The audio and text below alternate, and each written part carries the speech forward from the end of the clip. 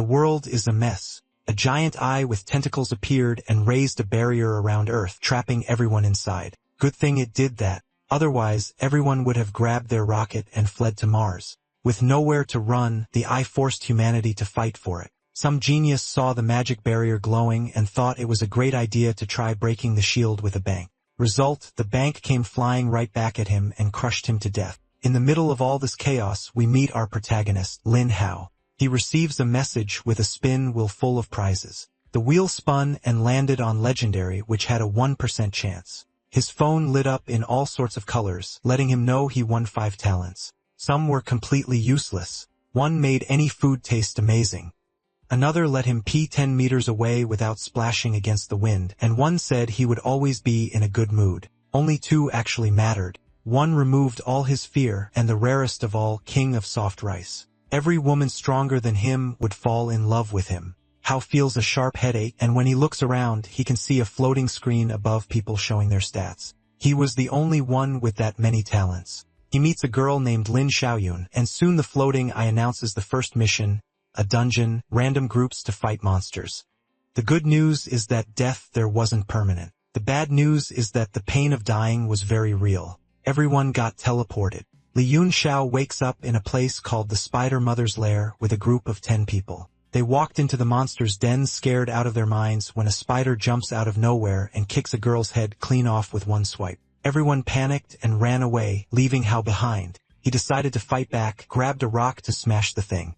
But when he looked at the spider, it was making the cutest little face, and its status said friendly. Hao couldn't even bring himself to attack. The little spider started rubbing against him, and he quickly figured out why he wasn't being attacked. It was his crazy talent of being loved by stronger women. Knowing the power worked on monsters too, the ability became completely broken. MC went to explore the dungeon.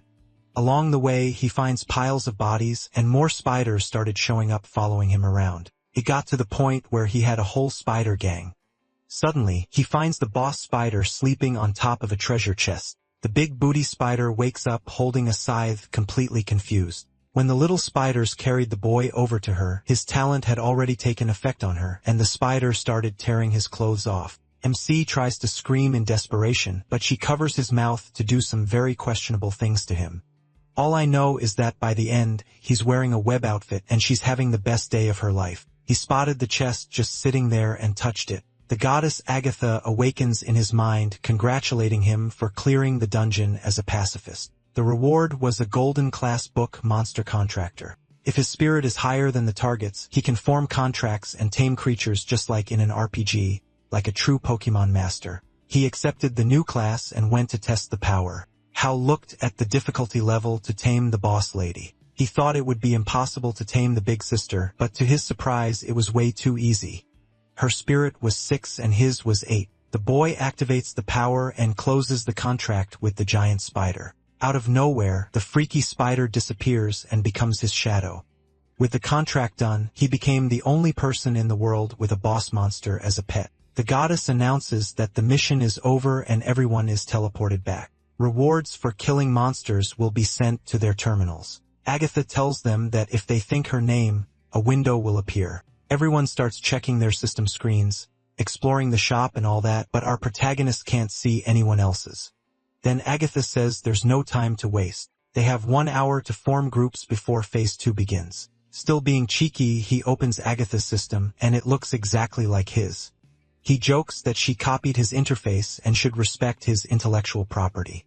Then someone rushes over his little sister, Su-in. She grabs his wrist, saying she was worried and asking if he got hurt. He awkwardly says he's fine, but notices the Spider Queen doesn't like how close Su-in is, so she can sense things even from inside his shadow. Still, since her favorability is high and they're under contract, he figures she won't actually do anything. He pulls his hand back and reminds Su-in that the goddess said no one would really die, so he's fine. She realizes he's right and gets a little embarrassed, then says she's glad he talked to her earlier. She wanted to help him, and that gave her the strength to resist. Otherwise, she would have been eliminated. Of course, he wants to keep her close. She proudly asks how many points he got, saying she earned 40. He realizes he hasn't checked yet, opens his window, and sees 0 points. He gets it since he didn't kill any monsters, but still, not even 1 point for clearing the dungeon. This system feels unfair. Then he checks again and notices he's ranked 3050. She tells him not to worry. Rank 3000 is about average, so Agatha probably still favors him. He feels a little awkward, then notices the bodyguard is ranked first. Wow. Brother Wei is number 1. She nods. Wei didn't just score a lot of points. He also pulled a group under him. In this world, people need allies to stay alive. Holding his arm, she urges him to come along with her around. Nothing will happen to him. He's puzzled. She's only a little weaker than Wei. So why is her score so much lower? Something feels off, especially after hearing he already gathered followers. He figures she may become a problem later, but since she's been nice, he decides to see what's going on first. They head into an alley where Wei and the others are waiting. He turns and says he wanted to speak with Miss Lin. In this new world, your old status means nothing. Back in the dungeon, both she and that so-called big shot knelt before him. Now only strength matters. Lowering her head, she says she knew something was wrong with Wei Kai. In the dungeon, he used kids and old people as bait for the spiders. She hated it, but he claimed it was for better results. Now she sees that wasn't true, and he admits it. He wants power to get whatever he wants, and the men behind him prove people already obey him. Then he says she'll be his woman. Together, they'll become top servants of gods and demons and gain rewards beyond imagination. She rejects him right away. He's completely wrong, and she never thought he'd become this kind of person. Without laws holding them back, men like him show their true side. After just a few hours, he's already acting rotten. The protagonist takes her hand and tells her it's fine. These people are the problem. At least he promises he'll never become like Wei. That hits her hard. Wei sneers at Hao, saying he got 0 points and is useless. If he has to hide behind a woman, he doesn't belong in a world ruled by strength. He stays calm while she steps forward. She calls Wei Kai disgusting. He doesn't care. This is the new world, and since she's strong, she should join him. Staying with this weakling will only drag her down.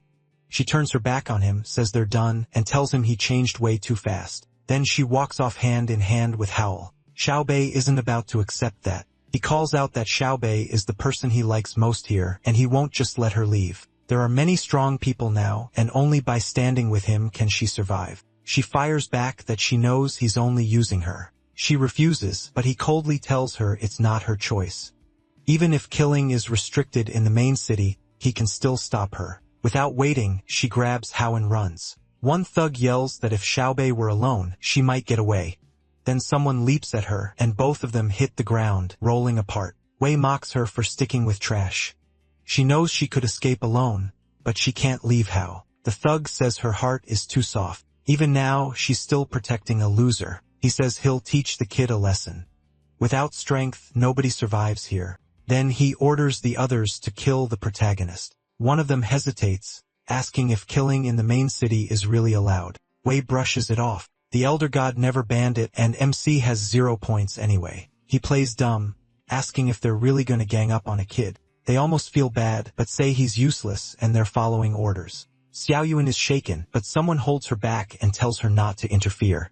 He wants her to watch the protagonist get beaten. The protagonist, meanwhile, thinks he doesn't know whether killing has a penalty, but he's not going to let them kill him. Since they came for his life, he doesn't care what happens next and quietly starts his jutsu. Then the Spider Queen appears, scythe in hand. Everyone freezes, asking if that's the same boss from the dungeon. They try to run, but she raises her scythe and cuts them down. Wei is stunned, wondering why the spider boss is here and why she seems to be helping Hao.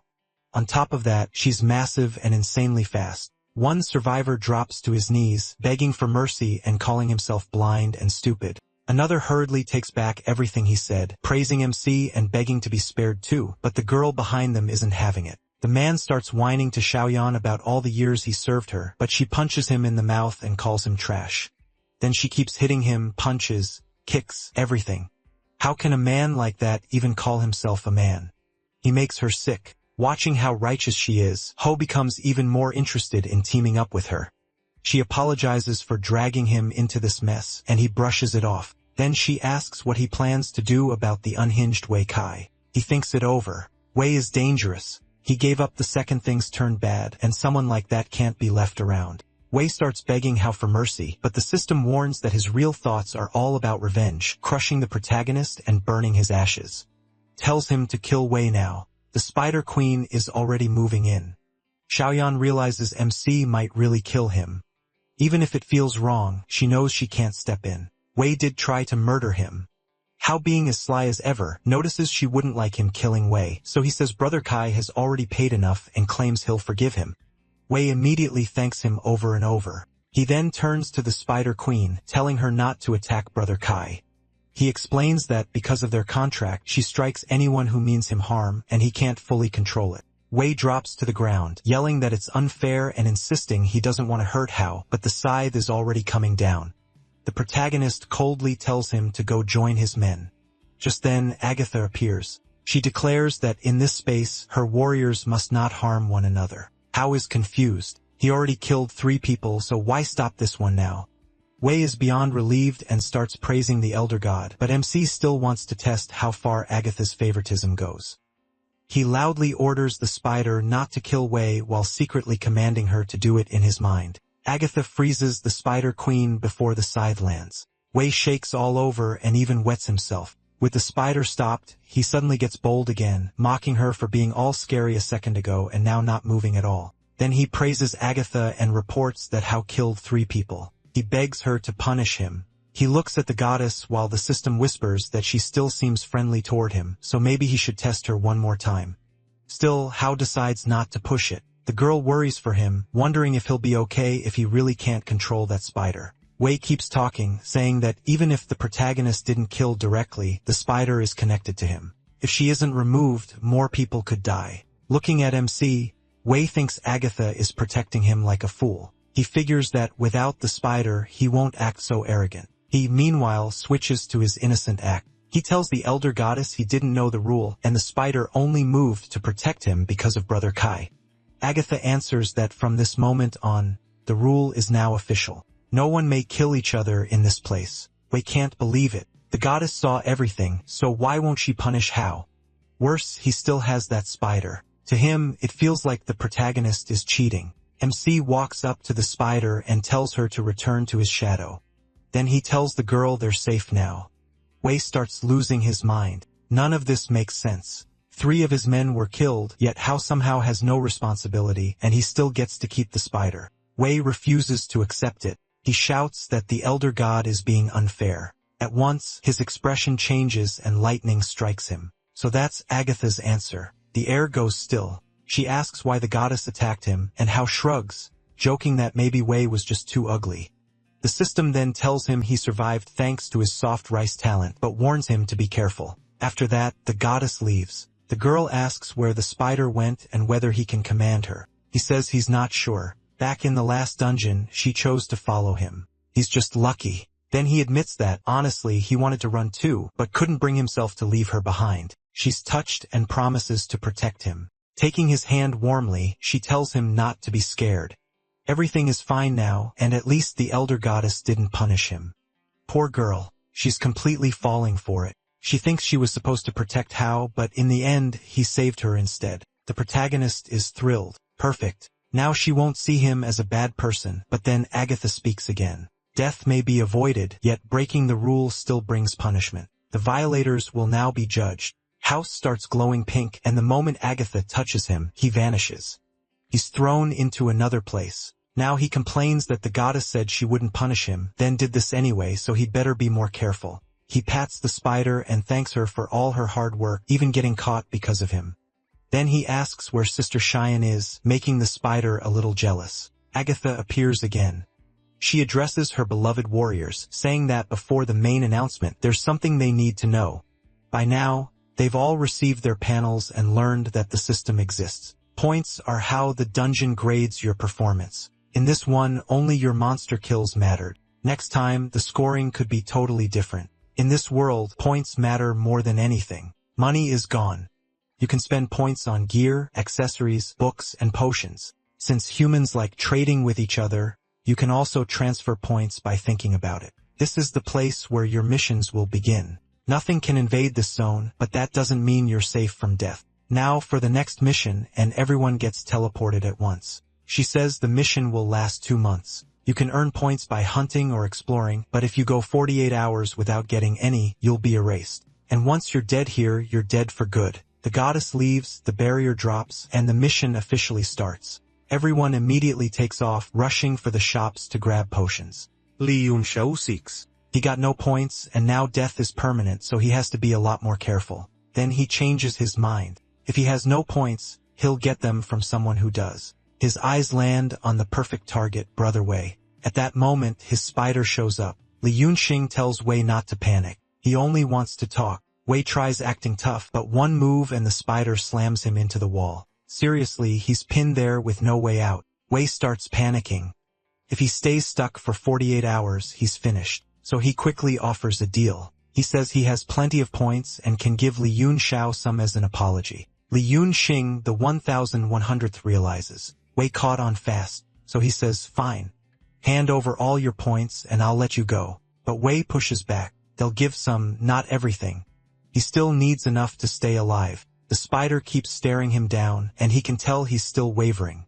She warns that Wei clearly hasn't given up on revenge and is probably bluffing. Lin Hao tells him it's not really his choice anymore. The spider seems attached to him now and might wrap him up forever. He even jokes that he needs items to keep her under control. Besides, the goddess won't punish him if Wei ends up as a puppet. Wei glances at the spider who's happily showing herself off, and internally, he knows he's doomed. Still, he argues that giving up everything is the same as dying, so he offers 80 points instead. He begs Lin Hao to take 80 and leave him enough to survive. The spider notes that he's really getting desperate. Maybe he still thinks he can rise again later. In the end, they make the trade. The system asks if Lin, the protagonist, accepts 80 points from Wei. Of course, he does. The shop has accessories, equipment, books, and potions, but the gear only goes up to blue rank. The accessory section includes things like medicine, rope, and other survival tools. The other sections are pretty self-explanatory. What stands out is the potion section. There's only one item there, the advancement potion. Everything is sorted by price. After looking it over, Lin Hao decides not to waste points yet since he still doesn't know what kind of danger is coming. So instead, he buys a watch, a portable shop that lets him purchase items anywhere. With spending figured out, all that's left is learning how to grow stronger. In the book section, he notices the other books cost 200 and aren't even that great, so the one he got earlier must be insanely valuable. At the top are profession skills, and right now he only has the monster skill.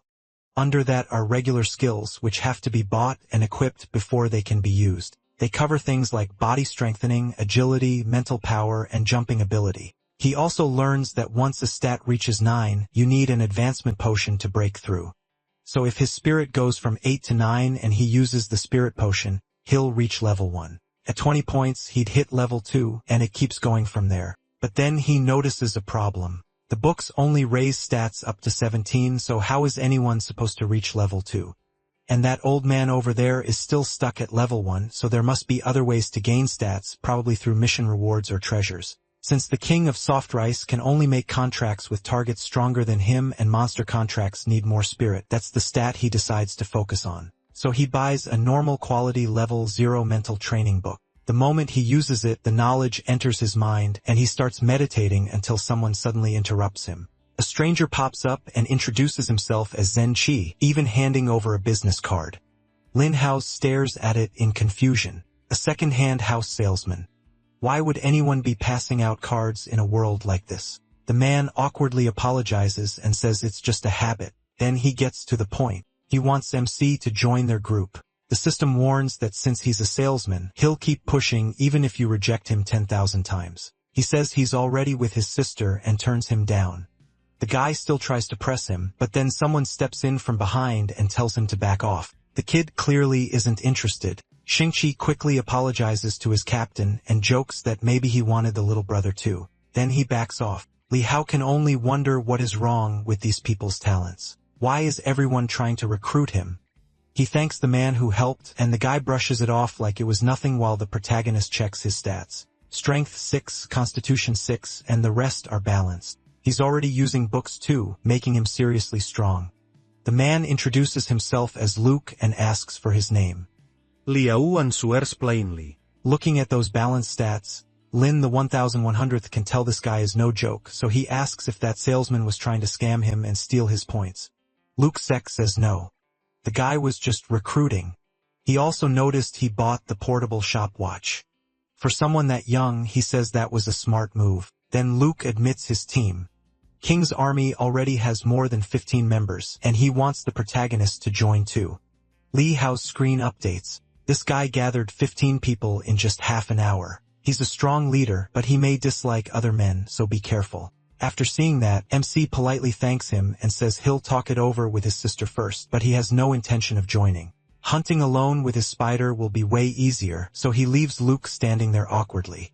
One of Luke Sia's men comments that the kid has real potential. He may look weak, but he isn't. Luke Stias just calls him an inexperienced child and says there's no hurry. They'll come around eventually. Then someone asks why he's saying that. Did he already have trouble with the boy? The man awkwardly admits there was a small misunderstanding. Nothing huge, but if Ling Hao gets stronger, he doubts the kid will spare them. Luke pulls out blue-grade elite gear and calmly says not to worry. If he becomes a problem, he'll deal with it himself. They're teammates now. The man gratefully promises to get stronger and protect him as much as he can. With this team backing him, he'll evolve much faster than that idiot. Then he'll finally get revenge on Lin Hao. Meanwhile, Lin Hao, the protagonist, talks to his spider. He realizes he still hasn't given her a real name, and calling her sister Spider all the time feels strange. After checking his translator, he decides to call her Little Chirp. She gets so happy that she throws her arms around him. And right then, the other girl shows up. She finally finds him and calls out to Brother Lin. Li Hao asks why she's still here, and she says she came to apologize. Then she asks for his hand. He gets confused, wondering if she's trying to give him something, and tells her she doesn't need to. But she insists and places an item in his hand. It's an amulet that can block even a fatal hit. She tells him to keep it for exploring dangerous places. Liao instantly falls awkward. He saw that item in the shop and it costs around 40 points. She's spending almost everything on him. Then she turns to leave. She says goodbye and tells him to stay safe because she still has other things to do. Feeling shy, he tells Little Chirp that if she ever needs help later, they'll help her too. After that, he gets serious. Little Chirp pulls out her scythe as the barrier is about to come down.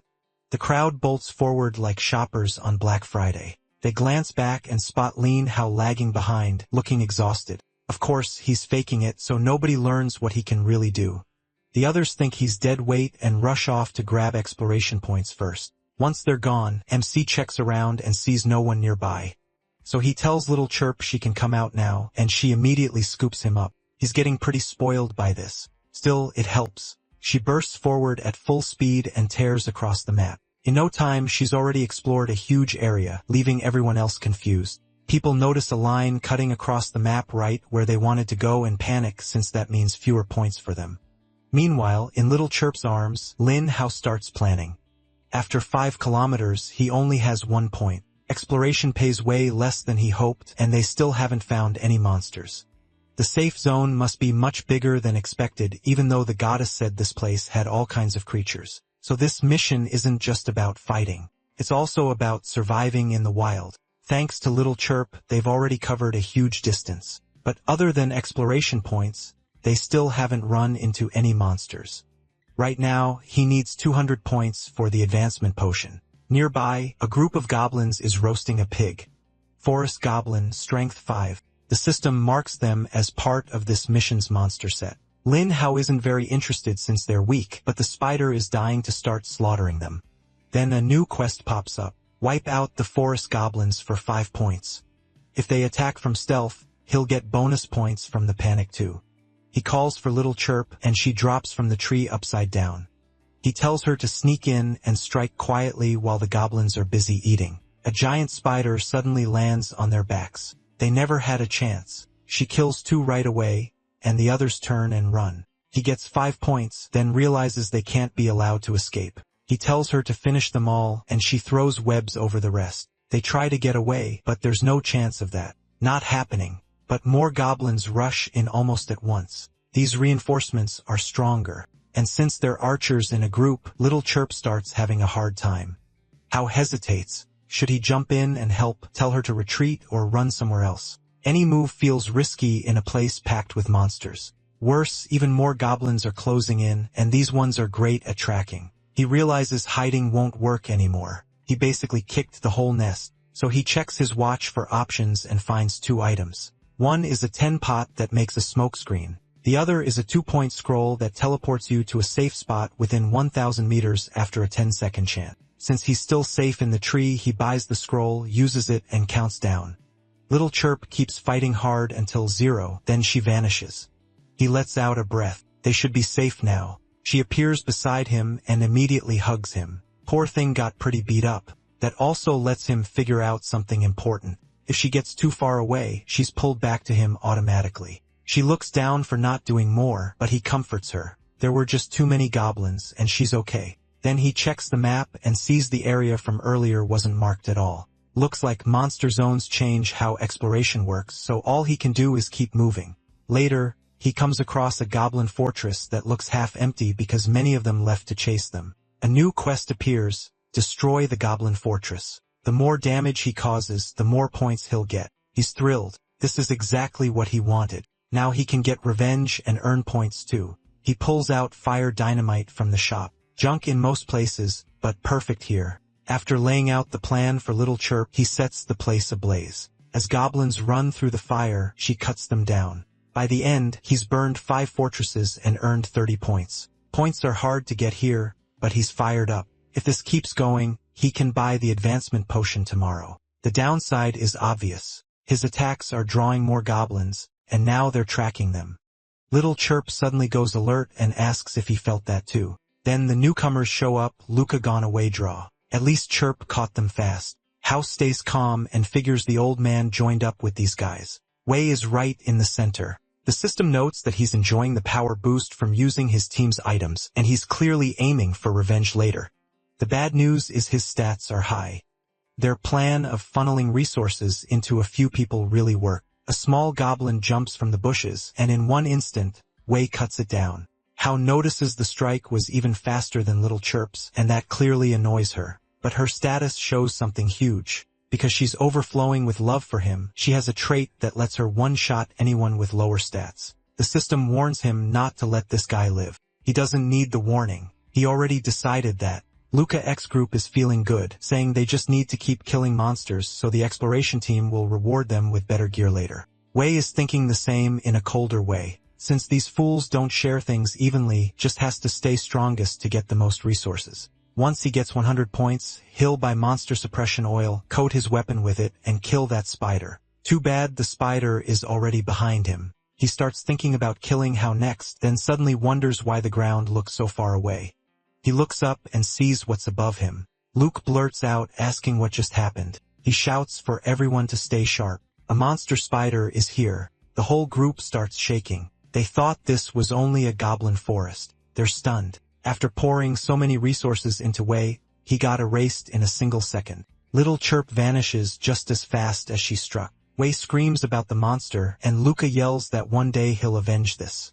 His teammates are amazed, thinking Luca is incredible. But Lucas is really just relieved. He spotted her leaving in time and said that to keep the group from breaking down in fear. On the 3rd day, a goblin is chasing a young pair. The girl is terrified, and the guy says he doesn't know what to do, then turns around and shoots the warrior girl in the knee with a crossbow. She collapses, unable to move, as a large goblin walks closer. He uses her as bait and yells for the monster to chase him instead. Bleeding on the ground, she cries that her family helped him so much, so how could he do this? The guy snaps back, calling her trash. He says she kept begging for gifts even though she knew he was poor, and he'd wanted to ditch her for a long time. Then a goblin with a huge axe appears. She looks up at him and says he's going with her. The screen turns red, and that lunatic gets exactly what he deserves. Meanwhile, Little Chirp keeps killing goblins, and Hao notices that whenever goblins take over an area, that part of the map turns dark again. So this isn't only exploration. It's a fight over territory too. To really gain points, they'll need a better way to crush the goblin force. Just the two of them using hit and run tactics won't earn much at all. Then he gets an idea and looks at Chirp, who's holding a goblin. Its description says some goblins are edible and full of protein, but these were made by the god 20. So eating them causes something awful, and Little Chirp is already lifting it toward her mouth. He panics and stops her before she can take a bite. That close call makes him remember she doesn't need food anyway. She runs on his energy. He's the one who has to eat. The problem is there doesn't seem to be any fruit in the forest, so he checks the watch and looks for food to fill his stomach. The first recommendations are ridiculous. Phoenix heart, dragon liver, priced at 666,000 points, so he adds a price filter that finally brings up a low-grade ration for 5 points. Still, he wants to save points, and over 2 months he'd have to burn at least 30 just to stay fed. Right then, a genius idea hits him. He remembers his so-called useless talent. Everyone else lives on pills while he'd have to waste all his points on food. Then someone wonders what that kid is doing over there. How is crouched on the ground like a cow, chewing grass.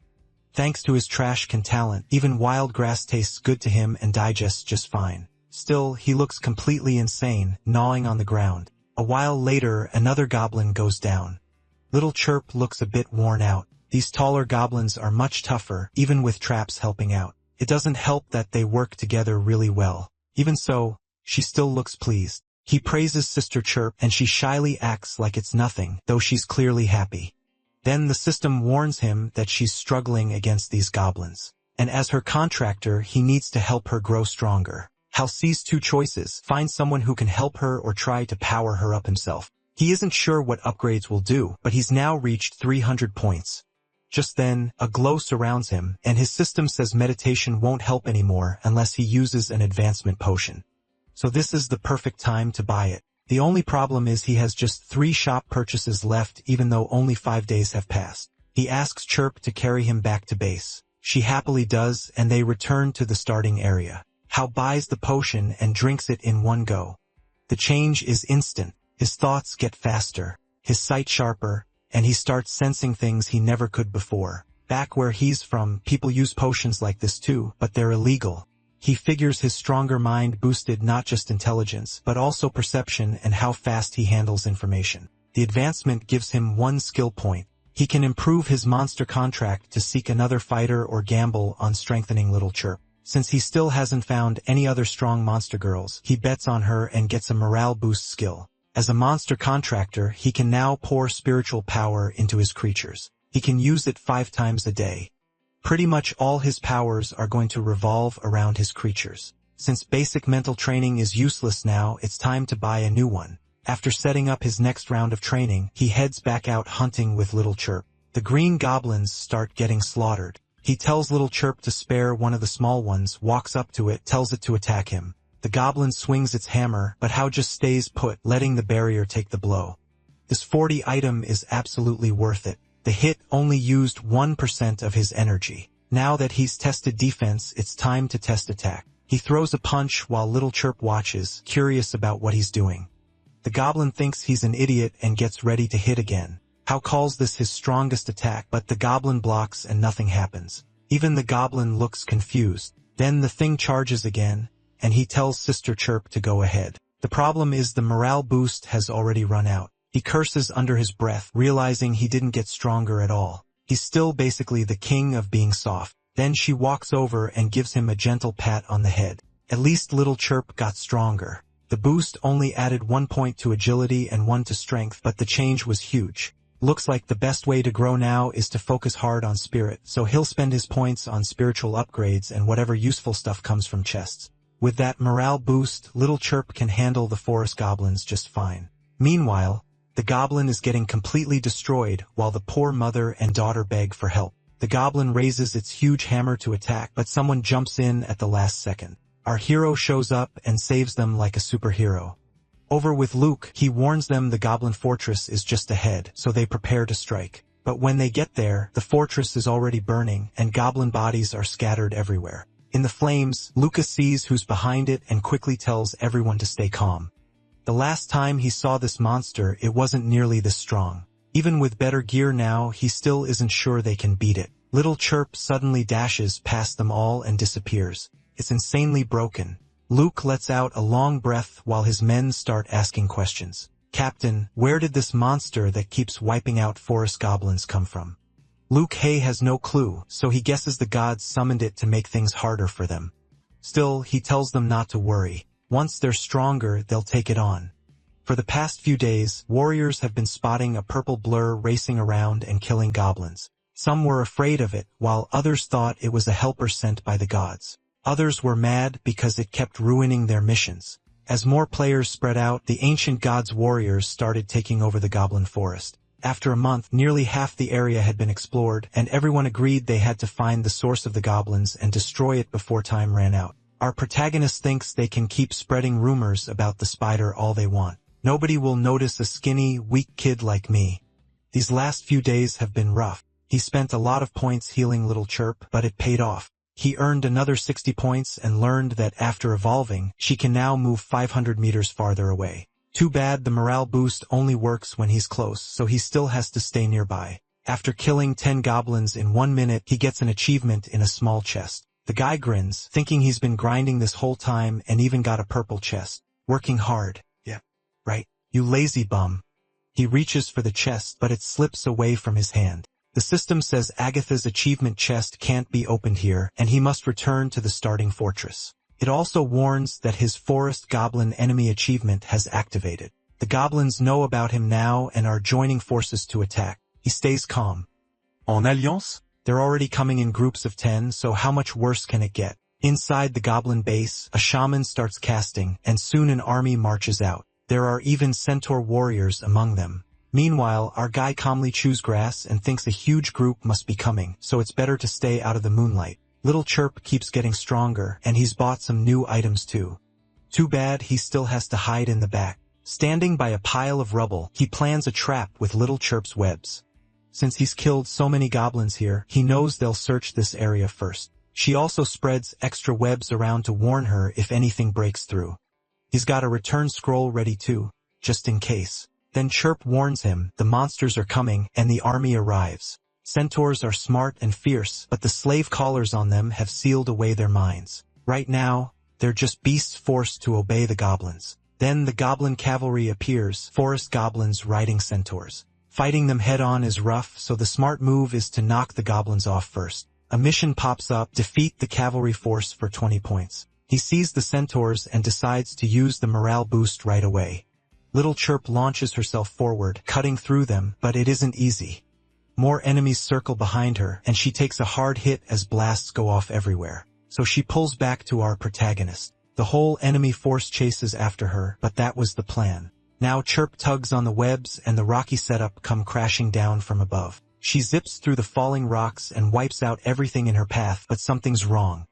Why didn't the mission clear? Could it be? A shaman appears behind her and casts a spell to strike, but our boy reacts fast and yanks her back just in time. The bad part is that exposed where he was hiding. Forest Goblin Shaman. This goblin uses magic to boost his physical power, then turns invisible to ambush you. He's smart and dangerous. The monster's illusion starts rambling, and our protagonist thinks there's no way he can win this, so he decides he's out. He snaps his fingers, says bye, and the shaman smashes the ground in rage. Back at the base, the 5 gold scroll lets him choose exactly where to return. Hearing something nearby, he quickly tells Little Chirp to hide in the shadows. That goblin shaman was way too strong. There's no chance he can beat him yet. First, he needs a quiet place to open the chest. The problem is the base is packed with people, including Luke, who's now decked out in heavy armor. This guy built a team, took everyone's points, and somehow still made them trust him. Good thing the system warned me, or I might have fallen for it too. But while some people were doing great, others were doing terribly. One man who used to be rich is already begging. Kid, I own houses back in the real world. I'll give you boxes of cash. Just give me some points and protect me. The protagonist tells him to get lost and heads into a shady alley. Looks like nobody followed me. Now I can open this thing. He hopes for something that boosts his fighting power or at least raises his spirit to level 2 and makes Little Chirp stronger. The chest starts to glow. Item rarity goes from white to gold, and the shop mostly sells blue rank or lower.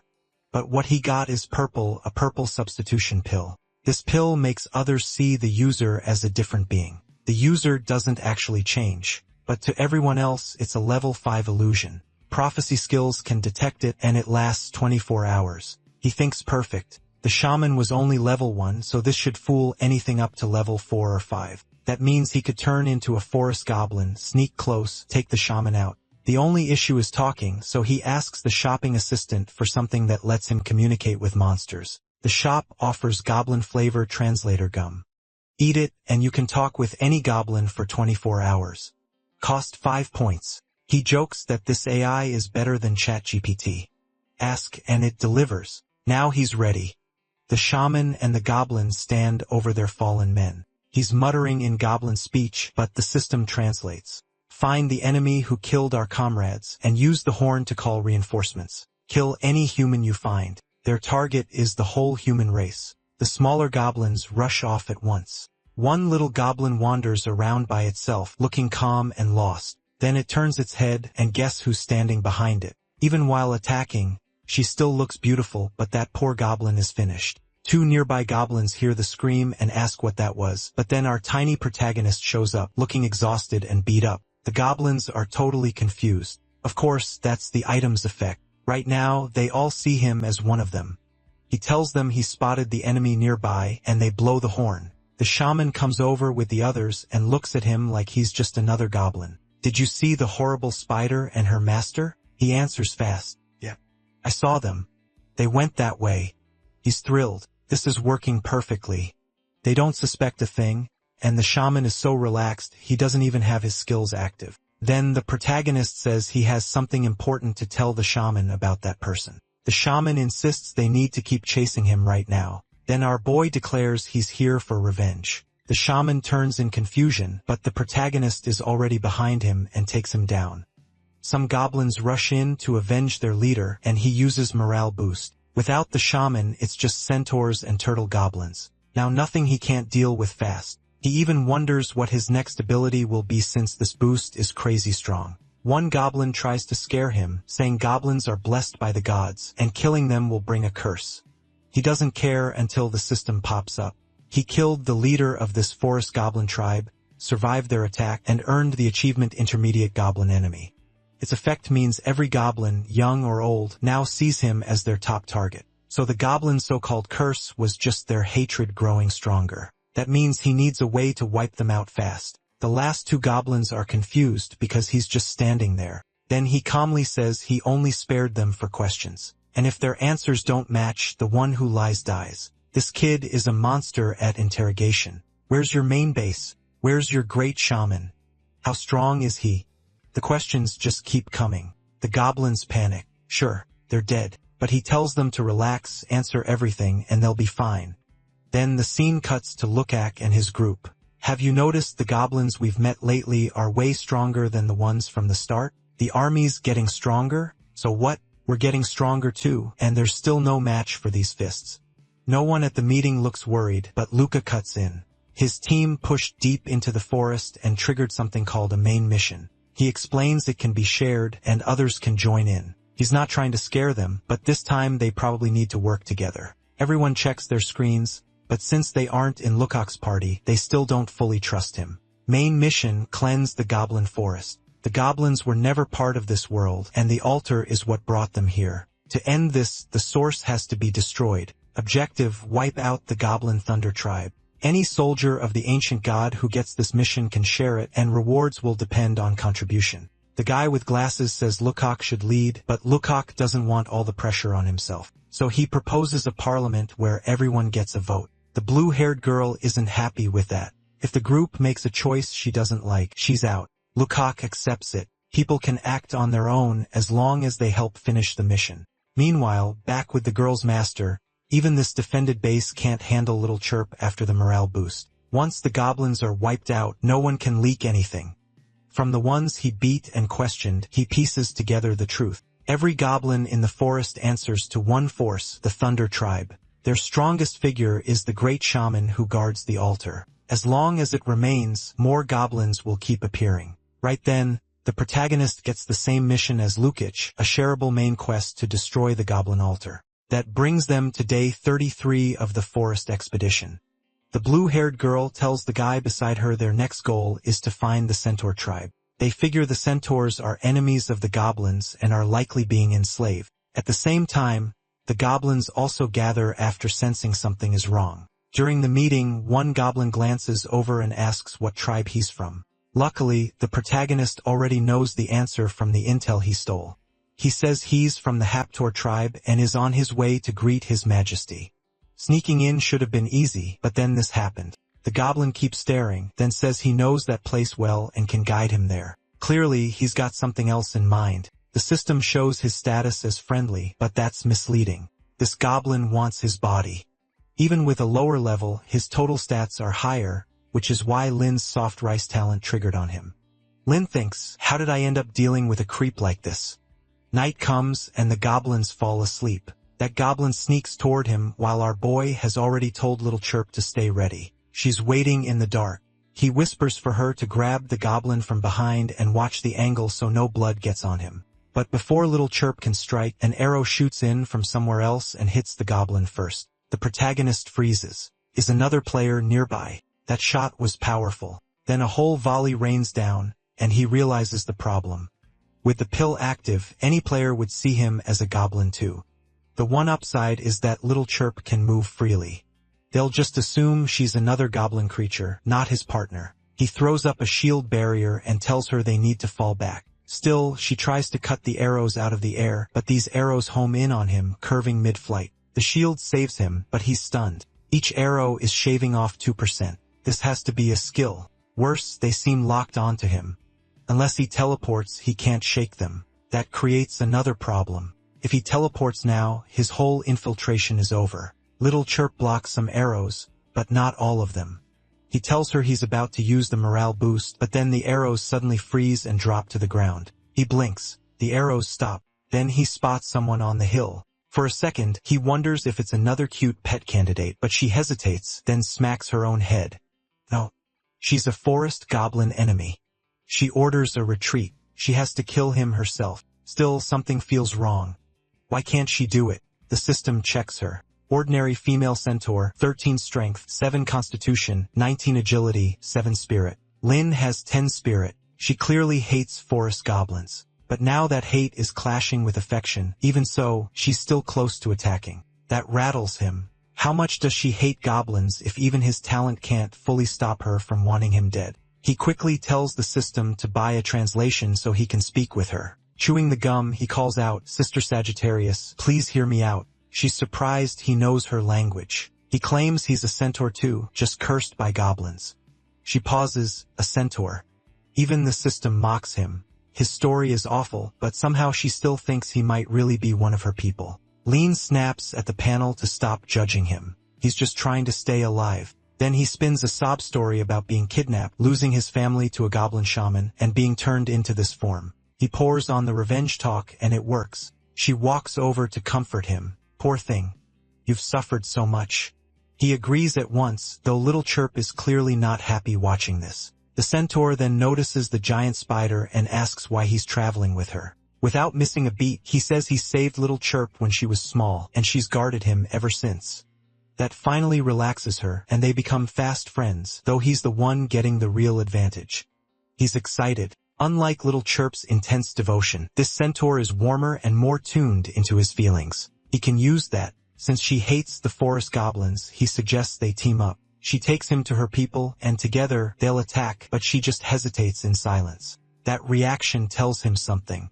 At last, she admits she has no family, friends, or clan left. He already knew goblins used centaurs like horses, but he didn't realize they were almost wiped out. Trying to comfort her, he rises on his toes and pats her head. He tells her that when it's time for revenge, the survivors have to stay strong. Then he gets to the real point. His goblin curse gives him an edge because it lets him sneak into their base. She's not exactly sharp, but she buys it fast. An inside attack could work. He happily tells Chirp to return to the shadows so they can move.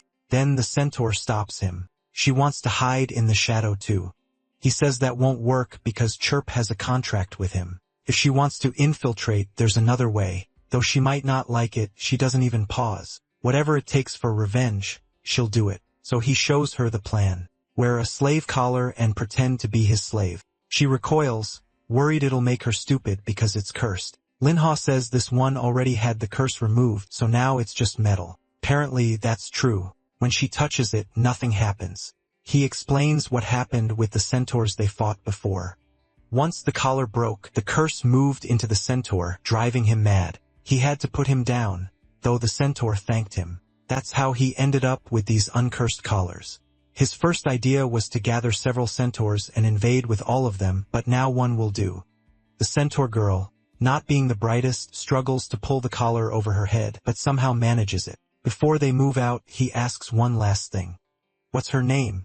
She says it's Mia.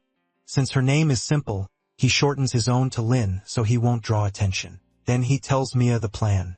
When they reach the goblin base, she has to act blank and dumb, like her mind is shut off. She agrees without hesitation. Her attempt isn't great. She mostly just looks hungry, but it'll have to do. Now it's day 35 of the expedition. At the goblin base entrance, a guard announces that anyone entering must bring an offering for the great shaman. One poor goblin offers a bone flute, and the guard steals it for himself, saying he needed it at home. Then another goblin steps up with his wife and daughter. He begs for mercy, saying they're poor, and these are their most valuable goods, just a few small roots. The guard slaps him for daring to offer such trash to the great shaman. He orders the sinner seized for disrespecting the shaman. Surrounded, the goblin pleads for mercy for his wife and daughter. The guard's grin makes his plan obvious. He says he's been needing 2 women at home, and if they agree, he'll let the man go. Right then, another goblin rushes over with news. A traveler has arrived with a centaur, and he looks rich. Standing beside Mia, the protagonist notices her dumb act has gotten a lot better in just one day. Then the guard steps in front of him for a routine inspection, and the system gives bad news. The very first guard he met here is hostile. The Thunder tribe sees other goblins as weak and dumb, so this guard will squeeze you for everything he can. Watching that family get held back, the protagonist realizes what happened to them. But Mo Xiaobei came prepared. His pill doesn't make him look like some random goblin. It makes him look like that messenger. He tries to explain. Actually, I'm from. The guard cuts him off. The great shaman ordered that only nobles or those who pay can enter. The protagonist finds that odd. Apparently, goblins look down on their own kind too. Then a mission pops up. Show your anger. This guard insulted you, so slap him. The harder the hit, the more points you get. Pull your hand back farther for an even bigger reward. The guard looks Mia over and grins. That centaur is nice. Leave her here and you can pass. He keeps going, saying this slave doesn't look built for fighting. She's more like a toy. Let them have some fun with her and he'll let them in. The protagonist thinks these guys are simple, greedy, selfish, and full of themselves. That makes them easy to handle, and this mission might help too. He takes out the bone flute the other goblin brought and says he's an envoy from the lion tribe. The great shaman knows him, so this disrespect won't be forgiven. The guard, either dumb or fearless, snorts. So what? Why should anyone care about a messenger from another tribe? Pay up or lose the slave. Then another goblin kicks him and tells him to shut up. He quickly turns polite, saying the other guard is slow and didn't understand who he was dealing with. He offers to report that an honored messenger has arrived. The system notes that this goblin truly believes the act. He's so greedy and shameless. There's no room left for brains.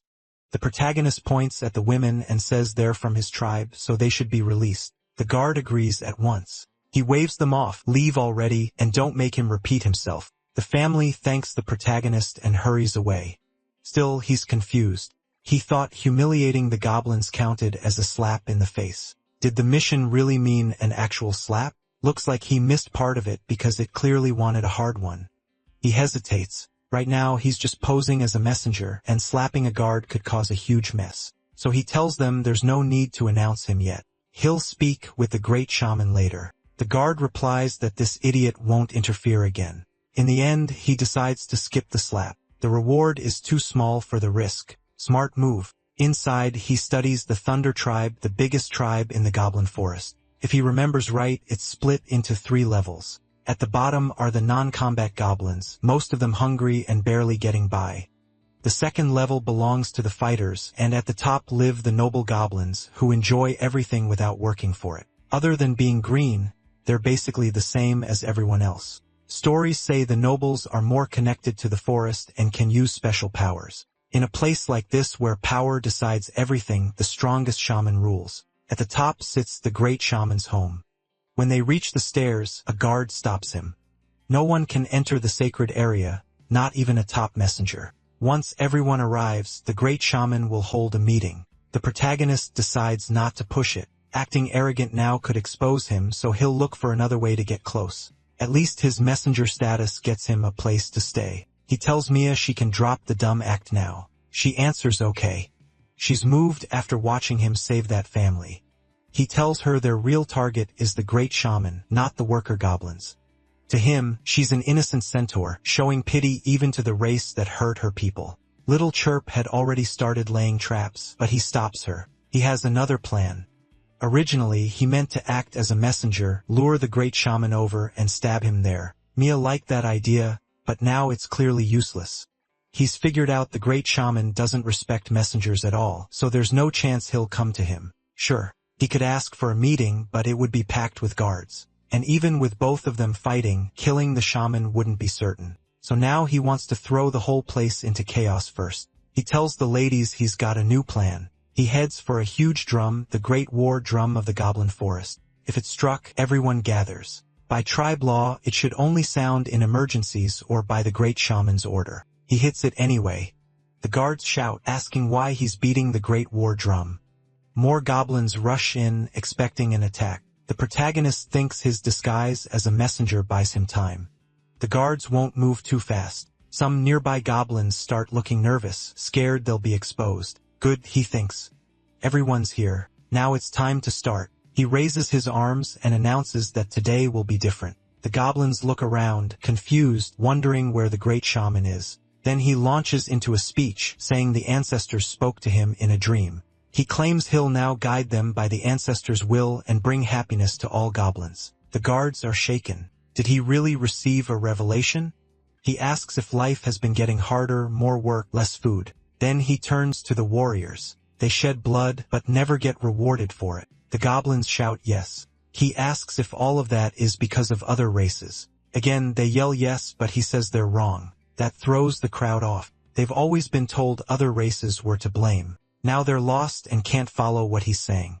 The protagonist realizes his speech is failing. Maybe they're just too dumb to get it. He already knows about an item that can help with persuasion, but it costs 70 points and he's short on points right now. It's a high-grade simple megaphone. Speak through it and your negotiating skill rises by 1 while your words hit people harder. Right then, the goblin who triggered the mission comes back. He yells that he checked with the shaman, and the shaman says he doesn't know this guy. The protagonist thinks the timing couldn't be better and throws a punch. Even though the goblin is about to fight back with his club, the protagonist whips out the megaphone and shouts for him to stop, calling him a shameless thief. The goblin freezes. He roars that this guard is supposed to protect the tribe, yet only cares about greed and stuffing his own pockets. His behavior is vile and humiliating. Everyone here wants to see his blood spilled. A man like that doesn't deserve to guard this tribe. The megaphone works instantly, and the crowd starts murmuring. They agree this guy really is garbage. He shouldn't be a guard. One goblin says he only got the job by selling his wife. Another says they should replace him with someone better. The guard loses it and screams that he'll kill them all. But before he can move, one of the great shaman's successors arrives. The system points out that this shaman should be strong, but he's drained himself by spending his life drinking and chasing goblin women. He's so pathetic the system almost can't be bothered to insult him, then sarcastically tells the protagonist to go see for himself. The guard drops to his knees and says he's trying to keep order, but this stranger is causing trouble. The shaman brushes him aside and demands to know who he is, what tribe he came from, and why he's stirring up chaos here. Thinking fast, the protagonist declares that he is a saint chosen by the great ancestor of the lion tribe, sent to revive the goblin people. The crowd is stunned. Some goblin women even start blushing and swooning. One says she doesn't know why, but he looks like the most handsome goblin in the whole forest. Her husband is completely baffled. Keeping the act going, he says the great ancestor gave him an oracle. That oracle said all goblins come from the great gods and deserve fairness, happiness, and freedom. The crowd is shocked, wondering if the ancestors really cared for them like that. The shaman gets furious and yells that he's no shaman, so how dare he claim the ancestors spoke to him. The guards move in, but 3 arrows hit the ground in front of them. His allies fired them. He keeps speaking, saying some goblins twisted the ancestors' words. That lie created injustice, letting some call themselves nobles and exploit everyone else. The shaman orders the guards to stop him, but the protagonist refuses to back down, blaming the nobles for the suffering of the workers. Now the fat goblins living off the system start to panic while the guards keep shouting for him to be silenced. Before they can reach him, the citizens he stirred up step in front of him, saying anyone who wants him dead will have to kill them first. The whole crowd turns wild and rushes to defend him. The goblin women are completely charmed. Even the noble women who would lose the most from all this. One of them cries that the nameless goblin is telling the truth and no one is allowed to hurt him. The male goblins push back, saying he must be a noble too. Only nobles carry the shaman's blood, so they deserve more rights, and he should be killed now. The soldiers waver. One tells the captain not to attack yet in case they're making a mistake. Another joins in, saying his own mother is out there in the crowd. The protagonist thinks this is going perfectly. The goblins are so split apart that stirring them up was easy. Still, there's a problem. Only the poor and the women are backing him, while the fighters still haven't picked a side. That's not enough to take down the great shaman. He needs to fire them up even more, so he shouts for everyone in the tribe to listen. Then he says he's willing to give himself up and asks the great shaman to arrest him. The goblin women panic, crying out for their hero not to surrender. He goes on, saying he's exhausted. He came to bring hope and fairness to the tribe, but all he sees now is fighting. So he tells them not to protect him anymore. He doesn't want them suffering because of him. He'll surrender, take the blame, and let himself be locked up if it stops the bloodshed. But he says everyone will remember he gave himself up to fight the injustice here. The women break down, begging him not to do it. They can't believe a man like this could even exist. He walks up and tells the shaman to take him away. The women warn the shaman that if he harms him, they'll never speak to him again. The shaman doesn't care and says he wants him dead. A soldier quickly warns that killing him now will make the whole crowd explode. He says it's safer to lock him up and wait for the great shaman king to handle it later. Annoyed, the shaman finally agrees and orders them to take him away. The protagonist smirks to himself. This is exactly what he wanted. The story then cuts to Luke, who has just finished off some goblins and is checking a map. It looks like the enemy is getting ready to lay siege to the goblin city. A messenger arrives, saying reinforcements finally showed up, but the group is irritated because their ally came way too late. She says the only thing she found was the ruined centaur city. It had already been wiped out. Luke gets at least stunned that an entire race was erased. The soldiers get excited, but he stays cautious. He explains their elite troops can beat goblin warriors. But if the enemy really has a full army, nothing is guaranteed. Stats only rise through training and skills, and without enough levels, better gear can't be used. That keeps people from becoming overpowered too fast. Since the centaurs won't be helping, they need a new plan. So he says they'll pool their points again and give the best gear to the strongest fighters, though he's not sure everyone will agree this time. On day 36 of the exploration, the story returns to the protagonist's cell. The shaman comes in and orders the guard to stay at the door and let no goblin inside, no matter who it is. The guard agrees, and the shaman steps in to face the prisoner. The protagonist is surprised he actually came. The shaman leans in and says the great shaman has approved his execution once their enemies are dealt with. He won't kill him yet, but he does plan to torture him first. The protagonist grins and says the shaman is being very helpful. Confused and furious, the shaman demands to know what he means and threatens to crush his throat. Before he can move, the protagonist calls for Little Chirp, and the spider appears behind the shaman. He freezes in shock. In an instant, the spider's blade is at his throat. Sweat pours down his face. He's stunned that he's still alive, then he begs for mercy, offering blessings and treasure. The protagonist shuts him up by webbing his mouth. He says he won't kill him because he needs a body double. If the goblin jailed for justice suddenly escapes, it would look like an admission of guilt. Then he tells Trip to tie him up. After that, he turns to Mia. He tells her bow is in the next room and sends her to get it. She nods and leaves. Of course, he doesn't want her watching him use the pills. Then he faces the shaman again. He says all goblins look the same to him anyway, so he'll just beat this one until nobody can tell who he is. Outside, the guards hear the noise. They assume the shaman is just beating the prisoner too hard and say that's what he gets for causing so much trouble. Inside, the protagonist takes everything the shaman has, jams a shoe into his mouth and smiles. Now no one will know who he is. The real shaman panics, thinking they'll notice once he doesn't come back. The protagonist glances over and says he almost forgot. He wants to crush that last bit of hope too. He pulls out a pill, and the shaman stares in fear, not knowing what he's about to do. Then the protagonist takes the pill and transforms. The shaman is horrified, realizing for a split second that this prisoner is an enemy of their race. The protagonist has become the shaman. The real one starts breaking down, convinced this has to be a nightmare he'll wake from.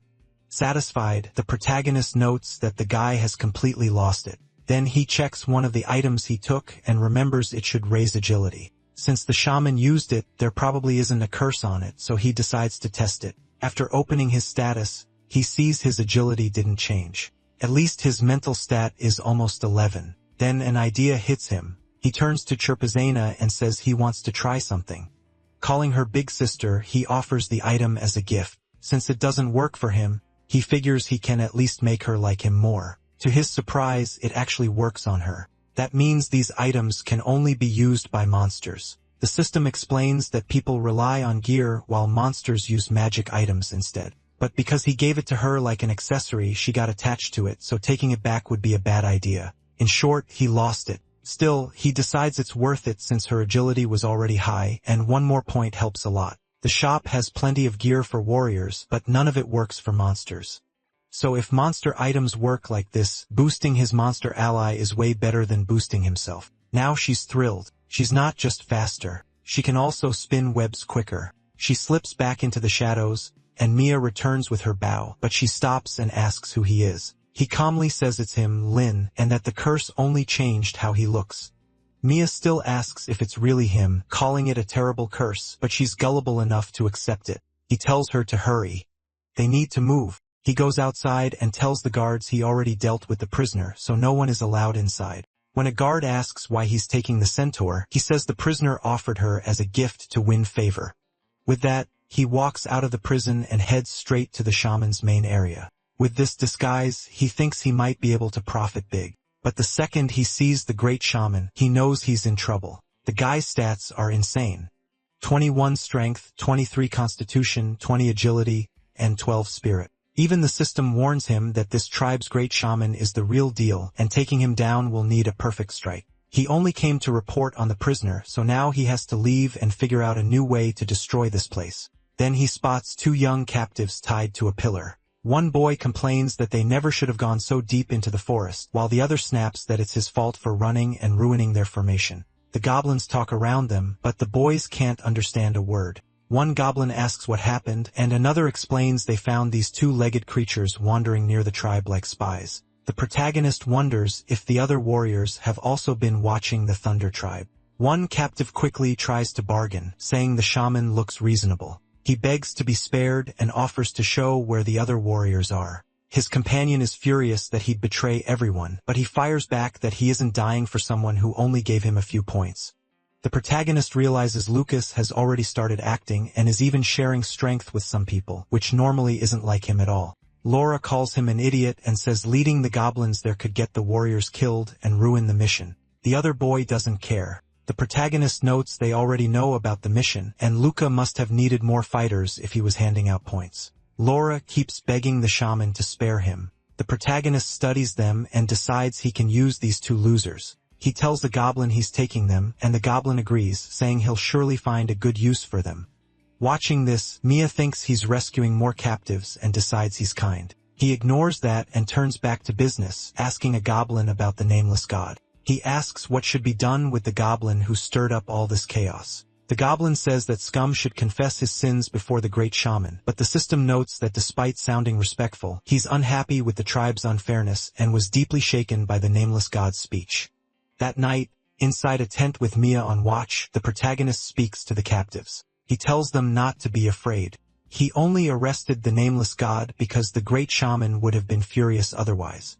One goblin quickly agrees and says he understands. If he's acting on the nameless god's behalf, then it must be for everyone's good, right? He realizes he'll need to push a little more to win them over. Good thing he came ready. He takes out the simple high-quality loudspeaker and starts talking. This sacred weapon came from the Nameless One. Whenever I see it, I remember his noble sacrifice. When I look at this village, I see common goblins working themselves to the bone while the nobles enjoy an easy life. It breaks my heart. He hides the loudspeaker as best he can, so no one gets suspicious, but he's still using it. One of the warriors asks if he really agrees with the Nameless One. The system jokes that his great acting is really just the speaker making this goblin think he's a comrade. The soldier sighs. Even if the stats are bad, what can he do? The Nameless One rebelled and got locked up for corruption. No one can go against the great shaman, and a warrior like him is powerless. They all look discouraged, but Hao tells them not to give up yet. As long as hope remains, it's not over. Curious, the goblins listen as he says he once visited the Nameless One in prison, and there he heard a story. He asks them to picture a huge curse circle that's hard to break. Inside it are several goblins, slowly having their life drained away. They're under a sleep spell, so they won't feel anything even if they die. Then another goblin shows up outside the circle and shouts that they're about to be sacrificed. His yelling might wake some of them, but waking up means they'll suffer inside that circle. So what would they do in that situation? The soldier thinks it over. Maybe he'd wake them up anyway, but if they died in pain, that would be awful. He admits he wouldn't know what to choose. Hao asks if they know what that goblin outside the circle did. He ran into the flames himself, woke them one by one, got hurt in the process, and together they broke the cursed circle. The goblins are stunned. That sounds insane. And would it even work? He says yes. The Nameless One told him this story himself, and if they stand together, they can fight back too. Then he reveals the point. The Nameless One was that goblin who jumped into the circle. He's already awakened a few people. Now the question is whether they'll follow his path. The group answers at once. They'll follow him. Just like that, the sly devil pushes the rebellion even further. He grabs a goblin's hand and says they're equals now. There's no need to call him Great Shaman. Moved by that, the goblin agrees. From there, the revolt spreads through the warriors, and a new faith called Devareshi starts to form built on goblin unity. Now everyone waits for the uprising to begin as Hao heads out with Mia. That's when several goblin women come up to him. They're furious, accusing him of doing something terrible by imprisoning the Nameless One. The protagonist is caught off guard and thinks this is getting messy. He tries to explain, but before he can, another goblin jumps in to defend him. It turns into a contest of who can talk smoother, and even the system notes she's backing him because she fell for his sweet words. Still, she clearly misses the other smooth talker he locked up. The whole thing becomes a confusing mess. He finally tells them to calm down. They should settle this somewhere else. Privately, he's pleased. He'd been wanting a chance to talk to the goblin women of the forest. And with his usual silver tongue, he soon convinces them he had no choice but to imprison that guy. Now they're in tears, saying they had no idea things were so hard for him, or that he suffered so much just to protect the Nameless One. He bows his head and says there's only one way to save him. They ask what that way is. He explains why the great shaman ordered the Nameless One imprisoned. The nobles ruined his name. So if they want to save him, they have to make the great shaman see that the Nameless One was truly a good person. One of the women agrees. The great shaman made a mistake. Another asks how they can tell him that Ho pulls out the loudspeaker and tells them not to worry. If it comes to that, he'll speak to the nobles himself. He declares that he inherited the sacred weapon of the Nameless One, and he'll rescue him. That fires the goblin women up completely. After winning them over, he rushes to the nobles, not to persuade them, but to report everything. One noble is shocked that someone is trying to ruin the great shaman's reputation. Ho confirms it and says they can trust him. The noble thanks him, glad they can prepare to crush the troublemakers. Day 39 arrives, and the goblin women launch the revolution. They shout that the great shaman was deceived, and the whole tribe deserves justice. Meanwhile, MC speaks with a soldier in hiding. The soldier asks if they really shouldn't join in yet. MC tells him to stay calm. If they show up armed now, the nobles will think they came to start a fight. The goal is to unite people, not split them further. The goblin is impressed by how smart he is, but then the nobles show up, furious that anyone dared make a move without informing the shaman. They call it a crime and order everyone arrested. The women are confused. They thought the shaman was supposed to speak with the nobles, but the nobles are already planning to seize the leaders of the movement and force the rest to surrender. Even some goblin nobles get detained, shouting that they carry ancestral blood and can't be treated like this. Hao watches and decides the time has come. He brings in his forces. The goblin women light up when they see him. One noble stares in confusion, asking if he wasn't the one who warned them.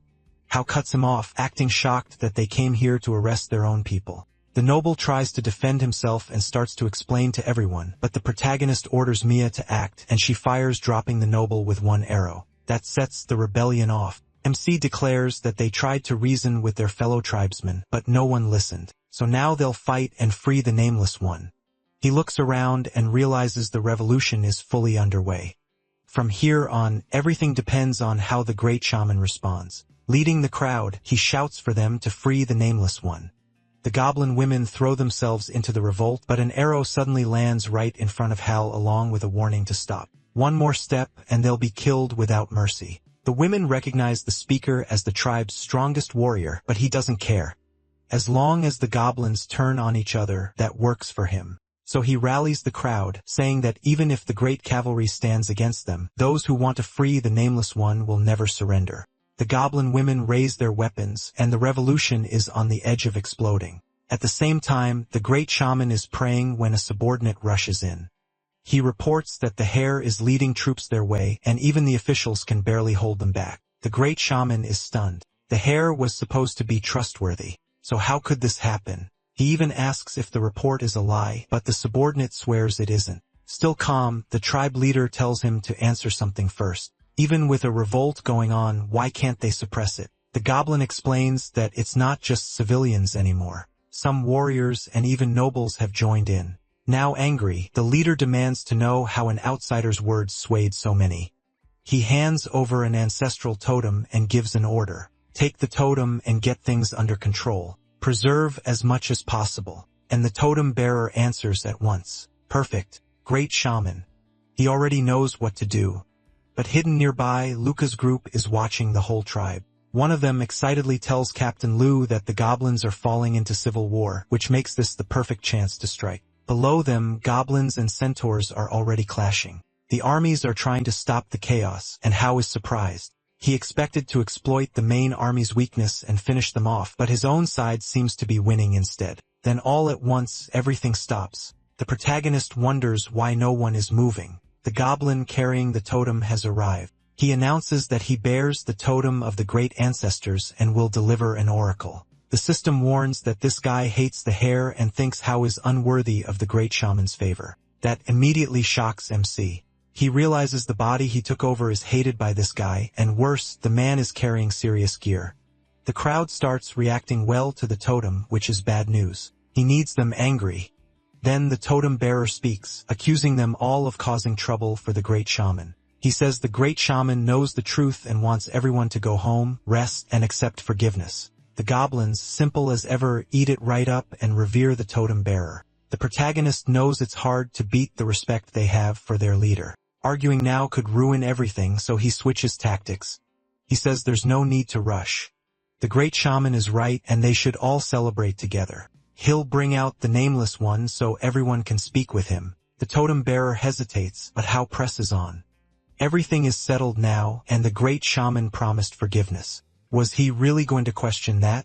Not wanting to stir things up more, the totem bearer gives in and agrees to go get him. As they walk down the corridor, the shaman admits he used to think MC only cared about pleasure and had no ambition. Today changed that. He finds the sudden kindness suspicious. Then the shaman beside him adds that it looks like Hao saw the nameless one stir up a little rebellion and decided to use it for himself. He even praises it as a great plan, especially once he got the totem. Then comes the warning. Leave the Thunder Tribe now before he decides not to let the protagonist go at all. Annoyed, MC says the man sure loves giving advice, so now it's his turn. Without warning, he sends his spider companion at the shaman. The spider gets ready to eat the item, but Hao stops her. He has another use for it. Outside, the goblins wait eagerly for him to return. One goblin spotted him first and yelled, "He's back." But the protagonist came out carrying the beat-up goblin from earlier and shouted, "The nameless one was murdered by the shaman. This tribe executed him for nothing." Just like that, he found a new way to fire up the rebellion, and the crowd froze in shock. The guards pushed back right away. "That's impossible. You were the only one who questioned him. And where's the totem bearer? Why isn't he with you?" He answered that the shaman never planned to spare the nameless one. He only wanted to cover it up. Then he pulled out the megaphone and cried, "I swear on this sacrifice, we'll avenge the nameless one and tear down this system." He threw up his arms, and the goblins were completely fired up. Now blinded by rage, they ignored every excuse and rushed forward screaming, "Kill those bugs! Tear this place down! This tribe is unjust." The soldiers were swarmed and panicked. "What are you doing?" The protagonist smirked. Chaos was exactly what he needed. That was the moment the rebellion truly caught fire. The civilian goblins were far weaker than the armed riders, but this fight was different. They were charging in for freedom. Even with arrows and spears hitting them, they kept pushing until they reached the army guarding the great shaman. A noble shouted for them to stop, but the soldiers hesitated. The protagonist kept pushing them on. "Ahead of us is the great shaman, and that's where our awakening begins." While the battle raged, he focused on his real goal: destroy the portal bringing in goblins and finish the main mission. He waited for a chance to slip up the stairs to the temple. A goblin struck one of the guards, but the weapon bent. The guard had used an elite defense skill that made normal attacks useless. Then another shaman stepped in and offered the protagonist one last chance to surrender, saying he could still be forgiven. He asked what would happen to his comrades if he gave up. The shaman sneered. Was he really trying to bargain? Those rebels would be executed one by one, so he was told to surrender while that mercy still lasted. The system cut in. He wasn't offering mercy at all. He was waiting for the right moment to kill you. One goblin begged, "Sir, please surrender. Even if we die, you have to live." The shaman mocked him. "Why not give up before you're buried with these idiots?" But the protagonist answered with a speech. "To you, they're just rebels, ants under your feet with no will of their own. To me, they're comrades, brothers in arms. We share the same dream, and we swore to wipe out the injustice in this tribe. Today, one side dies. There is no third choice." The goblins were deeply moved and saw just how blind the shaman really was. Then a goblin came running in, shouting that something terrible had happened. The protagonist watched as the report came out. A bunch of hairless two-legged creatures were attacking, and an army was already at the entrance. Everyone else was stunned. "Impossible. We already scouted them. They were weak. Any one of us could beat them." But the messenger said the general's group had already been crushed. These bips were different this time. They had armor, and their commander seemed to be protected by some strange barrier. The goblins couldn't even scratch them. That news shook everyone. The protagonist thought, so the big enemy they mean is me, the one who's been wiping them out. Looks like Luca showed up to make things even messier. How nice of him. The goblin begged for reinforcements at once, warning that if they didn't stop the invasion, they'd all be slaughtered. With a nasty plan in mind, the protagonist stepped up. "I'll lead anyone willing to follow me and stop them. We can settle this afterward." His idea was obvious. Pull the army away and leave the shaman exposed. The shaman glared, realizing this bastard had started a rebellion and now wanted to seize command too. Still, the soldiers were worried. However bad the rebellion was, an invasion by another race was an even bigger threat. The shaman thought, "I'll use this chance to kill him." Out loud though, he announced that the protagonist was forgiven for now and that stopping the invaders came first. He even made a new rule. Any rebel who killed one of the invaders would be made a noble. The protagonist saw that the goblins were immediately tempted. It was a smart move. Some of the shaman's loyal followers didn't like it, but he quickly added that the rule came with a condition. Then he pointed at the protagonist. "For this rule to stand, you must face me in a secret duel and repay your crimes." His supporters understood right away. He had no real plan to reward anyone with noble status. He just wanted the protagonist in a duel, where killing him would make crushing the rest easy. The protagonist realized the shaman was judging him by the weak body he had taken over, which was why he sounded so confident. He looked around at the crowd. Now that becoming a noble was on the table, they were wavering. The system side. Greed had taken over. They'd rather become the new oppressors than stay the oppressed. They all wanted him to accept, but the protagonist actually liked it. He had been looking for a way to face the shaman anyway, so he agreed to the challenge. The ones loyal to him were shocked. "No, you can't," the girl cried. "He knows you're weak in a fight. This duel is just a trap to kill you." But the protagonist calmly answered that stopping the invaders had to come first. "If I refuse this duel, the tribe will be destroyed. Sadly, this is the only way. Never forget, we fight to end inequality here. If my death can bring safety and justice, then I'll die with no regrets." Then he turned to his followers. "Followers of Davris, don't fear my loss. Just hold on to your ideals and remember what we're fighting for. Even the soldiers who hated him were moved. One of them even thought, "I'm his enemy, but I still respect him." And with that, the great duel was decided. Meanwhile, at the battlefield, goblin bodies were already piled across the ground. A centaur tried to charge in, but dropped into a trap laid by that soldier who loved fighting. He laughed, bragging about how great his traps were. A beautiful waifu snapped at him to stop talking and finish the job. Alright, the goblin could only think, how did things turn out like this? He had felt powerful not long ago, and now he was facing someone with a giant sword. When the blade came down, there was no mercy in it. Cut straight through him, and Lucky kept directing the advance. At the same time, the protagonist and his group headed for the sacred duel hall. In goblin culture, where slavery is normal, it's common to duel with the slave beside you. The sacred duel is said to be watched by the great ancestors, so no goblin but the fighters can see what happens inside. The shaman mocked him, saying his way of starting a rebellion to grab power was pretty unique. The protagonist figured the guy just wanted to talk before the fight. Then he spoke to the centaur who had been acting like a slave. "You don't need to pretend anymore. Take this and make yourself stronger." The shaman stared, confused. Why give that to her? A centaur slave couldn't use abilities. Was he that desperate? Before he could finish, a storm of arrows flew at him. The shaman was stunned. How was she using a centaur ability? Was his centaur actually aware? The protagonist ignored him. "Sister Mia, no need to hold back. Use the special arrows we prepared." Mia fired a full volley of curving arrows, and one had a special tip. The shaman centaur tried to evade, but the arrows chased the target. 2 arrows slammed into each other in midair and exploded. The protagonist chuckled. Those explosive arrows from his assistant were worth it. Now more careful, the shaman admitted he had underestimated them. The system warned that the surprise attack worked, but the ancestors' protection had blocked serious damage. He'd be careful now. That trick wouldn't work twice. Power started pouring off the shaman as he spoke. He never expected that lazy pleasure-loving act was hiding someone so ambitious and greedy. The system added that with his barrier up, another explosive arrow would only drain about 25% of the shield. The shaman scoffed, asking if these secret tricks were really enough to beat him, then used battle memory. Shield ready. The protagonist knew this fight wouldn't be easy, and the system warned that the shaman was storing power. He told Mia to aim at the shaman centaur. She hesitated, not wanting to hurt an ally.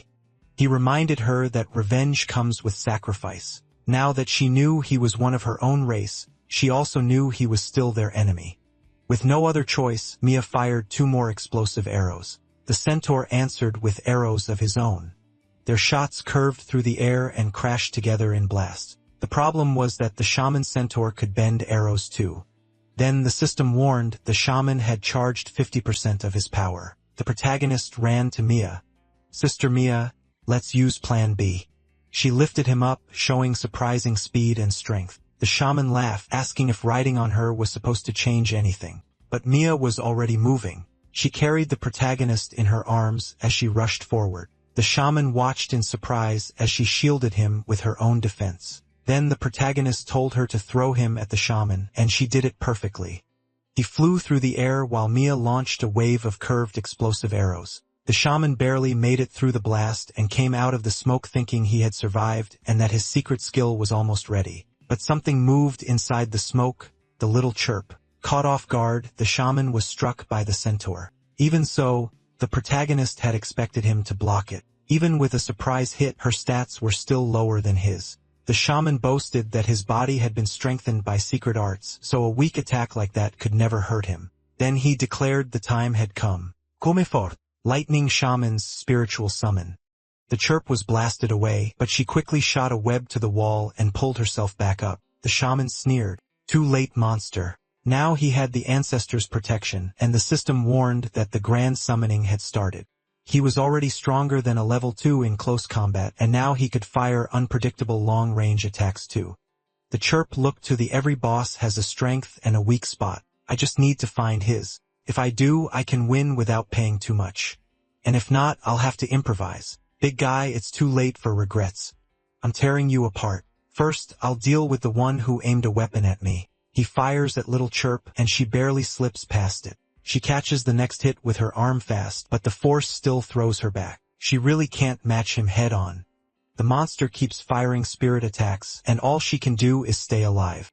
At the same time, the centaur girl takes a hit to the legs and drops, nearly dead. But our guy still manages to save the bigger one. He pulls her back and then the system gives him a clue. This form is crazy strong, but it won't last forever. Once it ends, he'll be weakened. The protagonist calls out, "Great shaman, did you notice something? Even with your soul power and the ancestors behind you, neither I nor my monsters gave up." The shaman sneers, "So what, you want me to think you're a hero?" He answers, "No. I'm saying I already knew how your power works."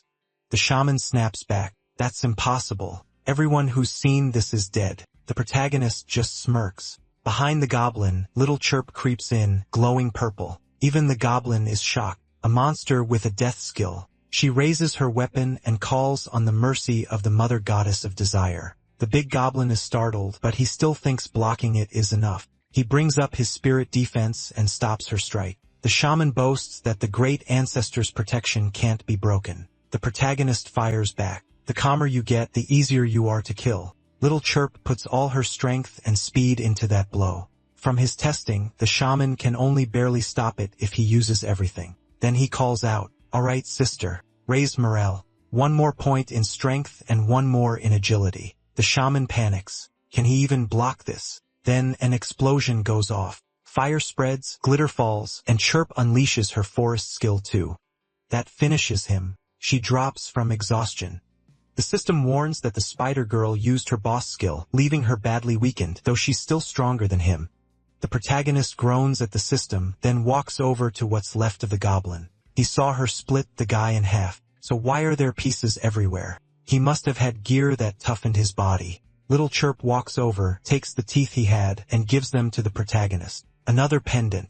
Do all goblins wear these things? Then she gives him a hungry look, like she wants it for herself. He asks if she does, and her face makes the answer obvious. She doesn't even need to ask. Of course, she gets the best gear. She's thrilled. The system says that because she's weakened, she only has 10 agility right now.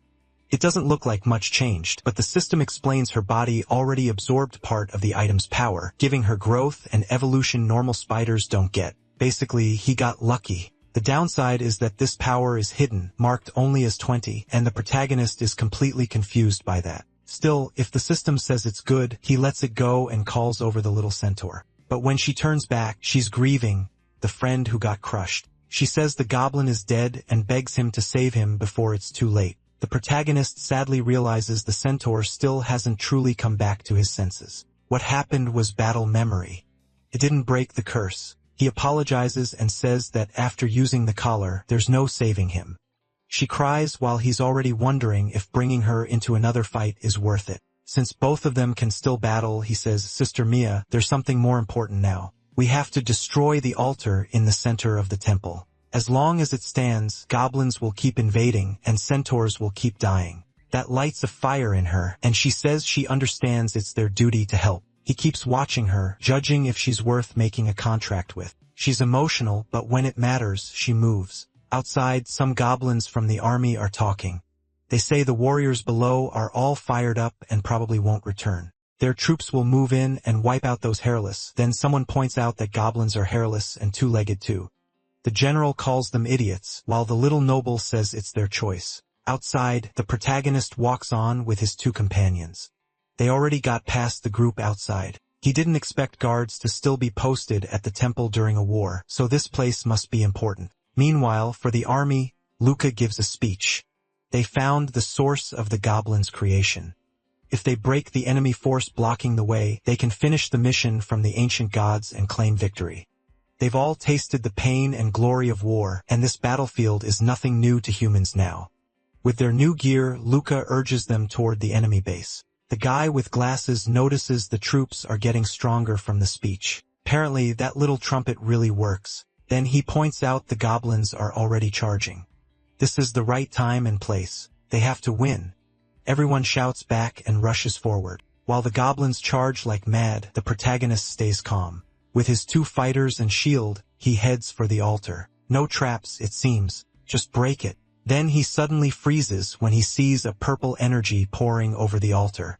It fires a bolt of lightning into the sky, and that strikes the goblins on the battlefield. Right away, they get a buff from the elders, and the battle starts turning in their favor. Lucas sees that if he waits, he'll lose more men, so he hands command to someone else and charges into the front lines himself. Leaping ahead, he shouts, "Brothers, follow me." Back at the altar, the protagonist watches that strange aura. He doesn't know what it is, but it's clearly bad news.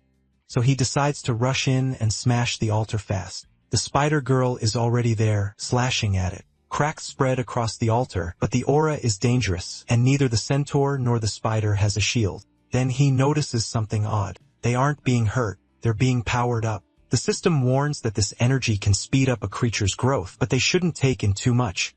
The centaur asks if they should help Spider Sister, but he says no. Even her injuries are healing, and she's getting stronger. If that's true, then there's no need to avoid the energy.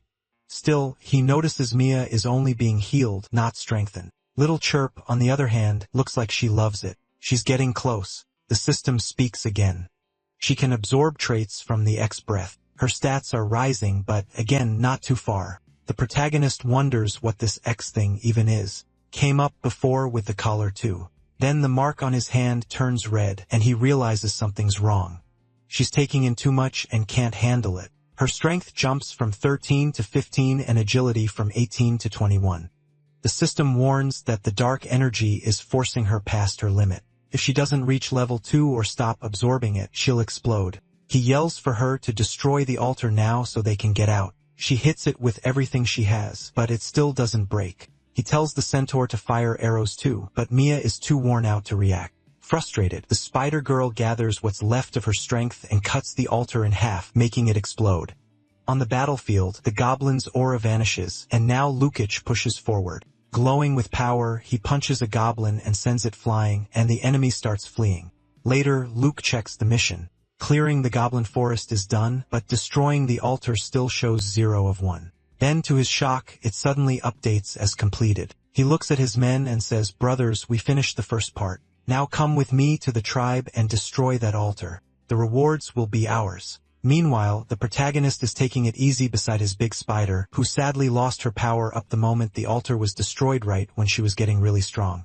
His own mission now shows 1 of 1 for both goals. The system tells him rewards will be counted after everything ends. Seeing the tribe wiped out, he figures Luca and his unit already crushed the goblins, which means he needs to leave fast because those guys are already coming up the stairs. Luca, eyes shining, finally says he's come too far, spent too many points, and risked too much not to get the best reward from this mission. But as he climbs, a message appears. The main mission has been completed and personal contribution will be calculated soon. Luca's face drops. What? He hasn't even reached the altar yet. He looks back, thinking someone used the battle with the goblins as cover to destroy it. At first, he suspects someone from his own side, but everyone looks just as confused. Then the system tells Luca he ranked second, and his rewards will now be given out. He's furious. He worked for days to come in first, and whoever stole that reward is going to pay. Now imagine if the protagonist's name appears on the list. His personal contribution ranks first. Arms crossed, he sees the system was right, while the hungry spider girl keeps staring at the centaur's necklace. Hold on, glutton. His reward is a red Agatha treasure chest, the highest rank possible. Are the ancient gods really this generous? The spider can see the item, but the centaur can't, probably because she doesn't have a contract. The system says mission rewards have no limits, so he can open the chest whenever he wants.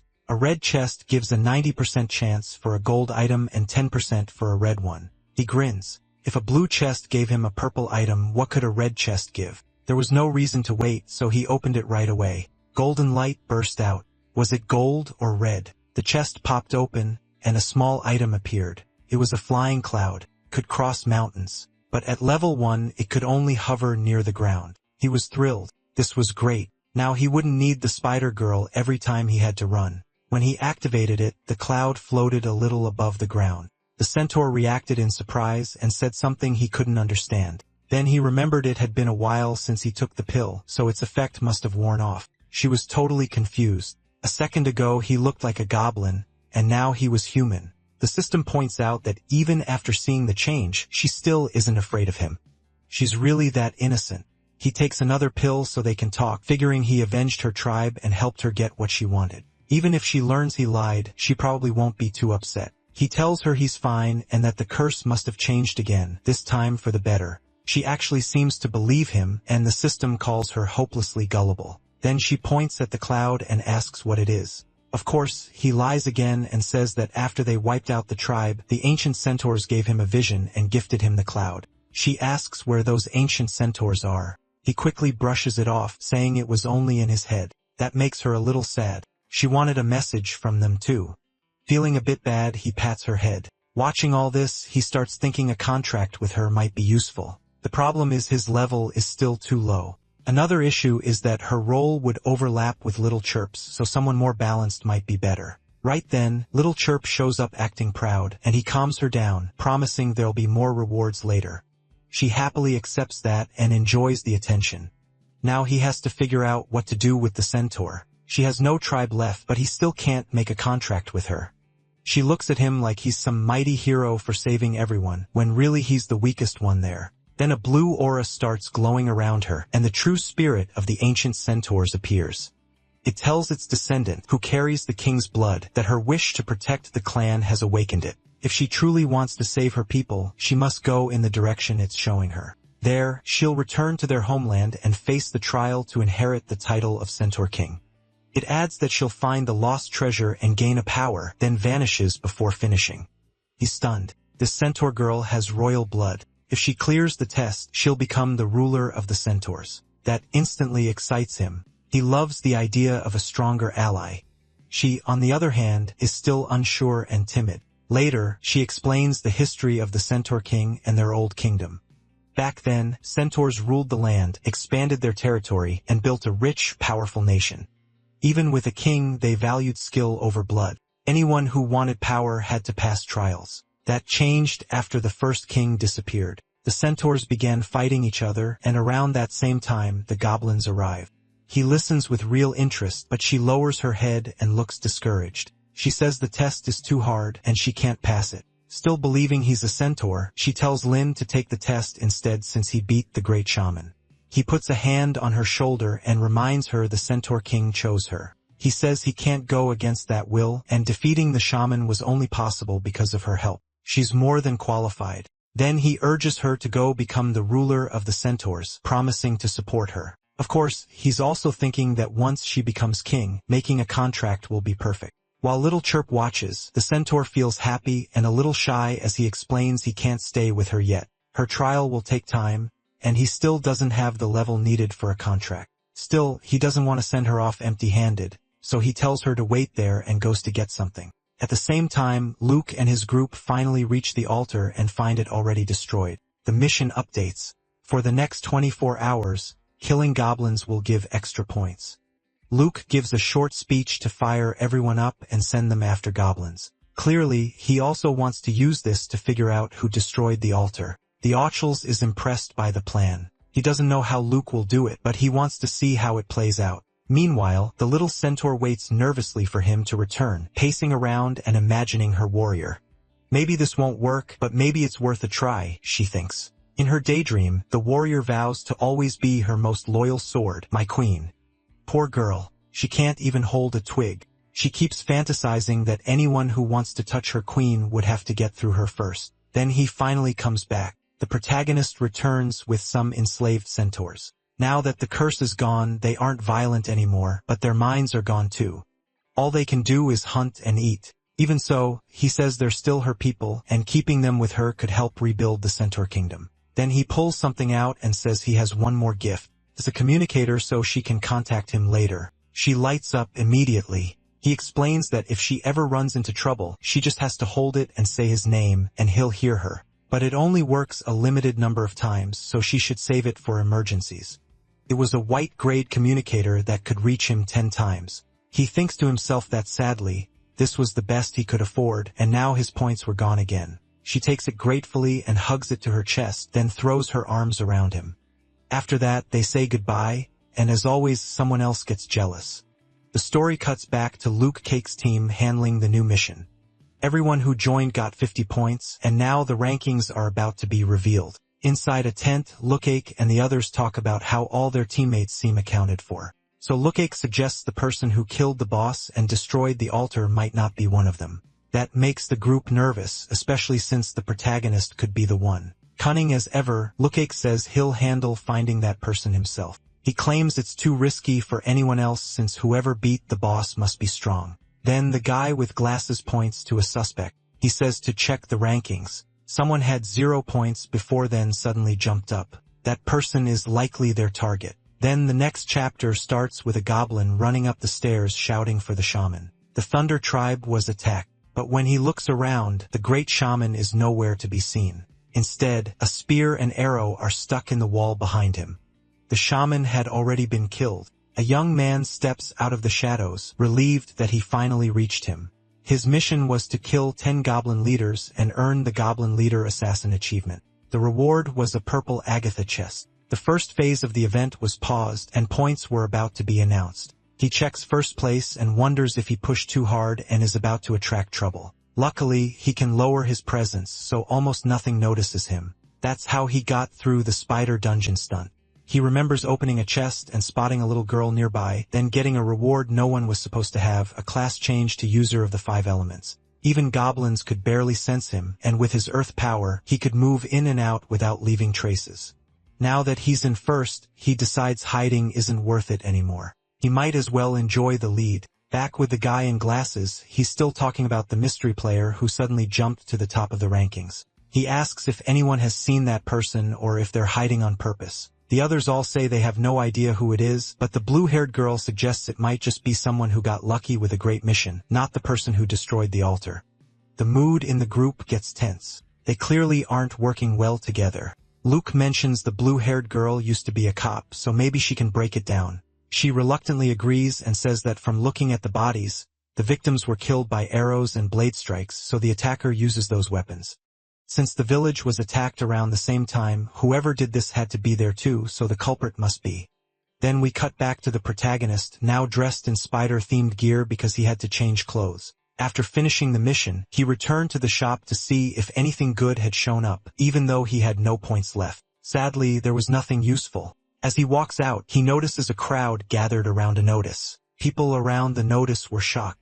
Who was this guy to get a 400 reward? Curious, the protagonist went over to read it. The notice said one warrior had taken down the goblin leader alone and saved their army from major losses.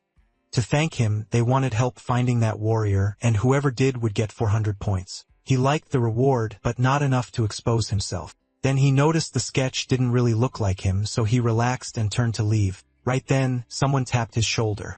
It was Lynn.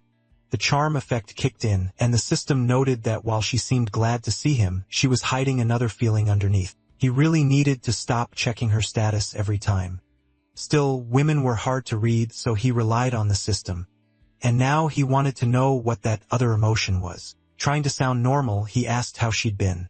Lynn said she was fine, then pointed out that he looked troubled and asked what he found. He brushed it off, but she didn't let it go. If something was wrong, Big Sis could help. That threw him off. Maybe it was because they hadn't met in a while, but she felt much more serious now. He said he was okay and asked how she was doing instead. She answered that she was fine and told him not to worry, but she clearly wasn't. That made him even more uneasy. Then the goddess suddenly appeared. She praised them for clearing the first part of the mission and announced the second part was starting, but she warned them their current strength wasn't enough. They needed to level up before moving out. First, everyone had 3 days to form a group. Anyone who failed would be removed from the mission list. He hated that. Fighting alone helped him way more right now. So why was she suddenly forcing teams? The new mission was called Strength in Numbers, and every warrior of the ancient gods had to join a group. The group had to be registered in the city for 400 points with at least 2 members and no more than 100. He guessed the next mission was so dangerous they made this rule to stop people from getting stranded alone. Too bad that messed with people like him who worked better solo. Now he had a problem. If he kept hiding his real strength, he'd probably get stuck with dead weight. Since Lynn already knew about the spider girl and was under the charm, she looked like his best choice. So he casually said this mission should be easy for someone as strong as her. She probably already had a group lined up. Looking a little awkward, Lynn admitted she was thinking about joining another team that surprised him. She'd been surviving alone this whole time, which was honestly amazing. But Lynn hesitated and said that if it was only the 2 of them, she might not be able to protect him. So maybe another group was better. That confused him. She'd always acted sure she could keep him safe. So why was she doubting herself now? Then it clicked, the system's warning, her shaky confidence, and the fact she had no team. Maybe she used to have one and they were all killed. So he gently told her not to worry. He said he'd been lucky and Sister Chirp was really strong. With her around, they could gain a lot. Lin looked embarrassed. In his head, he figured that bringing up the giant spider clearly wasn't helping. If praising Chirp failed, maybe acting weak would trigger Lin's need to protect him. And with the charm active, he didn't think she'd turn on him anyway. So he explained that even if Chirp was powerful, his class was special. He could only boost her, not fight well himself. That meant being alone was too dangerous. Whenever Chirp fought, he just hid and panicked. Then he leaned in hard, saying he'd feel much safer with Big Sis beside him. And the moment the goddess gave this mission, Lin was the first person he thought of. If she didn't hate him, they should team up. He was playing this perfectly, and Lin tried to resist. But in the end, she gave in, saying that if he was in danger because of her, she had to help. She even grabbed his hand. The system said his sad little act had worked on her protective side, but he was still a total scoundrel. Now they had a new issue. They needed points to register the team. He had none, and Lin only had 100. She asked how they were supposed to get 300 more so fast. Just then, a chubby guy named Panway showed up and offered all his points if he could join Lin's group. The system noted that, in a world this harsh, someone with such a bad-looking status screen had to have some useful talent. The protagonist asked Lin if she knew him. She said they'd only talked once, but he kept bothering her after that. She thought he'd finally stopped. So the protagonist asked if Panway was basically stalking her, but the guy quickly denied it. He said he wasn't a creep. He'd just seen Lin fight that day and was amazed by how strong she was. The protagonist glanced at Lin like you beat a goblin bare-handed. She started to deny it, but Panway kept going, saying the most unforgettable part was how she protected her fallen teammates even while getting hurt herself. Lin cut him off and told him to stop dragging it out and say what he wanted. Panway explained that battle was so brutal. Lin was the only one left standing. He'd been too scared to move, but after seeing that, he believed she was worth trusting his life to. That confirmed the protagonist's guess. Her old group had probably been wiped out. Panway added that as soon as he heard the goddess's message, he ran over to find her. He had no real combat power, and if Lin rejected him, he'd probably die in some other group. The protagonist noticed this guy was also leaning hard on her kindness. The system instantly snapped back. "What do you mean also, you scoundrel?" Panway kept pleading, saying he believed Miss Lin would never abandon him, which was why he was offering all his points. Lin still looked unsure, like she wanted to refuse but couldn't quite do it. Then Panway transferred exactly 1 point. The protagonist was stunned. After all that, just 1 point? Still, a sneaky idea came to him. Maybe this chubby guy had some kind of talking skill. If so, the protagonist could use him later and let Panway take credit for the group's achievements instead of drawing attention to himself. Panway kept selling himself, saying he might not help in combat, but he was good at planning and logistics. The system checked him and said Panway didn't seem ambitious at all. He honestly just wanted someone to keep him alive. If even the system thought he was okay, then maybe he was. So the protagonist said joining them wasn't impossible, but Panway had to do something first. Panway jumped at it and said he'd do anything. Lin asked if he really planned to let this guy into the team. He told her to relax. He had a plan. Then he told Panway to go to Lucy's group and claim he was the man they were searching for. Panway froze and asked if he really meant pretending to be that guy. Yes, exactly that. Panway worried they wouldn't believe him, and it would only bring trouble. The protagonist bluffed that the so-called boss they wanted was his friend, so there was nothing to fear. Panway still hesitated and asked why. If that was true, he didn't just tell his friend himself. Little Chirp gave him a small smack, and the protagonist answered that his friend moved through the shadows and couldn't be detected. Then he told Panway to cut his hair a bit and go. Panway touched his head in confusion, but gave in. The protagonist promised that if anything went wrong, his friend would protect him. With that, Panway reluctantly agreed. He sighed and said he had no choice. If he wanted into the group, he had to take the risk. After he left, Lin looked at the protagonist and asked if he was actually the boss. He quickly denied it, then told her to keep quiet. Even with the spider, he said he was still weak and letting people know about him would be dangerous. It was better for Panway to collect the points for their group. Lin, now fully fired up, promised nothing would happen to him while she was around. Panway soon reached Li Chi's camp. There were a lot of people there, but he tried to stay calm, telling himself that even if he got exposed, the boss would save him. He also had a communicator so the protagonist could coach him through the lie. He'd already been told that since the real target was a solo player, Panway had to enter alone to make it believable. As he held the communicator, Li Chi and his people were discussing how to divide things now that everyone had to build one big group. Then someone came in and announced that the man tied to the bounty had arrived to collect it. Please, Li Chi told them to bring him in. Panway stepped inside and said he'd been out hunting, only just learned they were looking for him and wanted to know if they were friend or foe. Inside, he was panicking. There were way too many people here, and he needed to finish this before anyone saw through him. Lu Chi proudly introduced himself as the leader of the group. He explained the notice was only because people were hard to find now and said they meant no harm. Then he invited Panway to sit and tell them his name. Finally settling down a little, Panway introduced himself. The protagonist listens to the whole exchange through the communicator. Li Chi says they only wanted to satisfy their curiosity. Anyone who beat a boss alone had to be someone special. Li Chi starts studying him more closely since he doesn't match what they expected. Pan shoots back that group fighters just don't understand how strong a solo hunter can be. He says that when he found the goblins, he knew the only way to kill their leader was to sneak into the base. That seems to be enough for Li Chi to believe Panway was involved. Impressed, Li Chi asks for more details about the boss fight. Hearing that, the protagonist realizes Li Chi already knows part of what happened and is testing him. Panway gets bolder and says fine. He'll explain. He claims that he usually ends fights in one hit, but this boss was different. When he entered, he saw the goblin shaman riding on the centaur. Most people would have frozen, but he says he felt no fear at all. According to him, the centaur fired arrows first, and he knocked them away with ease. Someone blurts out that he blocked the leader's arrows with a one-handed sword. Panway mocks him for being clueless. He explains the centaur was weakened by the slave collar, so its arrows weren't that strong. Then he says he used explosive arrows. Maybe the boss blocked them, but they still did damage. When the smoke cleared, the boss rose into the air and called on ancestral power in a desperate rage, but Panway says he'd already activated his dimensional slash. He finishes by saying the last thing he saw was the boss's brain falling out. Some people look impressed, but others think the story sounds off. The blonde man beside them says rank info isn't everything. People can hide skills and strength. The protagonist is relieved. Panway is thinking fast and keeping them on the hook. Still, Luke hasn't bought it yet. He says it's a good story, but asks how Panway got there without fighting anyone since there were no battle traces on the way.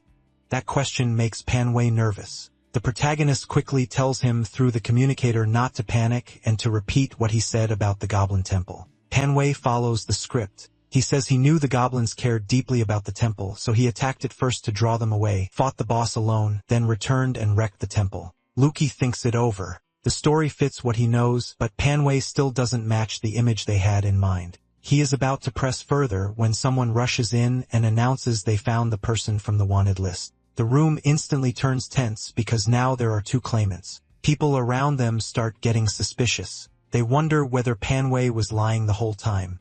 Lucky presents both men and says one of them must be lying unless they're working together. Panway fires back, calling the newcomer a fake, pretending to know his friend. The new guy looks surprised and says he only came for the 400 points, but now it seems he's out of luck. After looking Panway over, he says his 5-element skill can judge a person's strength, and this guy is weak. So in his eyes, there's no way Panway beat the boss alone. He's just another fraud after the reward. Luke asks the newcomer if he can prove who he is, and the guy with glasses jumps in. He points out that the newcomer's gear matches the drawing, and he's seen this man's strength himself. If Panway is telling the truth, he needs proof too. Panway, now acting confident, says they're only doubting him because they haven't seen his weapon. Luke tells him to show it, so Panway pulls out a bow, a small knife, and some arrows. That was the protagonist's idea. Anyone in that fight would likely need a bow for the centaur and a cutting weapon because Little Chirp tore everything apart. Panway thinks this will settle it, but then the blue-haired girl speaks up. She says the one who killed the goblin had to have used a sword. The protagonist is thrown off. Little Chirp killed with raw force. So why did they decide it was a sword slash? Realizing their read is wrong, he tells Panway to leave now. Panway slams the table and snaps that this is no way to treat a guest, so he's done staying there. He leaves the communicator behind and walks out of the tent. Right then, Hu Yang receives the 400 points from Low Kick. Low Kick feels relieved they didn't get fooled by Panwei, though he still isn't fully sure about Hu Yang either. Even so, he thinks Hu Yang looks talented enough to recruit. Kuyang prefers working alone, but this mission needs a team. So he agrees to join while keeping his freedom, and Lukic accepts those terms. Elsewhere, Panwei apologizes to the protagonist for failing. The protagonist tells him not to feel bad. It was bad luck, and leaving the communicator behind still gave them useful intel, enough for Panwei to join the team. Hearing that, Panwei thanks him in relief. Then Big Sis asks the real question. How are they going to get the points now? The protagonist says he expected this. If tricks won't work, they'll take the points by force. Panwei freaks out and says they can't rob Hu Yang. 3 of them together still might not beat someone at the top of the rankings. The protagonist calms him down, saying his friend will help. All they have to do is wait until Hu Yang goes hunting alone, which fits his style. Then the protagonist grows quiet and Shou-in asks what's bothering him. He says he's sure he can beat Hu Yang, but Luca's the bigger problem. He can win against him too. The real issue is stopping him from escaping. Hu Yang confidently says not to worry. She'll handle that part. Meanwhile, Hu Yang moves through the forest while Panwei secretly keeps track of him. Then, without warning, Hu Yang appears behind Panwei and presses a huge sword to his throat. Panwei freezes and stammers that he only wanted to talk, but Hu Yang cuts him off, calling him a liar who can't be trusted. Panwei hurriedly says to relax. He explains that he knows Hu Yang only went to Lukdak for the points and claims he has info that could get them far more if they work together. Tian lowers his sword, deciding this weak guy probably isn't a real threat, so he tells him to talk. Panwei lets out a relieved breath while Hang stays wary. Still, since Panwei looks so weak, Hang figures it might be worth hearing him out. He asks where this so-called opportunity is. Trying to act smart, Panwei says he's not an idiot. If he gives the location away, Heian will just take everything himself, so he wants a 50-50 split. Heian, clearly annoyed, starts drawing his sword again, and Panwei quickly begs him to stop. Heian puts it away and tells him to quit talking nonsense and lead the way. Panwei takes him toward the goblin base. After looking around, Heiyang realizes where they are and asks why they're back at the goblin base. He says he already searched the whole temple and found no hidden treasure. Panwei insists it's inside and tells him to come on, but Heian's expression turns cold. He already checked everything there. So why is Panwei lying? Panwei drops to his knees and begs for mercy, saying he only lied because he admired Heian's strength and wanted to team up. Heian doesn't buy a word of it. Then Panwei's attitude suddenly changes. Now it doesn't matter. At that moment, Heian realizes he's walked into a trap. Panwei smirks and starts to gloat, but then Heian vanishes. He has already escaped the pitfall and appears right behind Panwei. Ting wonders why this weakling would try such a childish trap. Deciding Panwei must want to die, he raises his sword. But before he can strike, Little Chirp suddenly jumps in and saves Panwei. The hit sends Hyang flying back. He curses to himself, shocked by how strong the monster is, and wonders why it's protecting Panwei. Still, he decides to retreat for now and get revenge later.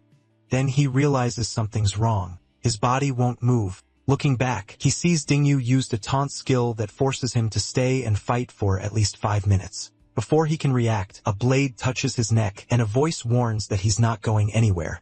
The protagonist steps out from behind a tree. He tells Haeyong not to be afraid. They want wealth, not his life. Then he adds that Haeyong trained like a bandit anyway. By the next moment, Taeyong is already taking the 400 points. Haeyong thinks that since he earned them easily, losing them isn't the end of the world. He just wants to survive. So he asks if they can let him go now that they got what they wanted. Panwei isn't ready to let him off so easily. After all the threats from earlier, he demands one of Haeying's items too. In the end, they squeeze another 50 points out of him. Haeying decides that's still better than losing his gear. Points can be earned back later. Then someone knocks him out with a hit to the head, and the protagonist acts casual, pretending he isn't the one controlling Little Chirp. He gives Haeying a friendly wave and says goodbye. Panwei is completely amazed, thinking the boss really showed up in person. After that, they head back to form their team, while Cheer slips quietly into the shadows. Back at Linkix base, they learn one team is already full, and the second is almost full too, about 200 people total. Our guy manages to set up his small team, but the chubby guy ends up as leader. He's a little embarrassed by it, but the other two act like they trust him all the way. That's really the protagonist's plan. He doesn't want any attention on himself. The chubby guy is deeply moved. He's basically ready to worship them. Pretty sneaky move. While Panway talks to people and looks like the one running things, the protagonist quietly gathers rewards and stays hidden. For now, that's the smartest play. Then a portal opens behind them, and it pulls everyone to a new place. They get dropped hard onto the floor of a room, and the chubby guy gets smacked up from the landing. They quickly figure this has to be the gods' doing. The protagonist says the place feels like a shopping mall. Right after that, the goddess appears and says this is a starting reward, access to the team station. Each team gets its own private area, and if they use it well, they can earn a lot more rewards. The kind of residence they build gives different buffs, like spirit. They also get discounts on old station items, and rare gear can be bought here too. For now, though, every team station is empty, so they have to choose a base style first. It also seems they can come here anytime from their base since they're sent back to the starting point afterward. Every room has a qualification rank, and stronger teams get better ones. Thanks to Chirp and the Soft Rice, the protagonist team gets a diamond rank room. They're the only team with one that high. The bad news is that adding any room traits cost 1,000 points, and the protagonist is completely broke. Meanwhile, Luca, this team has 200 members and plenty of points, but their strength is spread out too much. So they only get platinum and gold rooms instead of diamond. Luca can't believe it. They gathered all the strongest people, so why no diamond room? Only diamond rooms can buy the best station with all the buffs. The blue-haired girl guesses the only one who might have gotten diamond is Hao, but he only got platinum. He receives a call from Luke, but the story cuts back to the chubby guy. The protagonist tells him a story. The boss the chubby guy thinks is Chirp gave them the diamond room. That's why their room is so good. But Saiching points out it still doesn't help much. They don't have enough points to buy the residence or the bonuses.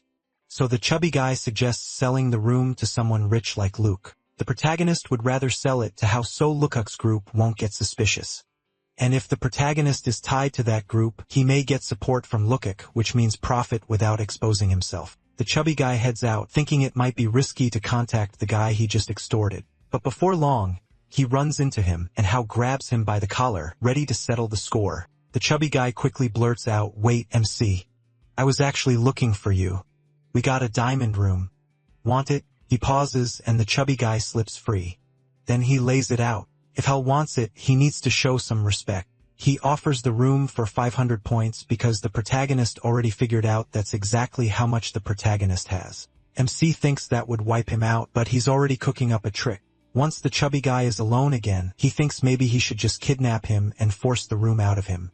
But the chubby guy sees it coming and warns him he might get another hit to the head. Either Hao doesn't want the deal or he's broke. Some people really don't know how to grab a good chance. The protagonist grabs his shoulder and agrees to the trade, so they lose the diamond room and end up with a normal one. But at least they can style it like a cinema. The protagonist looks around. Why are only the three of them here? Where's the boss? Then he smoothly says, the boss is shy and just isn't here right now. The chubby guy nods, but then the system warns the protagonist. Even if he acts convinced, he already suspects you're the real boss. This isn't just some chubby guy. He's sharp. That catches the protagonist off guard, but he decides it's fine as long as the guy keeps playing along. The cinema room they picked boosts spiritual growth. A diamond room could raise as many as 4 attributes, but since the protagonist doesn't fight much, that isn't a huge loss for him. That's why he made the deal in the first place. They still have 230 points left for gear and mission supplies. The protagonist says the shop's weapons and armor are pretty bad and only worth buying in an emergency. The better move is improving attributes. He pretends he has a special talent that lets him see which stat fits each person best, but it's really the system feeding him the answer. He starts by checking Su Ying's stats. From what he sees, her best trait is strength, and she's already been training it. So the smartest buy is something that boosts her physical growth. Su Ying is impressed that he guessed she'd been focusing on strength. Then the chubby guy asks about his own stat, saying the coach at his gym always called him strong. Oddly enough, the system tells the protagonist to push agility instead. So to sell the idea, the protagonist says agility is what he needs to impress girls. Suyin glances over and thinks there's no way this chubby guy has a shot. In the end, they buy Suyin a book for physical training, the chubby guy a book for agility, and thanks to the residents, everyone's spirit keeps improving too. They also buy potions and return scrolls, leaving them with 130 points. A few shady guys who know the chubby guy are stunned to see he joined a team, became leader, and even bought a style for their residence. When he steps outside, they start tailing him. "Brother Pan, is that you?" They mock him for moving up so fast. Now he's captain, and his place even has a style. So where did all this come from, and who's backing him? The chubby guy tells them to get lost. They used to bully him, and now they want to bother him again. One of them cuts him off and warns him to introduce whoever's helping him or else. The chubby guy quickly reads the situation. They think it's weird that someone as weak as him got a fancy residence and became captain. The ancient gods may stop them from killing him, but they can still beat him up, and he'd rather not go through that. So he lies, saying his team has some super strong members who want to stay hidden. The guys don't buy it. Then why make him the leader? He says those people don't want to deal with this kind of mess and only care about farming and leveling. So he handles things while they focus on getting stronger. It's a weak excuse, but it works long enough for him to get away. After that, he tells the protagonist everything and asks if this could become a problem. The protagonist says he expected attention the moment they bought a resident style. The good news is those guys only know the team name and who goes in and out. And since they've only seen the chubby guy, they still don't know the protagonist or Suing are on the team. Then the goddess appears and says they should understand how the stations work by now. Part 2 is about to start. Their next mission is to explore the misty mountains past the forest, and the first goal is clearing the fog. Everyone will be sent to different spots. Good luck. Soon portals open in the mountains and our group arrives. The whole place is buried in fog. Seeing how huge the area is, the protagonist immediately understands why teams matter. The main quest is clear. Remove the fog from the mountains, find its source, and bring sunlight back. But one part confuses the protagonist. If each team has to clear a fog, how is that supposed to work? The chubby guy is still recovering from the trip when a very suspicious man suddenly shows up and greets him like an old friend. It's the leader of those shady guys, and he brought his crew. The chubby guy stands, but they start closing in on him. He claims Panway talked about a bunch of strong teammates, yet all he sees is one woman and one kid. Panway apologizes to the protagonist, saying he didn't think they'd find them this fast. The protagonist stays calm and says he expected trouble anyway. Soyun quietly points out there are a lot of them and wonders if they should run. The leader then tells his boss he had reported 100 people, but now it's just these 3. The boss had wanted an alliance, but with such a tiny group, things look different. Still, he can't figure out how they had enough points to make a team and buy a style. He realizes the woman and the kid must be carrying Panway, so he shouldn't take them lightly. Even so, like any cocky thug, he decides to test them first. He reaches out his hand. His name is Wong, and he suggests they be friends. The system warns that he's arrogant, but careful. This is a test. The protagonist wonders what exactly he's planning. He reaches back and gives his name as Lin. It turns out a handshake can reveal someone's power. The glow stays white, so Wong judges him to be as weak as Panway. Then he reaches for Su Ying's hand, and the system explains that his special skill scale hand glows white for weaker targets and red for stronger ones. When he tests Su Ying, it gives off a faint red light, meaning she's only a little stronger than him. So he decides their gains must have just been luck, and there's nothing to fear. He looks at them and says they shouldn't explore the valley alone. His team is big, and if they join up, they'll be safer. Panway fires back right away. They're not joining a bunch of backstabbers with hidden plans. Charles Yi Young backs him up, saying Ho is their leader, and if he says no, that's the end of it. The thug's tone turns sharp. Panway, he says, you really don't get it. He wasn't asking. He was just telling them. Then he grabs MC's wrist like he's about to pull something. Hao lets it happen, then glances back and winks their signal for everyone to stay still. A moment later, he is tied up while Xiaoyan and Panway are forced to lead the group. The thug smirks at the protagonist and says people always die on these trips, so it's good his 2 friends are walking in front to keep their side safe. Xiaoyan and Panway still have return scrolls, so if things go bad, they can just run. Playing the bully, the guy calls Hao useless trash, who only got lucky by meeting them. Otherwise, he'd already be dead. Then he sneers, saying he was starting to miss that face even with blood all over it. Hao thinks people never know who'll laugh last. But one thing's clear, it won't be this guy. The thug suddenly gets suspicious. If MC is so weak, why is the boss taking orders from him? He already tested him, and MC seemed no better than Panway. He drops to his knees and acts terrified, begging to live. He says he'll be a slave, even a cow if he has to. The thug is left thinking, what kind of nonsense is that? Still, he asks if the protagonist will really do whatever he's told. The protagonist quickly says yes. The thug starts shaking as he hands over all his points and gear. Hao is pleased the guy was the captain and carried the loot for everyone. He figures he can pass it to Chubby or Sister Xiaoyan later. Crying now, the thug asks if he can leave since he gave everything up. But the system cuts in. He's lying. He's still hiding some items. MC decides he can still be useful, so he tells him that in all this fog, he'd have a better shot at living if he stays with them. Yep, the thug is coming too. As they keep moving, Hal spots a mark he left earlier. That means they're somehow looping back even though they've been walking straight. He had thought Short made everyone vanish, but now he realizes a barrier is splitting people up and sending them back to where they started. While he thinks it over, Short catches a scent and fixes her eyes on a tree. She quickly calls Hao over, and as they get close, a mission appears. This tree watches over the area, and destroying the formation it guards will break the barrier and bring sunlight back to the valley. So mission, destroy the barrier's formation. He immediately notices the thug got the mission too. That tells him Chirp wasn't the reason his team got separated. So if he breaks the barrier, maybe he'll find them again, except now he's tied to this tree. The thug glares at Hao, who acts like he couldn't care less. Then the thug suddenly uses a shadow clone style trick, leaving a scarecrow behind and popping up behind the protagonist. He rushes for the tree, trying to finish the mission himself, but a huge monster bursts from the ground and sends him stumbling back in fear. He's instantly panicking. They're in serious trouble. The monster is a troll-like creature about 2 meters tall, an adult cave goblin, hostile. It's the guardian of the eye formation that keeps the fog in place. Unlike normal goblins, this subspecies is smart and has crazy stats.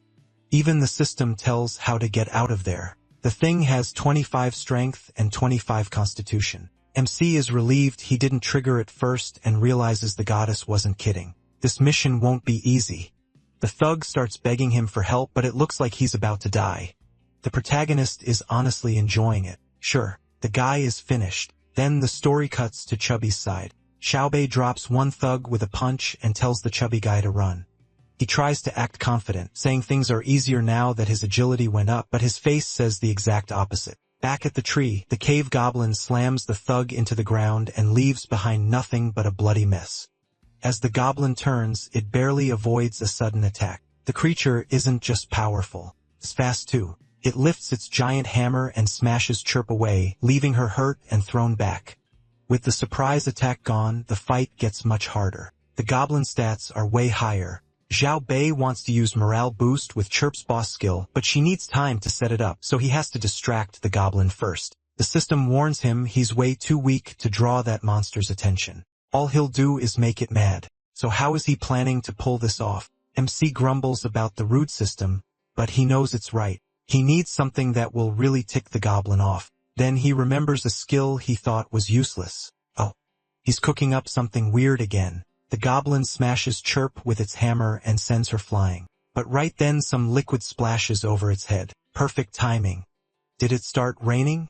You already know the answer. Yep, it's Howl's long-distance peace skill. He even sticks out his tongue and taunts the big guy, asking if it likes the smell. The goblin sniffs it, narrows its eyes, and charges. His hammer crashes down, and Howl's shield breaks in one hit. That was way too close, but he uses that opening to trigger morale boost. Chirp rushes in from behind with her boss buff and cuts the goblin clean in half. The protagonist realizes he only lived because of the amulet Sister Xiao Bei gave him at the start. Then Chirp hands him an item, the same amulet the thug used to switch places with a decoy. It's a rare scarecrow item.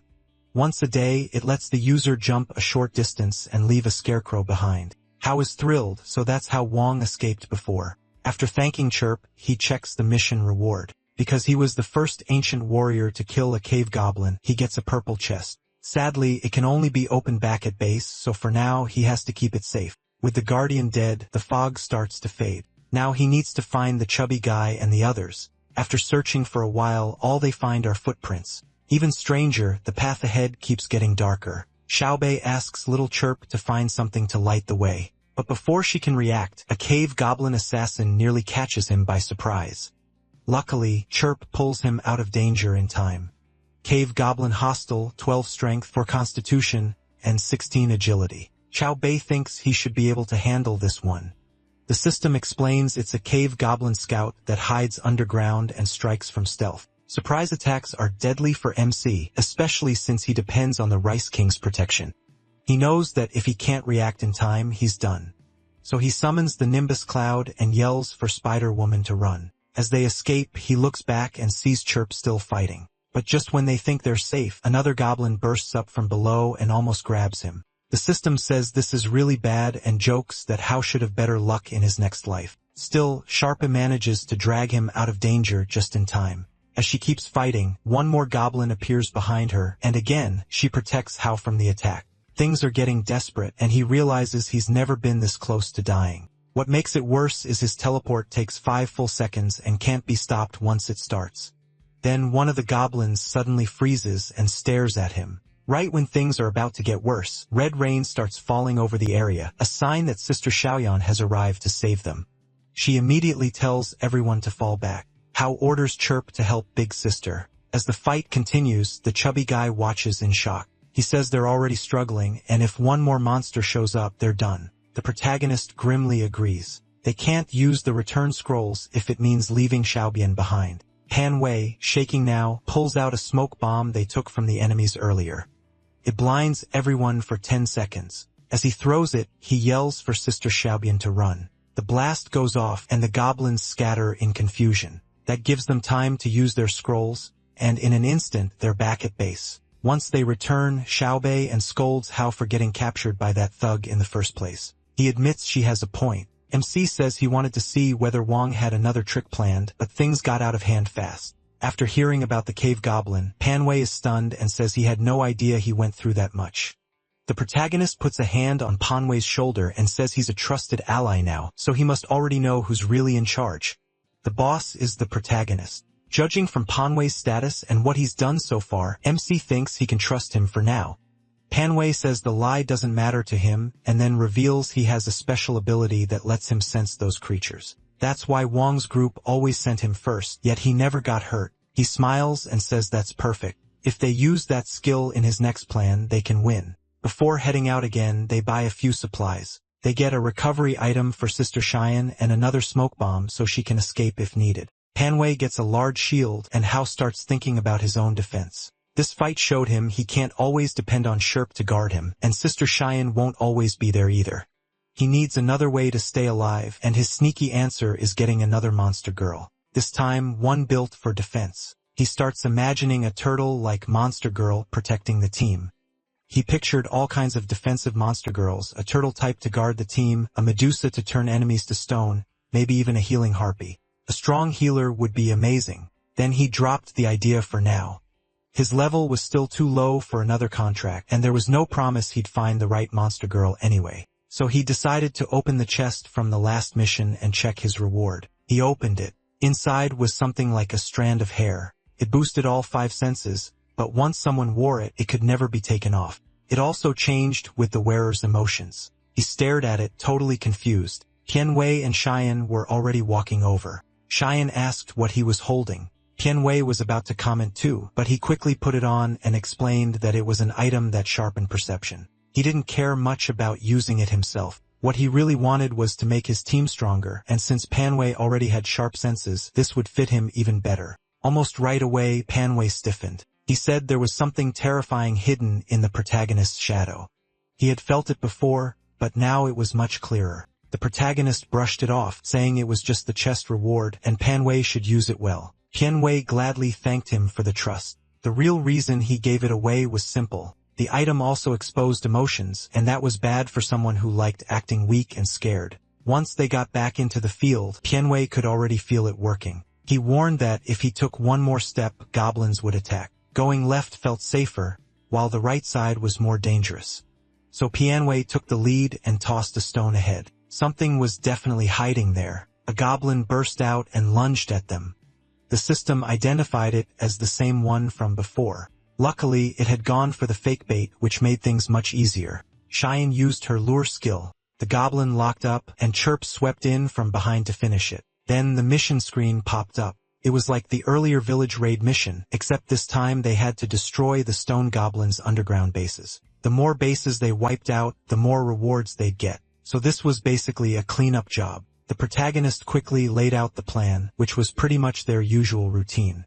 Pianwei would find the enemies, Shun would pull their attention, and Sharp would hit from behind. The three of them rode the cloud and kept hunting. The mission was harder now, and lots of people were dying. Luke and his team had gotten the same mission too, and they were already ahead. Just like them, the next part skips the visuals and rushes through the results. They hunted for a while and got several attribute potions, enough to help Pianwei and Cheyenne level up. But no spirit potions dropped, so he still couldn't capture another creature. Since everyone was worn out, they headed back home, restocked on potions, and returned to battle. As Chirp kept slicing through enemies, another chest dropped for him.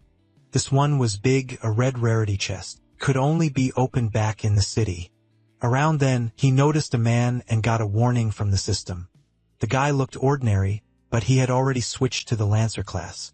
One hit from him could be fatal. That left the protagonist confused. He didn't even know class changes existed. Then a goddess-like girl appeared, and his soft rice charm kicked in. The system teased him to stay focused. It said his charm was making the young woman want to take care of him, but not to get the wrong idea since she was just kind. Still, he had bigger things to celebrate. Pianwei and Cheyenne had both reached level 2 and could change classes too. He leveled slowly himself because he rarely got direct kills. Without wasting time, he bought a class change book for Protector and gave it to Cheyenne. Pianwei ended up with an agility-based class. Kind of strange for a fatty, but that was the result. The bad part was the price. Both books together cost 400 points. Still, he saw it as an investment. If his team got stronger, his own chances of surviving went up too. Back in their room, they used the books and both finished their class changes. Everyone checked the results, and Pianwei had become an agility assassin. The system joked that he could now kill the protagonist whenever he wanted, though he probably wasn't cruel enough to do it. It also pointed out that Xiaobei was now much more dependable, combining her monster luring ability with a shield class. In other words, sticking close to her was the smart move. The protagonist even bought extra shields and daggers for them. He really was soft-hearted. Then it was finally time to open the big red chest. The three of them offered a quick prayer for luck. What came out was unexpected. It was a mythical spiritual roulette. The better your spiritual power, the better the rewards. The odds were crazy. 99% gold and only 0.5% each for red and purple. It would give 3 items total, so it was already a great pull. There was a button to roll once or go all in, and he smashed all in right away. 3 items dropped, and he froze in shock. The chapter, of course, ended on that cliffhanger. The loot turned out to be a book, a crown, and a scroll. He had wanted a spirit potion, but this still looked promising. Pianwei was stunned because the crown was gold rank, the first gold item they had ever seen. It was the Goblin Prophet's crown, a treasure tied to the goblin race. When worn, it added 3 spirit. He was definitely going to keep that for himself. The skill book was called Alien Body. It let the user turn spirit points into temporary power for someone else at a 5-to-1 ratio. With 20 spirit points, he could give another person 4 extra attribute points for 1 minute as long as they stayed within 10 meters. He was thrilled. Everything looked made for him. The book boosted spirit use and the crown boosted spirit too. That pushed him to 21 spirit points, but there was still a catch. To advance, he had to train spirit to the max naturally, not just raise it with gear. Kajoin cut in and told him to stop showing off and read the scroll. The scroll gave a clue about the evil goblins. Among the cave goblins were some with special powers who wanted to become great prophets, but their lives were short. Then a leader named Su Shang created a way to steal bodies and live longer. The other goblins saw it as unforgivable. A war broke out and the survivors hid away at the coordinates listed on the scroll. Kajoin didn't care much, but Pianwei figured a golden item had to lead to something valuable. The protagonist also noticed all 3 rewards seemed tied to the Goblin Prophet, so this looked like part of a set. And if the scroll and skill were spirit-based, the last piece probably was too. As they thought it over, he caught something important. When they killed goblins focused on agility or strength, they got matching attribute rewards. But the last big goblin had been magic-related, and it only dropped spirit items. That couldn't be a coincidence, so it seemed he had to handle this next mission alone. His friends were surprised, but he just told them to relax. The boss had it under control. Then he set out on his own. When he reached the place where the dungeon should begin, he told Chirp to hide in the shadow since it looked like this mission required him to go in alone. Of course, he still kept her with him that way. He searched for the goblins and found nothing at first until he spotted a figure. But it wasn't a spirit goblin. It was a transformed human. The system explained this was a dead human body being controlled by an evil goblin through some secret method. A whole group soon surrounded him, so he used the language beams from earlier and called out to them. He demanded that the evil goblin show himself, and a large one stepped forward. It was a cave goblin adult shaman, surprised that he could speak their language. The system explained that even though it was a shaman focused on spirit, its body was also heavily strengthened because it was controlling many bodies and borrowing their stats. Then 2 more cave goblin shamans appeared. These 3 were the only survivors. The system guessed they were competing with each other, and the protagonist realized power was all they cared about, so he chose to bluff. He claimed he was a shaman too and said he had come to show them the results of his research.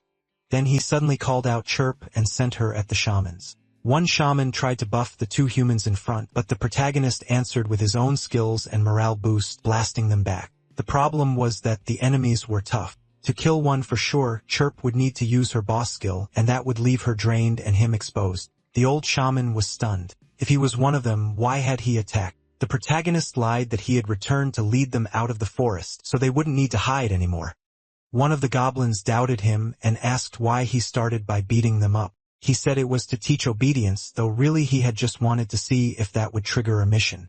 Didn't. The old goblin, unimpressed, told him to stop wasting time and say what he wanted. That made him think these isolated goblins might not trigger missions at all. The shaman admitted his monster was strong, but said she wouldn't have beaten his ally if that ally had been buffed. The system pointed out how cold-blooded he was. He was acting friendly now only because he thought the protagonist might be useful. The protagonist started wondering if these creatures only gave missions when they threatened the ancient gods who sent him there. So he tried another lure using his strengthening skill on the shaman zombie and showing off how much stronger it could become. The shaman is stunned. How is that possible? My zombie got over 30% stronger. The other 2 are just as shocked. To them, only the great ancestral pillar should be able to boost a zombie past its limit. The protagonist keeps bluffing, saying that's why he came into this world, to gather knowledge and learn how to make himself stronger. The old shaman freezes, and the protagonist thinks to himself they fell for it. So now can we talk, or are you still gonna threaten me? He gestures at the goblin they beat earlier. The goblins look at each other, then finally agree and sit down to talk. At the table, the shaman says only 4 of them from the old days are still alive. So what can they even do? The protagonist answers that besides the ones here, there's nobody else they can trust. Still, he says he'll only share what he knows after they calm down. He already knows these goblins only care about surviving and becoming the goblin's prophet. Then he points at his crown and asks, "It's been so long you don't even know what this is anymore, right?" The goblins stop cold when they realize it's the prophet's crown. They immediately think about taking it, but the protagonist cuts in first. He says the great ancestral gave him that crown, so there's no reason to steal it. That only makes them slam the table in anger. So you became the prophet? Then what's left to discuss? I'll take that title from you. One of them even gets ready to attack, but the protagonist stops him. He says he already knows how to become a prophet, and if they want the answer, they need to do something for him first. He also wonders if these human-using parasites count as a threat to the ancient gods, because if they do, maybe that will trigger a mission. Then he teaches them the method from the scroll, the one that lets them take over human bodies. After hearing that, the 3 shamans possess the humans they brought with them. Now they finally understand how a shaman can truly grow stronger. But even then, no mission appears. The oldest and strongest shaman suddenly sees his chance. He grabs the other 2 by the throat and drains all their life force, taking everything for himself. When he drops, he's already absorbed both of them without hesitation, gained a huge pile of stats, and raised his spirit to 29. The system comments that he's growing fast after consuming his partners, but he still has no plan to help you. The protagonist realizes things just got dangerous, though he still believes he can beat the shaman with help from Panway and Shoin. The scary part is how much stronger the shaman got from only 1 absorption. With a few more, he'd be almost unstoppable. Still, the protagonist figures there has to be some limit. If there wasn't, those goblins would have taken over the whole village already. Even so, the situation is getting risky. He wonders if he should kill this guy right now, but the shaman cuts in first, asking what else he needs to do to become a prophet. The protagonist notices the shaman's spirit stat is marked as limited. That makes him think goblins may have a hard cap, so he calmly asks if the shaman knows about goblin power limits. The shaman snorts and says everyone knows that. Their mental strength stopped growing long ago. So why ask? The protagonist says he pulled memories from the body he's using now and learned that the ancient gods empower their warriors. So if a goblin wants to keep evolving, he has to become one of those warriors. The shaman gets mad. Forget that. I'm already betraying my race, and now you want me to be those gods' slave too? That makes the protagonist suspicious. This guy just killed his own allies, so talking about loyalty now is obviously fake. He goes on to say the goblins in the village were wiped out by Lukak and his group, who have powerful gear and skills. The shaman listens and asks if staying in this form and using the god's power would let him become a prophet. The protagonist answers with total confidence. Of course, just look at my crown. Then he tries to get the shaman to help destroy the cave goblins. The shaman doesn't gain power very efficiently on his own, so this deal works for both sides. The protagonist clears the cave goblin mission, and the shaman gets stronger on his path to becoming a prophet. The shaman finally gives in. You're right, goblins do have limits. And if I hate those gods so much, then I'll just take all their power. Watching his panel, the protagonist gets a note from the system. A goblin is still a goblin, no matter the race. These idiots really bought your story. To sell the lie even more, the protagonist rides his cloud and calls it a gift from the gods. That seems to convince the shaman. They head back to base, and the second they arrive, a mission finally appears because the shaman now counts as a threat to the gods. The mission says the sacred land of the ancient gods must not be tainted. A wicked goblin entered the gods' city. Kill the shaman for a golden spiritual agate chest. The protagonist is thrilled. After all that setup, he finally gets a spiritual chest, and now he can use the goblin and then finish him off. The next chapter opens with the warrior girl smashing her training bag so hard it bursts. She's been missing the little guy and wondering where he is after being gone so long. The chubby one munches a potato and tells her to trust their brother. He'll be back soon. Then his antennae suddenly start twitching like crazy.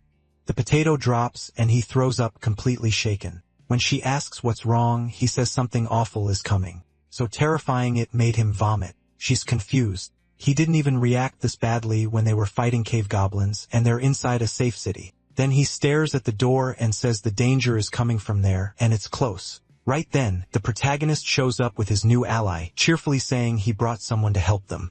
The warrior girl quickly realizes the threat wasn't hell. It was the one beside him. The protagonist tells the goblin these are the allies he mentioned and reminds him to act friendly and use the human name he was given. The goblin folds his arms and says he remembers, though these two seem weak and have awful spirit. As he walks over, the protagonist subtly shakes his head to show he's bluffing, and she catches the hint right away. The goblin politely introduces himself as their new partner and greets her. She answers, leaving the goblin slightly annoyed. So he turns to greet the chubby guy, who's so scared that he throws up on him.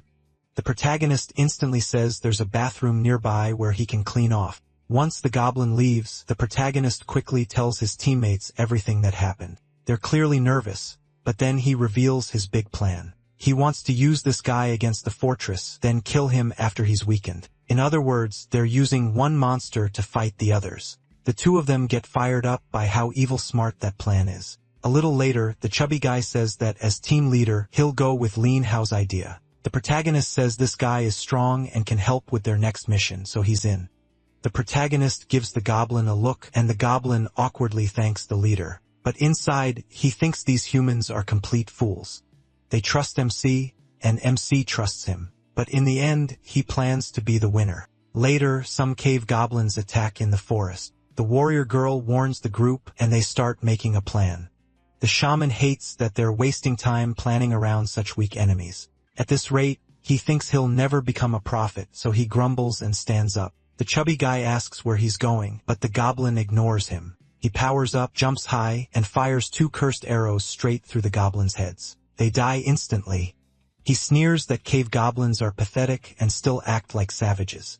Just like the protagonist hoped, the team still gets points from the kills. The only downside for the shaman is that absorbing these goblins barely raises his stats. Meanwhile, the protagonist team happily collects the loot, then a huge goblin with a club appears. The shaman figures now. The humans will finally have to do something. Instead, the other two just run away screaming for help. The goblin mutters about how weak they are, while the protagonist acts helpless and says he doesn't want to use his spider because it would scare his allies. So the goblin is on his own. As the club swings down, the protagonist just waits to see what kind of power he reveals. The goblin activates a blood transformation, catches the club with one hand, then punches the enemy so hard it explodes. That skill turns all his spirit into raw strength, pushing him to 37 stronger than any elite they've seen. Even the system stops mocking and warns that this guy is far stronger than your spider, so don't try anything stupid or you'll get crushed. After several days, the shaman confronts the protagonist. He says he's been helping this whole time, but still hasn't become one of the ancient gods' warriors. The protagonist says it took him a long time to earn the gods' approval too. Once the shaman does enough, they'll acknowledge him. Then he calls him out. He's noticed that in every fight, the shaman secretly absorbs everything. How is he supposed to earn the gods' favor acting like that? Privately, the protagonist is getting worried. Most of the shaman stats are already above 20, and he may not be able to control him much longer. The goblin tries to brush it off, saying he only absorbs more so he can help more. A liar trying to fool another liar. The protagonist answers by sharing a secret. The harder the mission, the better the chance of gaining the gods' approval. The goblin finally understands. So these weak barbarians aren't worth his time. The protagonist agrees. They need stronger prey. Time skips ahead again. The warrior girl has learned a new skill. The chubby guy got a new cloak and hat, and the whole team is gearing up. Even so, the shaman is getting uneasy. Are they making this guy too strong? This could turn into a disaster. The protagonist calms him down. They still need the shaman since he's the one who finds everything. They keep moving and soon reach another cave. The chubby guy points ahead. He senses something huge there. The protagonist also notices a lot of people and wonders what's inside. The shaman couldn't care less. Anyone in his way is dying. At the entrance, someone stops them. King Luke is hunting here, so they need to find somewhere else. The girl starts to back off, but then one of them recognizes the group. It's the guy who tried to steal 400 points from them. Points he claimed were his. As they move closer, the group acts harmless, saying they don't want trouble. Nobody buys it. The others explain that King Luca entered first, and their reading shows strong creatures inside, so no one else is going in. They plan to clear it little by little. The chubby guy gives in and steps back. Though he's obviously annoyed, the shaman mutters under his breath, and the protagonist decides to see how he'll react. He tells the chubby guy to search for other missions nearby. Once he leaves, the protagonist pulls the shaman aside for a quick talk. He asks if he noticed something and why he stayed quiet. Caught off guard, the shaman plays dumb, but the protagonist knows he's hiding something.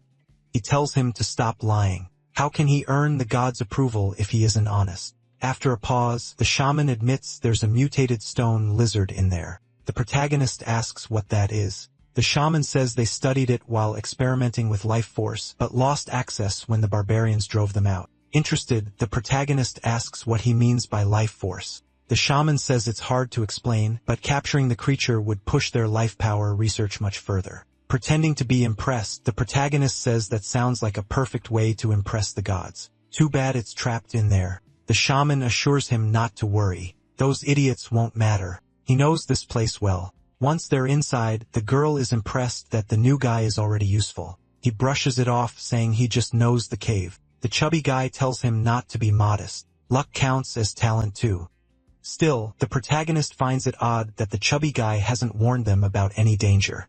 Maybe he can't sense anything here. Then the antenna on his head suddenly tilts in one direction. Following the shaman's route, they go deeper inside and find a chained monster girl. The shaman laughs, saying he knew it. The barbarians worked hard to control her and set up that magic circle. The girl feels sorry for her. She looks like a child. The system identifies her, Andura, a stone lizard mother, though still young. She has incredible healing magic and can recover from almost any wound. But after being locked in this cave, studied, and sealed for so long, she now hates everyone she sees.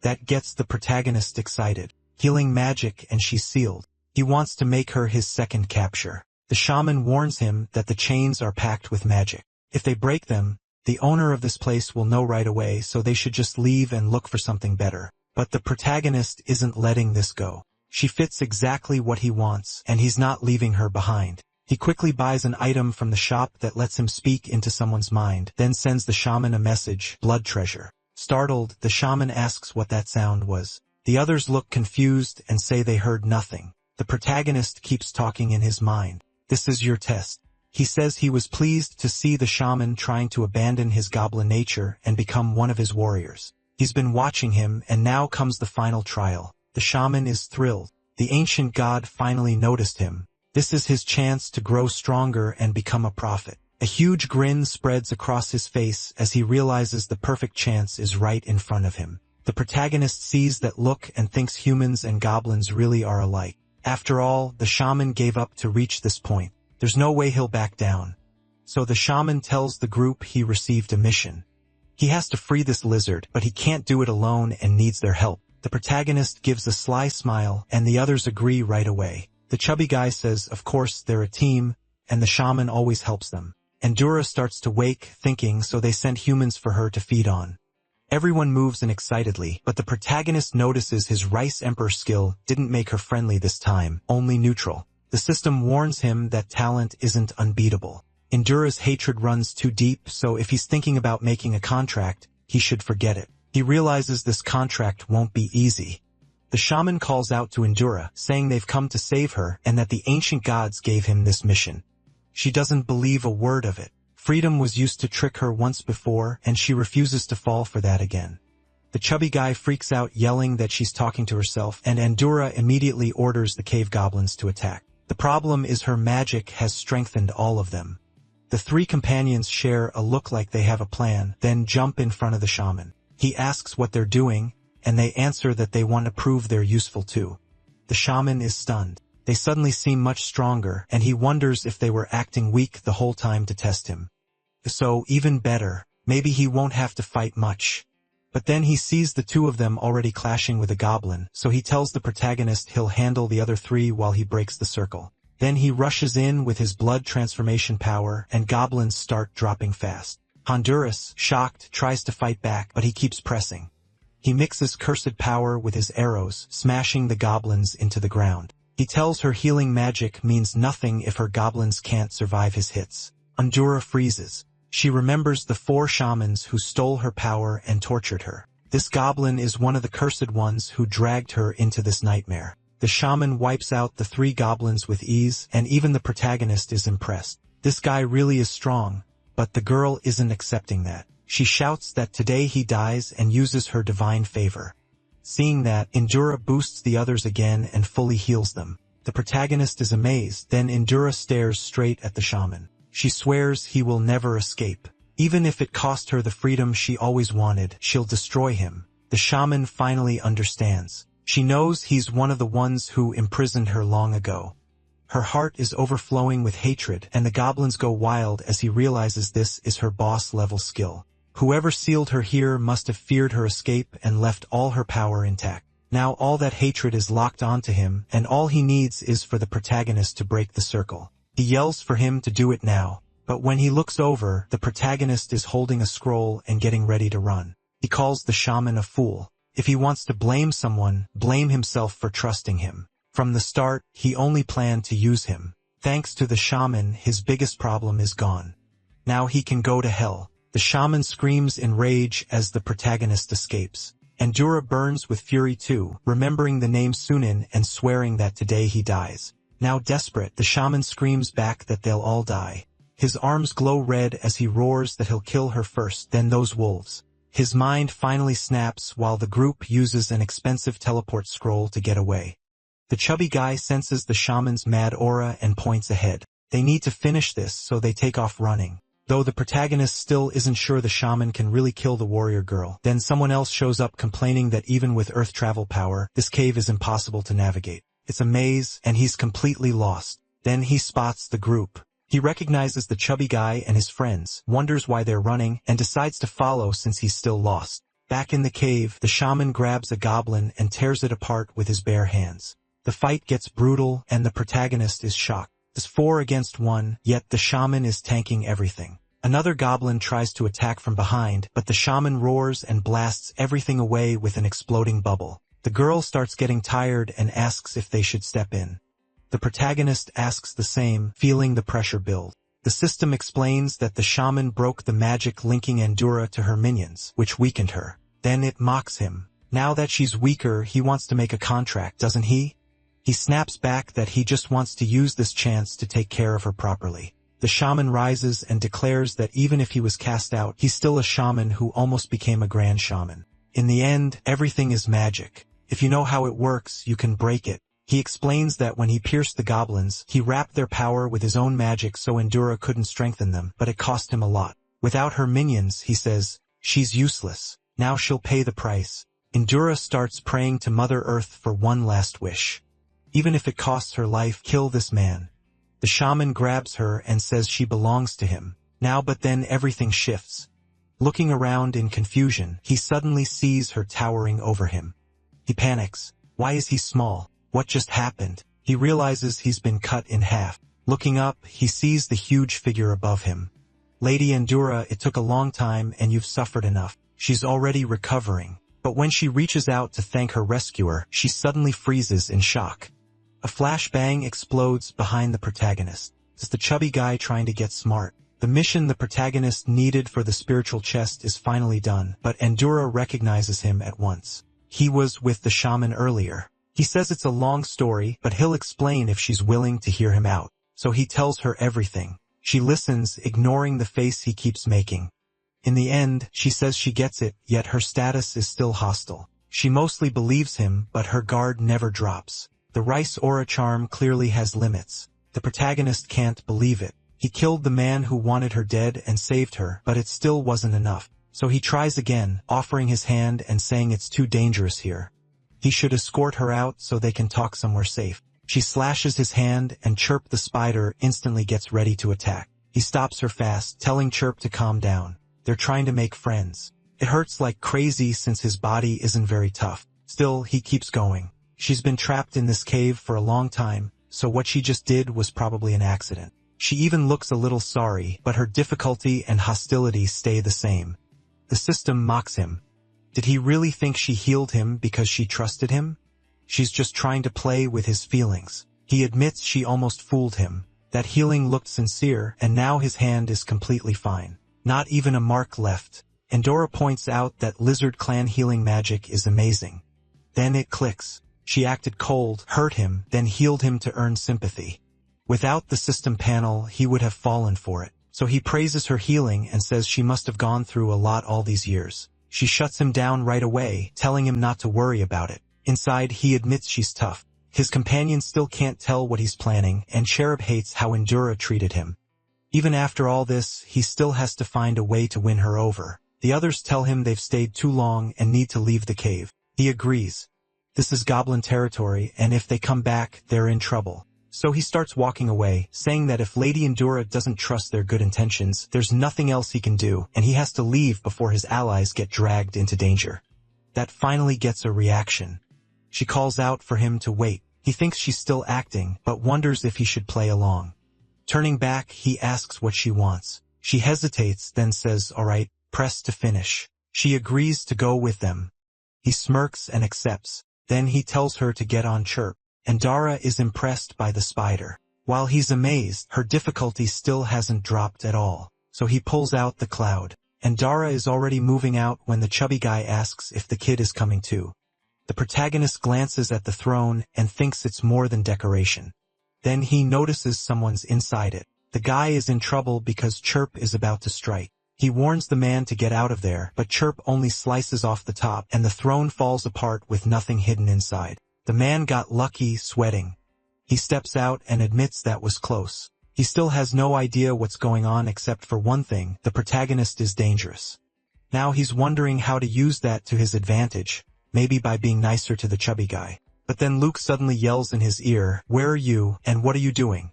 Poor Luke still wants to steal the protagonist's credit. Maybe the others backed off because he killed a bunch of men in the cave and broke the magic circle. After hearing that, Luke says that circle must have been important and thanks him for the hard work. The guy starts wondering if he's making another mistake. Is he just getting lucky and taking rewards he didn't earn? Then again, maybe that's a pretty good strategy. Outside, Endura shields her eyes and starts crying. She can't believe she really made it out. After so long, she'd almost forgotten how warm the sun feels. She breaks down, saying she suffered so much in that place and never wants to return to that darkness. The chubby guy wants to comfort her, but the protagonist warns him not to. She'll probably hit him. Even now, he thinks she's still acting. He can't figure it out. By now, anyone else would have dropped their guard. So what is she trying to do? If freedom is all she wants, why not just accept it? Why keep up the act? He also knows her weakened state won't last forever. Once she recovers, he still needs a contract. Back at the cave, everyone is celebrating because Luke let them go in and collect rewards. Too bad the biggest reward is already gone. Endura asks why those other two-leggers are entering the cave and if they're with him. He answers that they're not just two-leggers. They're warriors of the ancient gods and, no, they aren't together. His group only used the distraction to rescue her. She rubs her chin and says, these so-called warriors of the ancient gods are smarter than she expected. No wonder the resurrection altar has been running non-stop. The protagonist asks what that altar is. She explains that it gathers the life force of dead goblins. When one dies, its energy goes to the altar, and the altar brings it back. The magic circle kept feeding it power, but now that their abilities are gone from that place, the altar won't keep working. Then she cheerfully says that if his friends can kill goblins now, she'll go kill everyone and let out her anger. So the whole life control setup came from her. That only makes things feel more suspicious. Still, Luca should be able to clear the cave now. The protagonist already got what he wanted, so he won't ask for payment. As he watches Endura talking with Sister, he thinks that, after so many years, she should know life power well. So why is she acting like this? Why does it feel like she's trying so hard to fool them? By nightfall, they still haven't reached the city. The chubby guy sees that Endura needs to recover and offers her some food. She hesitates, then finally accepts it and says she'll try. But after one bite, she spits it right into the chubby guy's face. She says it's disgusting and guesses it wasn't good after all. Choban shrugs and says it isn't tasty, but it's still edible. Maybe her taste is just different. The protagonist guesses food from the ancient gods probably doesn't work for monster girls. That makes him think of Chirp and a special item he could use on her, like a collar. Then he gets an idea. Jumping onto the cloud, he says he'll be back soon with something better. As he speeds off, he remembers giving Chirp a plant she liked once, only for it to crush her mental state. Maybe that could work again. It wouldn't lower her strength or speed, but it might make her easier to tame. So, yes, he's basically trying to drug the monster girls. After looking around for a while, he finds the Snoop Dogg plantation. Almost right away, Chirp tries to eat it, but he stops her just in time, knowing it would leave her completely useless. He tells her to relax. He'll get her something else. Since he agreed to let her wear webbed clothes, she holds back for now. With the Snoops in hand, he heads back to the city to open the spiritual chest. Inside is a potion that gives him 2 spirit points. Naturally, he drinks it right away, then uses the advancement potion and levels up successfully. A light, breezy feeling spreads through him. This advancement is much clearer than the last one. His vision sharpens instantly, then his passive skill activates. Monster Education.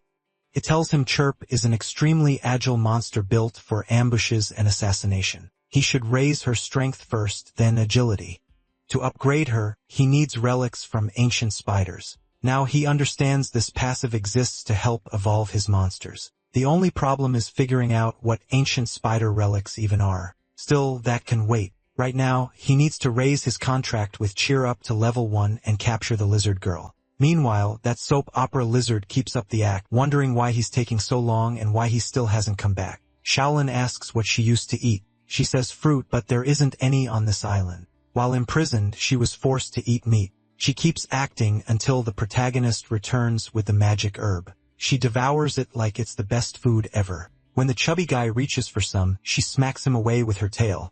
Even then, her status is still hostile. The system says she did like what he brought. So when she eventually enslaves him, she'll probably treat him nicely. It's like both sides are trying to capture each other. But while her spirit keeps dropping, the protagonist still isn't buying the act. Cold looks, hurting him, healing him, crying, acting weak. He sees it all as a careful plan to distract everyone. Chubby and Xiaobei and already believe her, so now he waits to see her next move. Then she suddenly acts sleepy, blaming the herb, and lies down. Xiaobei says that despite how she looks, she's basically like a human child. The protagonist tells the others to rest while he takes watch. As everyone sleeps, He wonders if it's trauma from all those years. A good person would try to heal that, but he admits he isn't one. Poor Andorra starts having nightmares. She cries out for someone to get away from her, waking everyone up. Panicking, she screams that she doesn't want to be imprisoned again and tells them not to come near her. Xiao Lian thinks it's just a nightmare from her terrible memories, but the protagonist still sees acting. To him, this is what a level 2 monster does. So he puts on his own caring face and says the poor thing must be dealing with trauma. Chubby asks if there's anything they can do or if she'll suffer like this forever. The protagonist says probably not, but he's already planning ahead. Maybe she's using her trauma to lower their guard. But if she wants them to believe it, she'll have to expose herself too, and that's when he'll move. He gathers everyone and says he has a plan that might help her get past her fear, but he'll need all their support. If they all play their parts, making a contract will be much easier. They agree. And when Andra wakes up later, she finds nobody there. She waits until dawn and still no one comes. So they really left a girl like me alone in the forest, not like I expected much anyway. Still, she wonders if they figured something out, but her act was perfect, so that shouldn't be possible. Then she spots the chubby guy lying in a puddle of ketchup and freaks out. What's going on? What happened? The protagonist steps out from behind a tree. Yep, that guy wasn't dead. He came back for revenge. First, he attacked me, then Pan Wei, and he took Xiaoyan. This is a complete mess. Endura blurts out that it's impossible. Back in the cave, she checked again and again. He had to be dead. Still shaken, she hears a voice cut in. At last, I found you, my dear Endura. She stares at the figure. You didn't die in the cave? How is that possible? Her thoughts spiral. He should be dead. Maybe this is a trap, but he really looks like Shapple. Should she run or fight? The system notes that even if she's still acting a bit, deep down, the shaman is what scares her most. Right now, she's truly terrified. Of course, it isn't really the shaman. It's Xiaoyan after using a transformation pill. I couldn't leave you wandering alone, so I came back from hell to bring you with me. Then the protagonist jumps in. Endora, watch out. She looks at him, wondering if he's really trying to protect her. He takes a blow to the face and keeps acting. Even if I die, I won't give up. Endora, run. The fake shaman sneers that none of them are getting away. Using that chance, Endora runs. He told me to go, so I can't stay here. Meanwhile, the other three start talking. The protagonist says, Xiaoyan, make it more believable. She almost saw through it. Xiaoyan says sorry, hidden behind a tree. Endura thinks they're hopeless. There's no way she can stop that guy, so they can die if they want. But then the protagonist falls right in front of her, while the shaman's voice says Endura is fast but weak right now, so she couldn't have gone far. The poor girl is almost crying. The protagonist lies there with empty eyes, clearly at the limit. Endura, it's okay. You don't have to do anything. At last, her status changes from hostile to neutral. The system comments that watching him risk himself for her still only moved her to neutral. This girl is really hard to deal with. He weakly says he's cold and asks her to hold his hand before he dies. Endora hesitates, then reaches out. The contract flashes and it works. He had assumed the monster needed to accept it, but as long as there's an open slot, touching hands is enough. Endora jerks back. Wait, what did you do?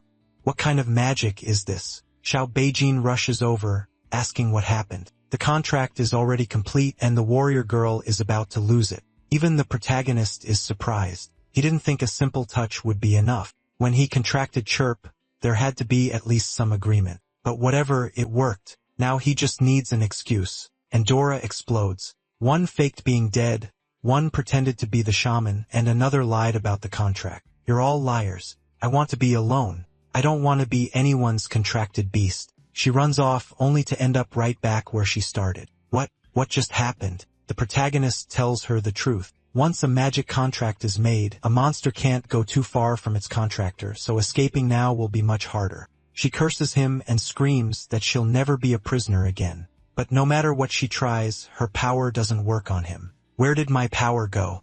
Calmly, he says he doesn't know how the contract formed, but now that it's sealed, she can't hurt him. She drops to the ground in defeat. The protagonist then brings up her mind magic. Before the contract, she did try to control him, didn't she? She stammers out of denial. Panway cuts in, saying he gets it now. When Endora tried to control him, his stronger contract must have pushed back and caused a backlash. That isn't what happened at all, but the protagonist goes along with it and says that sounds right. Xiaobei Jin adds that since Andorra tried to control him first, this isn't really his fault. The poor lizard girl starts to cry. Why does she always meet such cruel people? She's just a lizard. Pan Wei isn't buying it. She ran the second that guy showed up, and when she came back, she tried to seize his mind. The protagonist ends it there. Like it or not, the contract is done, and she'll have to live with it. She tried to control him first, so she can't blame him, and Dora sighs. It's just a magic contract, right? There has to be some way to break it. She spends the whole day trying to undo the contract, but the ancient god's magic is unlike anything she knows.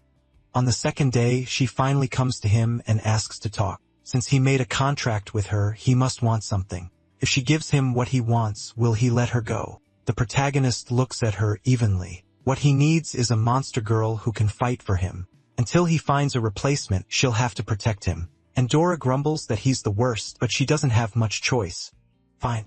She'll protect him as long as he frees her once he finds someone else. So they make the deal. At the same time, deep in a cave, Luca and his group finish off the boss there. Luca wipes away sweat and says that fight was rough, but they finally won. Now they should head back and check their loot. Then a message window appears. Kingdom of the Goblins. It says the ancient warriors have done well. The smoke over the world will clear, and after all these trials, they must now help bring the goblin world to an end. Luke is shocked. So everything so far was only a small fight. A main quest appears. Enter the Goblin Empire. Far in the northern mountains lies a huge goblin empire with ranks, dynasties, and a full civilization. The objective is to reach it and learn about it. Everyone is confused. Goblin Kingdom?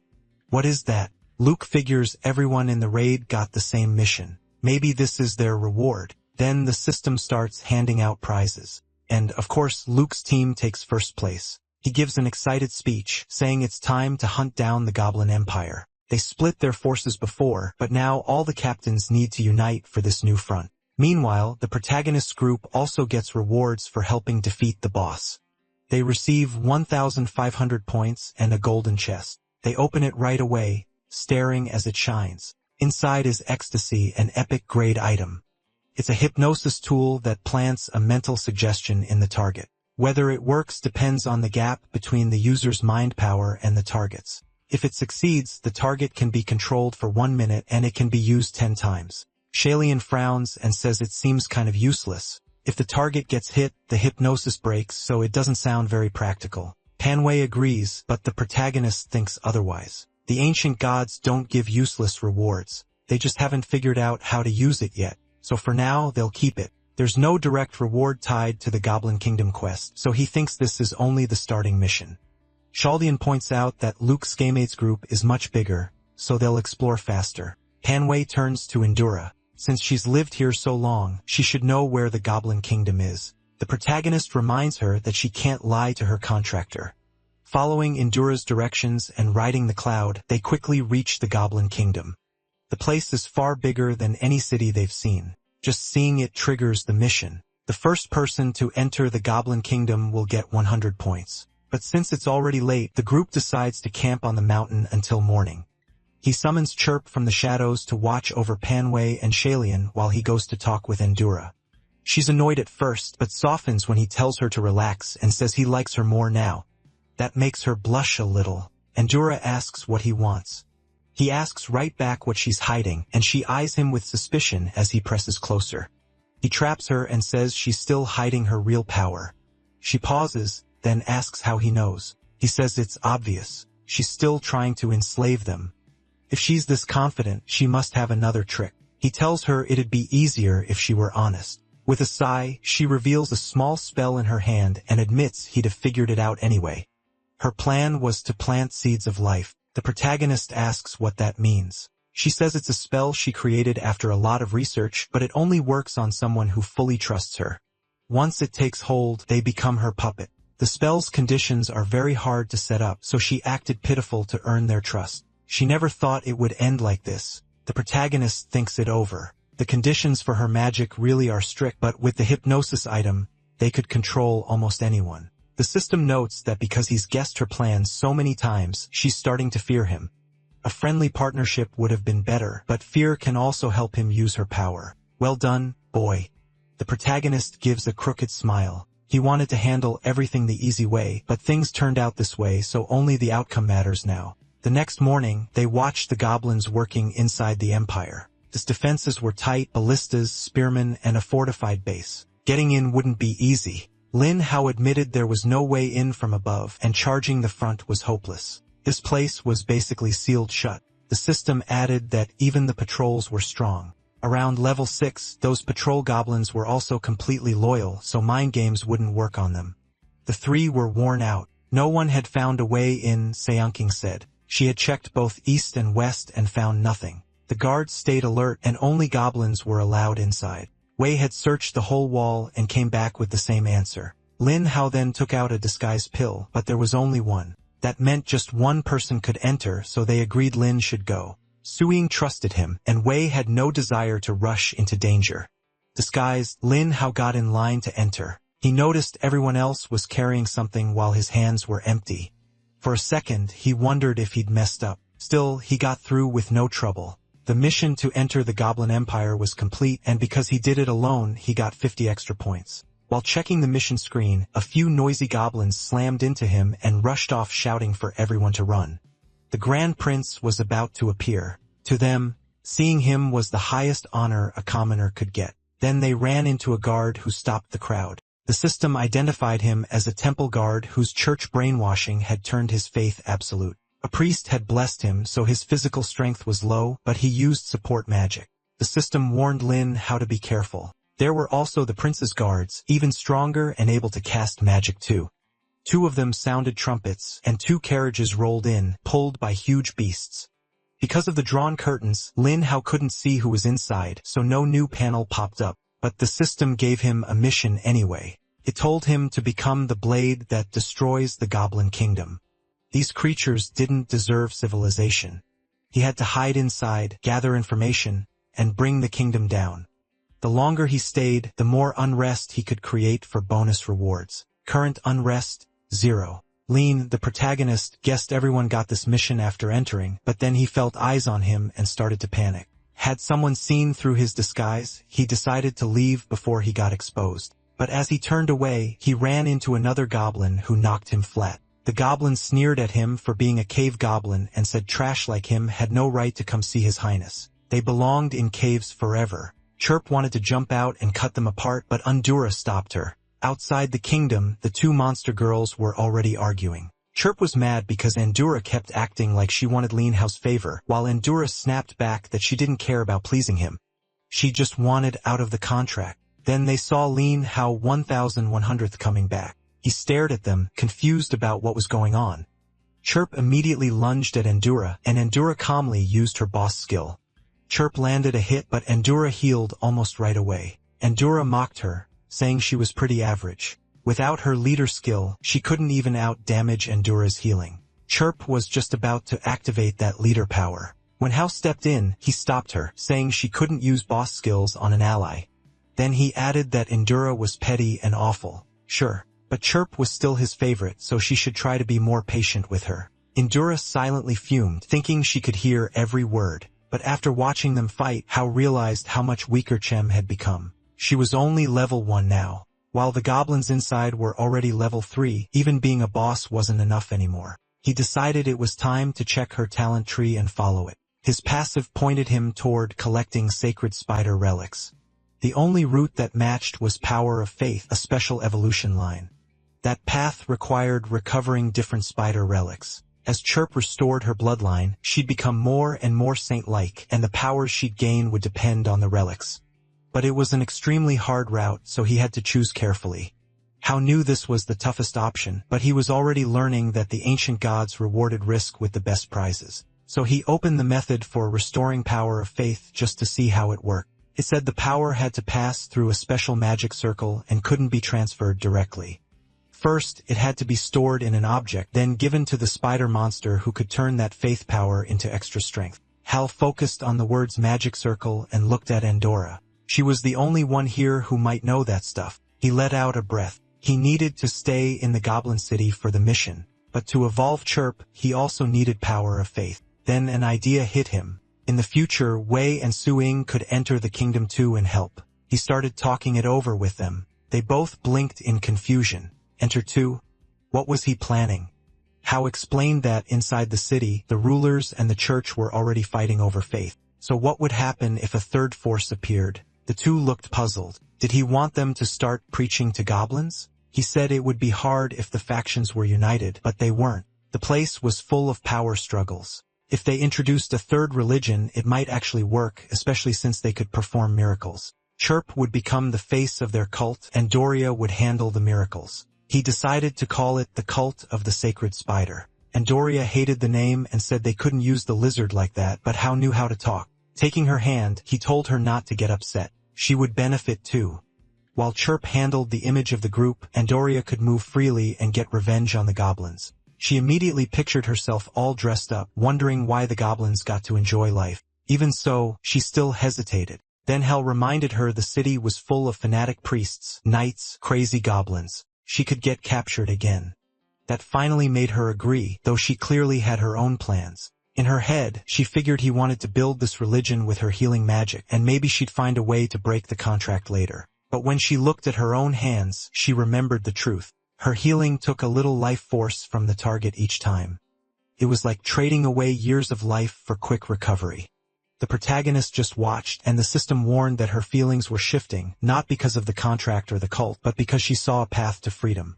Tion thought to himself that she was trying to slip out of his control. Still, Andoria said that if revenge on the goblins was part of the deal, she accepted. MC answered that it sounded like a partnership that helped them both. In truth, they were both thinking the same thing. Soon, this contract would be broken. He couldn't help thinking that compared to his spider girl, this lizard was way more sly. Just then, their strong companion walked over and said they had a problem.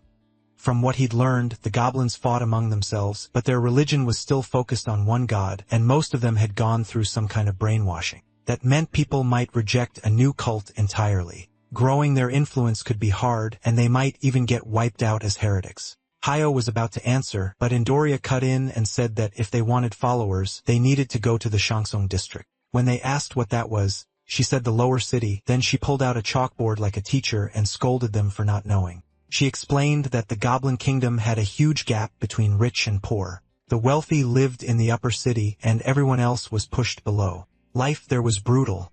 People worked just to eat while the temple and royal family squeezed them dry. In a place filled with that much suffering, miracles would draw people in fast. Everyone clapped and praised her, and Andorra smugly said, of course, she was impressive. But Hao wanted to know how she knew so much. After hesitating, she claimed she'd been trapped there for a long time and didn't want to talk about it. The protagonist only had 11 hours left on his disguise pill, so they settled on the poor district of Shaoxing as the first place to spread their religion, while MC kept infiltrating the city. From outside, Suing and Wei would try to support them however they could. With the plan set, they moved through the Goblin City. Unfortunately, Andoria didn't actually know the way to the lower city. Then Chirp said she could smell something strange, a heavy corruption. Following that scent, they found what seemed to be the entrance to the lower city. Reaching it was rough, a long staircase that took about an hour to descend. At the bottom, they found crushing poverty and ruined goblins, but they also noticed a crowd gathered nearby. It was some kind of assembly, and one poor goblin was being whipped. Church officials were beating the goblins for being lazy and not working hard enough. One goblin on the ground, holding his daughter, begged a shaman. He said he'd bought all the indulgence coupons, but his daughter still hadn't gotten better. The shaman coldly replied that he hadn't bought enough to cover her sins. The mother burst into tears, and the shaman spread his arms, saying this was what happened when the gods rejected someone. If they wanted mercy, they had to keep worshipping and begging for blessings. Then he made the kind of offer those creeps always make to women. He lifted her chin, making his meaning clear. She refused, so he backed off. No one there was living well. An old woman stepped in to comfort them, but then someone stopped right in front of her, and there stood the boy. The hooded boy raised his hands. By the sacred power of the spider, I bring blessings. The woman's wound started closing right away. The crowd froze in confusion. She was glowing. An old woman gasped, wait, I've seen this before. Even the shaman could only stare as the injuries disappeared. Then Lee Hockett to new mission. He had to break the temple's hold on the lower city. If 100 goblins lost faith in it, he'd earn 100 points and 100 agitation points. The healing was really Endura working through the shadows. He told her to make it flashy, but to remember they were preaching the sacred spider, so she sent out a huge spider-shaped healing aura. It looked holy, but creepy too, and the goblins were stunned. Still, for the mother whose daughter had just been saved, it was a real miracle. An old goblin woman stepped forward and asked, "Messenger, who are you?" Li Yunxing noticed his pill was wearing off, but figured this was the best moment to lock in their faith. A second later, his true form was exposed. The goblins flinched, but the mother calmed them down. She recognized him as one of the two-legged beasts, yet since he saved her daughter, she wasn't scared. Still, if he failed to pass himself off as a divine messenger, he was in trouble. So he went with one of his favorite moves. "Alright, everyone. Don't panic. This form is the price of being God's messenger. I was chosen to carry everyone's pain no matter how heavy it is." He added that the sacred spider wanted him to know even human suffering because this faith loved all living beings equally. For goblins abandoned in the lower city, hearing about a religion that treated everyone the same hit hard. One by one, they dropped to their knees and pledged themselves to the sacred spider. Li Hao could only think how easy this was. They even made a hand sign for the sacred spider. Later, Li Hao protagonist was invited into a goblin home where a young girl awkwardly apologized for how poor they were. He didn't care at all. Then a blonde goblin girl passed by and dropped a stone from her basket. Li Hao picked it up and asked about it. She said it was just something she mined and didn't know much about. Since the temple wouldn't take it as a tithe, she kept it as decoration. From the shadows, Honduras' tail brushed his foot, making it clear she wanted him to keep it. The blonde girl headed off to make dinner. Once she was gone, Honduras slipped out of the shadows. She reminded him she'd already helped plenty and wanted that stone as payment. Lin Hao, in his usual way, immediately guessed the stone mattered. Honduras snapped at him to hand it over, calling it useless to a human. Then the system cut in, reminding him her real goal was still breaking their contract. Since rare magic crystals mattered to her, she'd behave for now, but the system clearly doubted he'd give it up. Lin Hao the 1100th pocketed it instead. If Endura wanted a magic crystal that badly, there was obviously a reason. She cursed under her breath, shocked he even knew what it was. Endura lunged for it, but Lin Hao dodged back and caught her in a headlock. A lizard lock, really. A magic crystal was exactly what he needed, so he offered a deal, help him again, and he'd have the new followers search for more crystals. The next one they found would be hers. She didn't buy it. From her view, she was doing all the work and getting nothing. Lin Hao realized he'd need a different approach. Honduras narrowed her eyes at him. He switched to sweet talk, acting weak, lonely, and helpless, begging her to make things easier. But that soft approach didn't impress her at all. Even so, Ondura knew he was messing with her, and the system was helping. Humans were full of tricks. At last, tired of the back and forth, she told him to just say what he wanted. Lin explained that he wanted to carve a magic circle into the crystal. It looked like this. He drew the pattern and asked if she recognized it. Honduras said it resembled the circle used to trap her, one that absorbed energy, but she didn't know how to recreate it exactly. That was enough for Lienho. Now he knew he needed an energy extraction circle. But Endura warned him not to try using that circle on this crystal. She'd been the core of the magic that imprisoned her and only survived because her vitality was almost endless. A magic crystal, though, wouldn't last long at all. At best, it would be drained and destroyed in 15 minutes. Lin Hao stared at the problem and blurted out, "So this is the wall of magic? Man, this is complicated." If that was true, then they needed a much bigger crystal to store enough energy. His whole plan was to gather power from faith and use it to help Little Chirp evolve. A little later, the blonde goblin girl returned with food that looked awful, but proudly called it delicious. Lin Hao forced a smile and acted grateful. Just as he was about to eat, an explosion shook the area and they rushed outside. What caused that blast? Lin Hao looked toward the noise and asked what was over there. The girl said it was the mining area, and at this time, there should still be plenty of goblins working inside. She wanted to run over and check. Lin Hao stopped her, telling her to stay calm. If anyone was hurt, he'd bring the sacred spider's blessing. That alone deeply moved her. On the way, Lin, the protagonist, grabbed a cloth, thinking he should change his look a little. This was the perfect chance. Besides growing the cult, he could search for magic crystals too. At the collapsed mine, injured goblins were pouring out in panic. Inside a hut, healing was already underway, and some goblins were starting to worship the one saving them. One goblin knelt beside his fallen brother and begged the great sacred spider to save him, promising faithful devotion in return. As warm energy flowed into him, he realized it had to be the spider's blessing, but he still begged for his brother to be saved first. Watching from inside, He realized this method was way more efficient. With Endura healing from a distance, they'd already gained 39 followers. Of course, Endura wasn't doing it out of kindness. Each time she healed someone, she used their life force and secretly kept a little for herself. The system mocked her for being calculating, pointing out she was skimming energy during every treatment. Clearly, she still didn't see Lin the 1100th as one of her own. He didn't care. No matter how much energy she stole, ancient god magic worked differently from hers. The real problem was the mine entrance had collapsed, so he couldn't inspect it. Once the injured were treated, he declared the healing complete, and Dura slipped back into the shadows, worn out. Then he checked the ranking and saw all this chaos had raised the city's agitation by only 0.01. So if he wanted to finish this mission, he'd need to cause a lot more trouble. Soon after, the blonde goblin girl came running over with a warning. The Bone Gang was coming. If they heard about a new god here, they wouldn't take it well. She explained that the lower city was controlled by 3 powers: the Bone Gang, the Heroine Association, and the Temple. Then they looked over and spotted the Bone Gang leader, Andres. Hao immediately pegged him as the boss. What really caught his eye though was the crystal-covered shoulder pad, beautiful and definitely worth taking. Nearby, a terrified goblin shook as he begged forgiveness and promised to clean up the mine.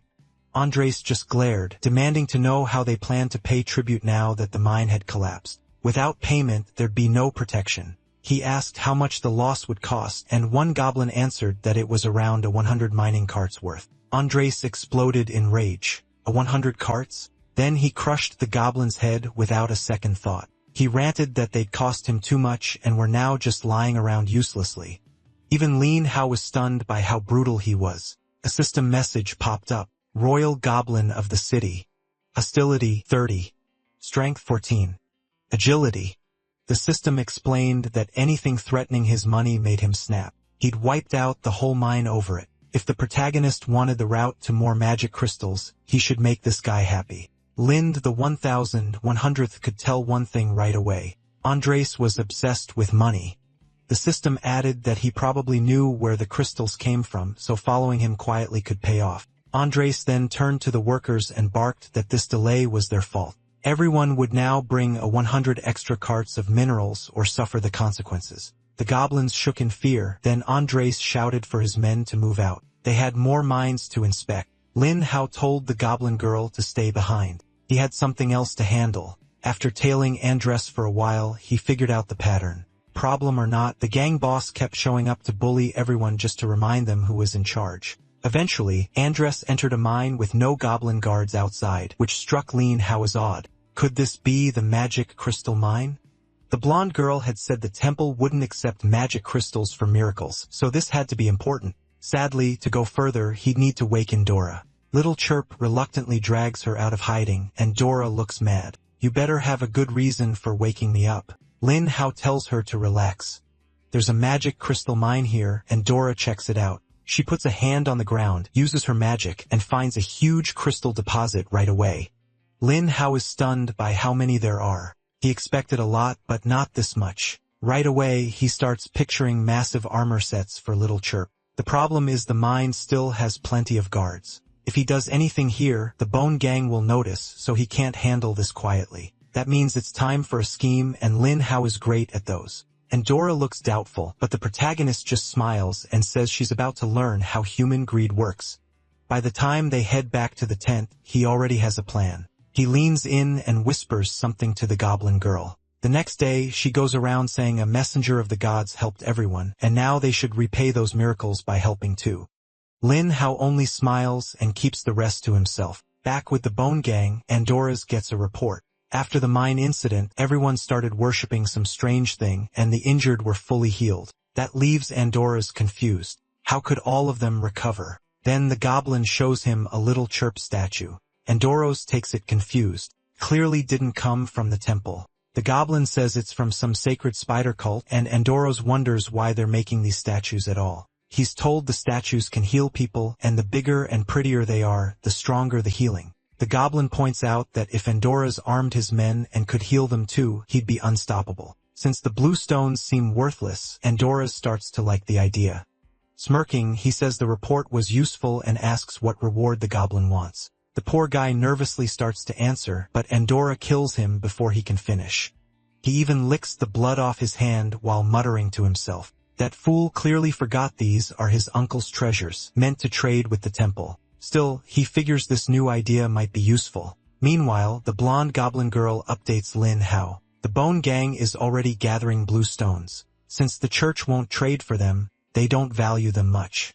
Just like he expected, they walked right into the trap, and now all they can do is wait. 10 days later, Andraz meets with the temple shaman. The shaman asks about this surprise, and Andraz proudly says it's exactly what the great shaman needs for healing. He presents a giant little chirp statue, and the shaman stares at it like, "You expect me to kneel to this?" Andraz insists it works. To prove it, he orders some injured goblins in the back to kneel and pray.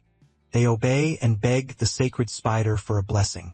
Nothing happens. The shaman is not impressed. Endora's panics and says there must be some mistake because it worked before. The shaman cuts him off, telling him to stop making the temple look ridiculous. As soon as the shaman leaves, Endora starts beating the goblins nearby, furious that they made him lose the temple support. Then a voice cuts in from the shadows. "If the temple abandoned you, why not work with me?" It's Lin Hao. Endora sneers at the sight of a two-legged creature. MC fires back that goblins stand on two legs too, then asks why a king like him is here, and Dras warns that the shaman would be very interested in him. He orders his men to grab him, but Lin Hao doesn't flinch. He declares that his blade belongs to the sacred spider, and they dare disrespect him. Then he quotes holy words about the sacred spider bringing healing and fire that can burn the world. The goblins freeze, suddenly unsure if he really is protected by a god. Andras is shaken too, and the system gives Lin, the protagonist, a warning. The miracle scared him, but he's even more worried about the shaman. If MC doesn't quickly offer a clear benefit, he'll need a new plan. So Lin Hao says it's a shame the great shaman is starting to hate him. Still, everyone knows how the shaman works. Bring him more riches and his mood changes fast. With the sacred spider's help, that can happen if Andras cooperates. Andras starts wondering how this guy knows so much about his problems with the shaman. Maybe he really does serve a god. After hesitating, he asks what more riches means. Lin Hao explains that the goblins in the mines trust him completely now. He can push them to work harder for Andras or unite them against him. That makes Andras snap, asking if this is a threat. He calmly says he wants friendship, not trouble. Even Andras knows he can't kill every rebel or he'll run out of workers, so he gives in and agrees to cooperate as long as the protagonist helps him get richer. MC nods and says the first step is placing the statue in front of the mining area. Andras asks why. Lin Hao answers by reminding him he's the sacred spider's messenger. So why question him? Andras still smells a trick, but if all Lin wants is the statue set up inside his own territory, it seems safe enough. He agrees and says he'll have his brother move it. The protagonist adds that if they're honoring a god, they should at least build an altar too. Of course, the real reason is to hide a magic circle under it. A few days later, two goblins walk through the city talking about work. Then one suddenly stops, tears up, and drops his axe. He can barely believe what he's seeing. In front of them stands the grand statue of the sacred spider, and both goblins are awestruck. They instantly start arguing over who gets to pray first. Just as planned, Andras already had the magic circle placed there. Every prayer feeds it with faith energy. It gathers slowly and needs 10 days to fill. But once it does, things should get interesting. Andras, still unsure, asks Lin Hao if all this worship will really make the goblins mine more. MC says yes, it just takes time. 7 days later, Andras is starting to lose patience. It's been too long. The statue's faith level is only at 18, which starts to worry even Lin Hao, but he keeps his cool and says everything is still on track. They've come too far to ruin it now. Andras wrestles with his anger, then gives him 3 more days to make it work. The system notes just how greedy this goblin is. Lin Hao baited him well, but Andras still doesn't trust him. Andras says he'll wait for now, but he better not try to run. He has to stay and keep charging the statue. Lin, the protagonist, realizes Andras is basically putting a thug on him, but that's fine. The main thing is buying time. He also figures out that stronger goblins give the statue more faith when they worship. If more Bone Gang members prayed to it, the process would speed up. Best of all would be getting the boss himself to worship. But on the 10th day, the statue is still only at 20%. Andrews is furious. From Linha's count, none of the Bone Gang ever knelt before it. Then the gang leader storms in, shouting for that cursed two-legged beast to get out. MC promised the mines would produce more, but instead they've dropped. Now the boss says it's time to wipe this place clean. Lin Hao fires back that the Bone Gang was forbidden from worshipping the statue, so Andres broke his own word. That's why nothing happened. They didn't offer enough worship. Andres only gets angrier. He says he's not stupid, and after all this time, there should have been results. Enough talking. He raises his axe to end it, and Lin realizes he can't stall anymore. Suddenly, Little Chirp jumps in and cuts down 2 goblins. She spins into the leader with another strike, but it does nothing, and his eyes flare red. Even the system mocks them. Her attack dealt no damage. Lin Hao freaks out. The hit was perfect. She was buff, and it still didn't work. The fight turns into a brutal one-on-one, and Little Chirp starts losing. She's only a level 1 boss while he's level 3. The system explains the faith gathered still isn't enough. As Andrea desperately heals, she yells at Lin how to do something before the spider dies. He knows the only way to win now is to evolve Little Chirp, but then the leader smashes her weapon. Now things are really bad. He lands a heavy blow, sending her crashing into the statue and breaking it apart. This boss is insanely strong. After bragging that she survived only his warm-up, he charges at Lin Hao, but Andrea quickly throws up a vine barrier to protect him. And that's exactly what Lin, the protagonist, was waiting for. He pulls out the hypno crystal, and the boss gets caught in the trap, forced to worship. That was Li Hao's real plan from the start. A powerhouse like this gang leader gives the statue a huge boost of faith. Still conscious inside the hypnosis, the boss yells, asking what MC did to him. He can still think clearly. He just can't control his own body. Li Hao shrugs. Why ask? You're dead either way. As the hypnosis wears off, the boss rushes Li Hao. They clash while Little Chirp, now grown into her teen form, joins the fight. The boss sneers that his pets care about him too much, so he'll kill them first. Lin Hao answers by using Little Chirp's new level 2 skill. She spins like a top, spraying webs everywhere. The boss smirks, saying he can track her. But the moment she lunges, she slams right into his chest and stuns him. Lin Hao realizes she gained the stagnation skill. Moving unseen, she keeps wrapping the boss in thick web after thick web. He still isn't panicking, figuring he can rip the webs apart by hand, but Lin Hao has a bigger plan. Little Chirp keeps circling and striking the exact same spot over and over, and the boss starts wearing down. Before long, blood is leaking from all over him. Lin Hao stacks up 27,000 points, but the faith meter still isn't high enough. Now battered and collapsed, the boss notices something stuck in his flesh, a shaman card with the Bone Gang emblem. That card gives Lin Hao authority over the rest, so he rounds up the idiots and orders the mine shut down. Work stops completely. Instead, everyone starts worshipping the statue. Li Yunxiao takes control of the whole gang, and Little Chirp crushes anyone who won't listen. Those she beats get healed by Endura at the statue, creating a perfect loop that lets him control every area. Now Little Chirp reaches level 3. Li Yunxiao wonders just how far the statue can push her, but the Lookie group has been farming points too. Next chapter starts with Penwei asking how they got so many. While Li Yunxiao was busy with the statue in that boss fight, Lukeek's team was smashing through the temple and making the clash between the shamans and the royal family even worse, which earned them a huge pile of points.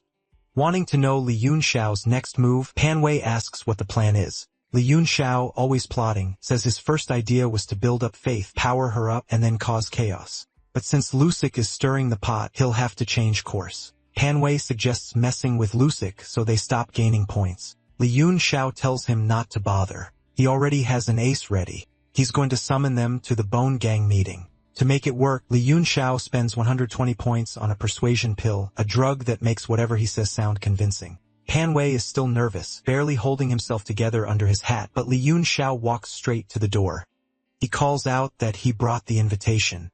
They're led inside at once. Inside, the shaman is relaxing and thinking about which side to follow next. The whole meeting is just a bunch of crooked people talking business. Then a messenger announces that kids from the Bone Gang are here. The shaman scoffs, thinking Andre sent them. He expects the fool is finally here to apologize after causing trouble last time, but it isn't Andre's at all. It's Li Yunxiao and the other two.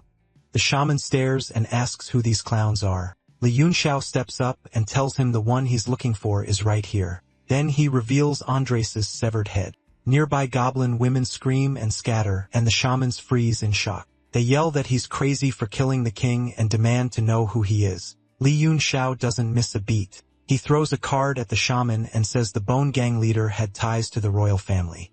That sends the shamans into panic. This traitor exposed the location of the great shaman, and now they urgently ask Li Yunxiao who he really is. He stays calm and says he won't reveal that he just wants to talk. Now interested, the shaman says fine.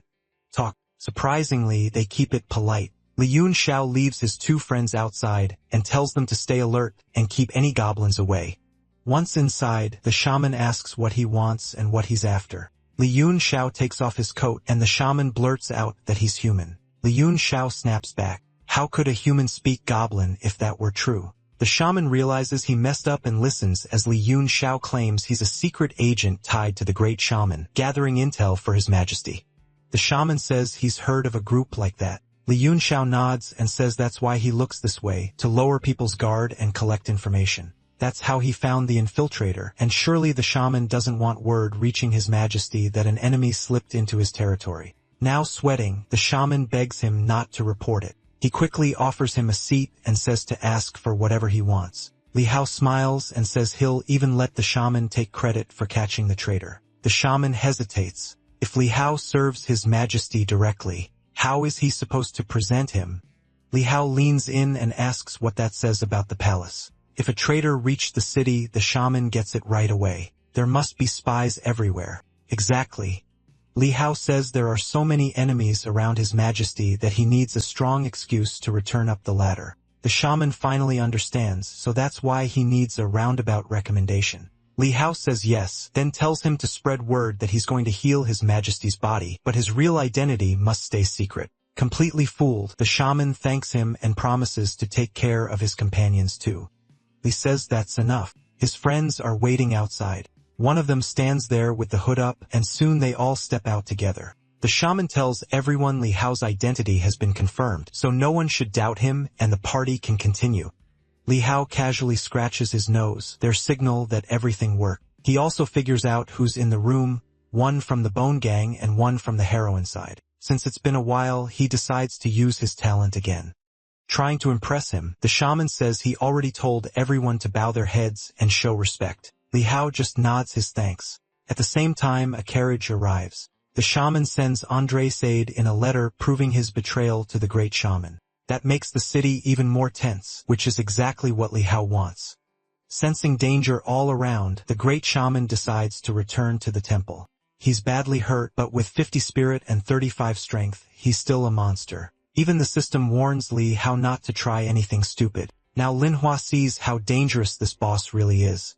He's level 5, the kind of enemy that almost caught him before. The shamans gather around and worship, but then someone makes the next move. They say the great shaman is wounded, and this person here knows healing methods that can save any life. The great shaman isn't sold. He's seen plenty of doctors, and none of them helped. Li Hao smoothly cuts in, saying he's already tried many times. So what's one more? If it fails, punish him. If it works, he gains everything and loses nothing. Because the offer comes through a trusted follower, the great shaman agrees and tells the guards to bring the boy. Step 1 is done. As he's taken away, Lin Hao throws his friends a look. Better not mess this up. The lesser shaman quietly celebrates that it worked. Now they need a foothold inside the royal family. The great shaman gathers all the doctors for a meeting with Lin Hao at his side. Someone discreetly slips Lin Hao a small knife, hoping no one notices. The doctors are already uneasy seeing a two-legged creature next to the great shaman. They start complaining and ask why this lunatic is here. The great shaman shuts them down.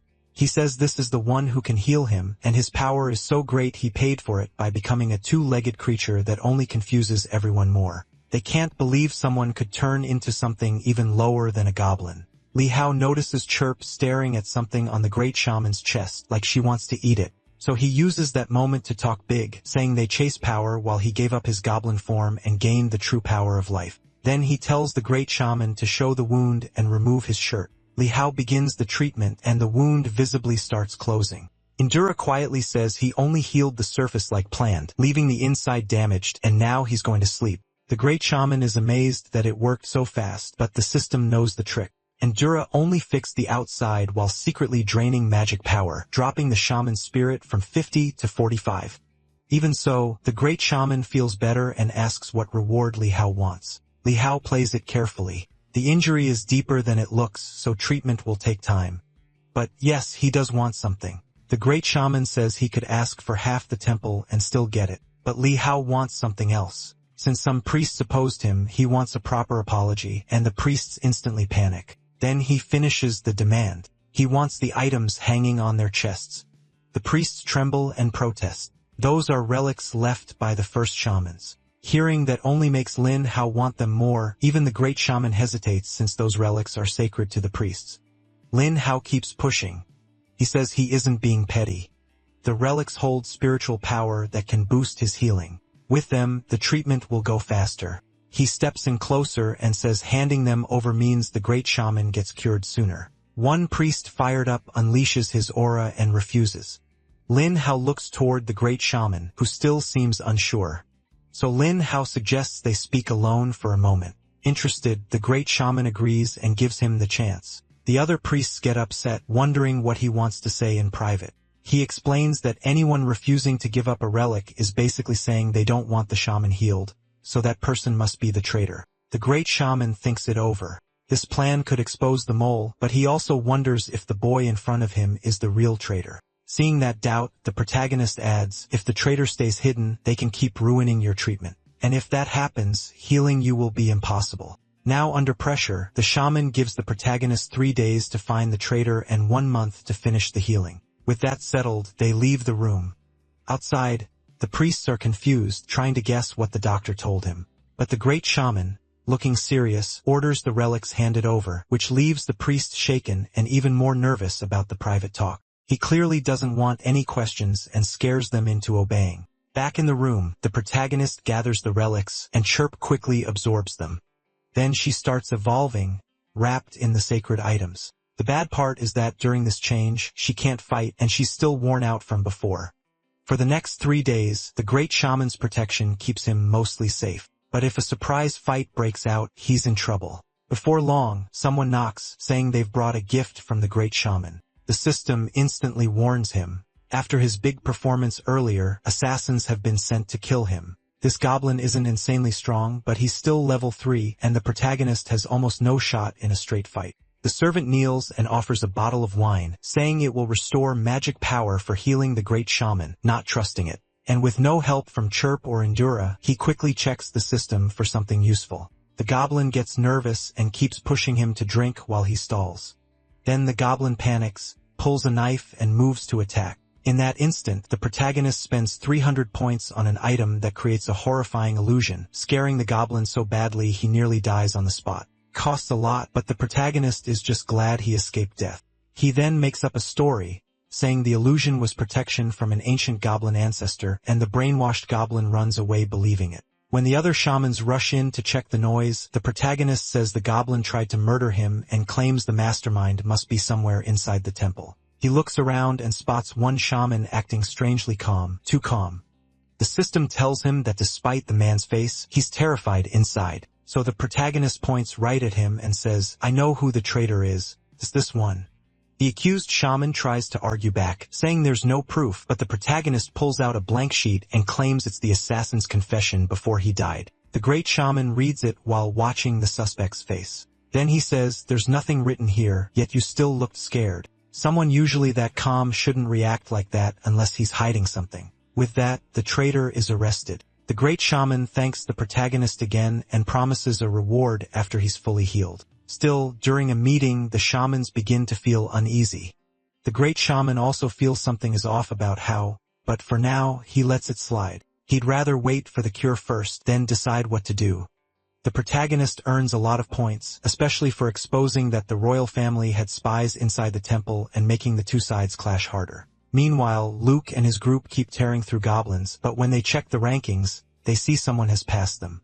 Who is it? One annoyed soldier starts thinking, we see the two teams under us every day, but who's this furry group above us? We've never seen them fighting. Then they figure if they're always outside battling and still haven't seen them, that group must already be inside. So they send Wooning to investigate and find out what tricks the protagonist's team is pulling. He hides behind a curtain and listens to the big sister and the fat guy talk. But the fat guy's antennae catch something, and both of them go silent, realizing someone is there. A fight breaks out as everyone finally faces each other, demanding to know why Wooning is here and what the others are planning. The big sister instantly sees a chance and says Wooning should join them since his ability to move underground would help a lot. She holds out her hand and says they may not be friends, but they're all here for points. So why not work together? Wu Ning remembers these guys helped him before, so he decides it's worth trying and agrees. Back in the main hall, the protagonist heals the great shaman again. The shaman complains, "Is this really the power from the sacred relics? My pain hasn't gone down at all." Trying to buy time, the protagonist says the wounds are deep and healing takes time, but the great shaman snaps that 10 days have passed and nothing has changed since day one. If he's not healed by the end of the month, the protagonist will lose his head. Realizing the shaman is losing patience, he starts to panic and wonders if Cheer will be strong enough after evolving. What kind of power or even form will she have? Meanwhile, Endura keeps secretly draining the shaman's power and growing stronger. As the protagonist looks out the window, he's not sure this plan will work. He can only hope the fat guy and big sister are getting something done. Then a door opens, and an order is announced by secret command of the great shaman. Everyone in the temple must gather to hear the oracle. Struggling through the pain, the great shaman asks what this secret order is. The big sister says that since he's close to recovery, it's time to show the royal family what happens when they mess with the temple. She calls for the temple's full force to attack the prince's army. She reveals they know the prince's location thanks to Fu Yang's intel. The priests get excited, eager to prove themselves and teach the prince a lesson. They hope success might lift them out of the lower district, so the plan moves forward and the shaman agrees. Elsewhere, the prince gets a message warning that the shaman is recovering and several undercover agents have been exposed. Right then, a guard rushes in to report that a large force is coming to attack his troops. The priests are ready for battle, hoping to earn favor, but the prince is sick of all this chaos. He knows that if the shaman fully recovers, he's finished. Since his side is outnumbered, he decides this is his best chance to strike first. He orders every soldier to prepare an assault on the temple and kill the shaman before he regains his strength. Still, one royal advisor feels something is wrong and wonders if he should warn the king that the prince is going too far. At the same time, a priest excited for the attack gets warned by a goblin ally that many soldiers will die or be badly hurt, but he doesn't care at all. To him, dying in battle should be an honor for them. He returns to the room and proudly tells the others, "Great spies. I did it. I set up an attack on the prince's troops." Big sister answers, "Good. Now we just need to hold the temple, right? But Huang is already coming from behind. Still, you're not coming with us. Bye, sucker." Back at the upper city temple, the protagonist speaks to the guy. "What did you want to tell me?" Our boy says he's been healing his majesty, and he knows this man is next in line to inherit the temple. The guy calmly drinks his tea and says that doesn't matter. If the shaman is healed, their future will be bright. But the protagonist presses, "If I heal him, then you won't become the top of the temple, right? That seems like a problem for you." The man acts unfazed and says that if the shaman is healed, it's good for the temple and good for him too. But our boy keeps pushing, asking if he's really sure he'll become the successor. With the royal family sneaking in everywhere, he hasn't done anything, and his majesty is pretty disappointed in him. Still, as a possible successor, he may have one more chance. Now sweating, the man asks what he needs to do. Hao tells him that, in the next few days, he'll get a chance to make up for his failures. The guy demands to know how, and he says that while his majesty is being healed, he must guard him with all his soldiers and command guards. But then someone rushes in and reports that the prince has arrived with his troops, and he's already tearing through everyone. The goblins are getting crushed. The temple forces have no chance. The prince demands to know who from the temple attacked his troops. The priest is confused and says the temple has always treated the royal family well, so why is he here? But he quickly understands. "You're going to act fake until the end. Fine. Then I'll kill you." The protagonist panics and says the best way out is to kneel and beg forgiveness. Sure that a temple man would never kneel to royalty, but the guy actually kneels, and our boy is stunned. How could a man of the temple bow to the royal family like that? Then suddenly, a sword is right in his face. "Stay still, pal." Even so, the protagonist feels relieved. At least the man didn't completely give up the fight. But then purple arrows come flying in. An explosion follows. Someone recognizes the spell right away. It's Irene's magic. She was supposed to be on a mission, but just happened to pass by with a book in hand. So much for thinking Irene could be won over with a little sweet talk. The battle hasn't even really started, and it already looks like the prince's side got hit hard. Irene is already ordering the temple forces to surround the guards. The prince's team is badly outnumbered, for against 40. The young prince starts sweating until another voice cuts in. Everyone stop. The king has arrived. At once, everyone bows. The royal order tells the prince to pull his troops out of the temple immediately or take 100 lashes. My dut. But the guy tells him to relax. He won't get lashed. He just said that to make them back off. Calm down. After that, they leave and Leon is stunned since he needed a bigger mess to earn agitation points. He feels crushed while the shaman is pleased. But Irene is already on her way, so the plan clearly worked. She seems completely charmed now and acts weirdly friendly. And wow, she has 49 spirit points. With that much spirit, capturing her is impossible. She even asks about the man healing his majesty and whether he's free tonight. The system says she's the temple's second strongest after the great shaman, and now she wants Lin Hao all to herself. It jokes that this could be fun, but warns him to watch out for her strange tastes. The protagonist is totally confused. Last chapter ended with that beautiful monster woman trying to tempt him. The system warned him she was planning to give him something, so, of course, he wanted out of that. At the same time, the temple prince bragged that if he'd been there with the guards, he would have stopped them from escaping. Then people from the lower city came to speak with him. They said they were done living under the people above and had come to follow him. They even brought his rival's head to prove their loyalty. The man beside him warned that accepting a shaman's head would only bring more trouble, but the prince took it anyway. He was sure the people below were plotting to push him out, so he accepted their gesture and promised to protect them from then on. Lin's allies realized this would ruin his plan, so they needed to go back and see how he'd respond. Lin Hao never expected things to turn out like this, and now he has to think up a new plan.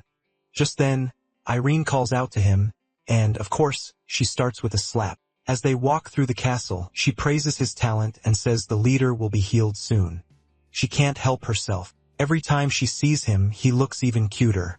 Lien says he's only doing his duty while secretly wondering why the charm effect is stronger than ever. Then someone steps up beside them and calls out to the pair. A big muscular guy asks Irene why she ignores all his love but sticks with this skinny pretty boy instead. He mocks Lin Hao for hanging around monster women, chasing power, and avoiding real fights. Noticing she looks annoyed, he asks if he's wrong. She opens her book and coldly asks if he really means to insult the divine doctor. Before he can answer, she strikes and sweeps his legs out. Lin Hao is stunned by how brutal she is. Right after that, she loops a chain around the man's neck and drags him over, saying she brought him to apologize. Lin awkwardly thanks her, not sure what else to say. She keeps smashing the guy's head into the ground, saying it's absurd for trash like him to compare himself to the sacred doctor. Lin, the 1100th, just realizes how dangerous this woman really is. Then she turns to him and says she's sure he won't dare disrespect Lin again. Meanwhile, she's secretly thankful he's so thin like he might snap from one rough move. The system even reveals she's imagining all kinds of wild things about him. Lin Hao is still trying to process this insanity when a temple messenger arrives with news. Some gangs have joined the prince and may attack the temple again. Leon knows his friends are behind it, so it's time for the next step. He tells Irene that fighting now is too dangerous while the king is still recovering and asks her to let him negotiate with the prince instead. She argues that it's too risky and he could get hurt, but Leon says this time it'll be fine. He's going there to make peace. All she has to do is follow his plan, and this place will fall into chaos. Irene says her duty is to protect the temple and the great shaman, but she still can't stop worrying about him. After a lot of back and forth, he finally gets away from the crazy woman who stays behind practically drooling and saying she'll be waiting for him. Before meeting the prince, Lin talks with Xiaoyang and Pan Wei about the next move and where to meet later. Then he notices another man has joined them and says that should make things easier. The newcomer says he's only helping because there's profit in it for him too.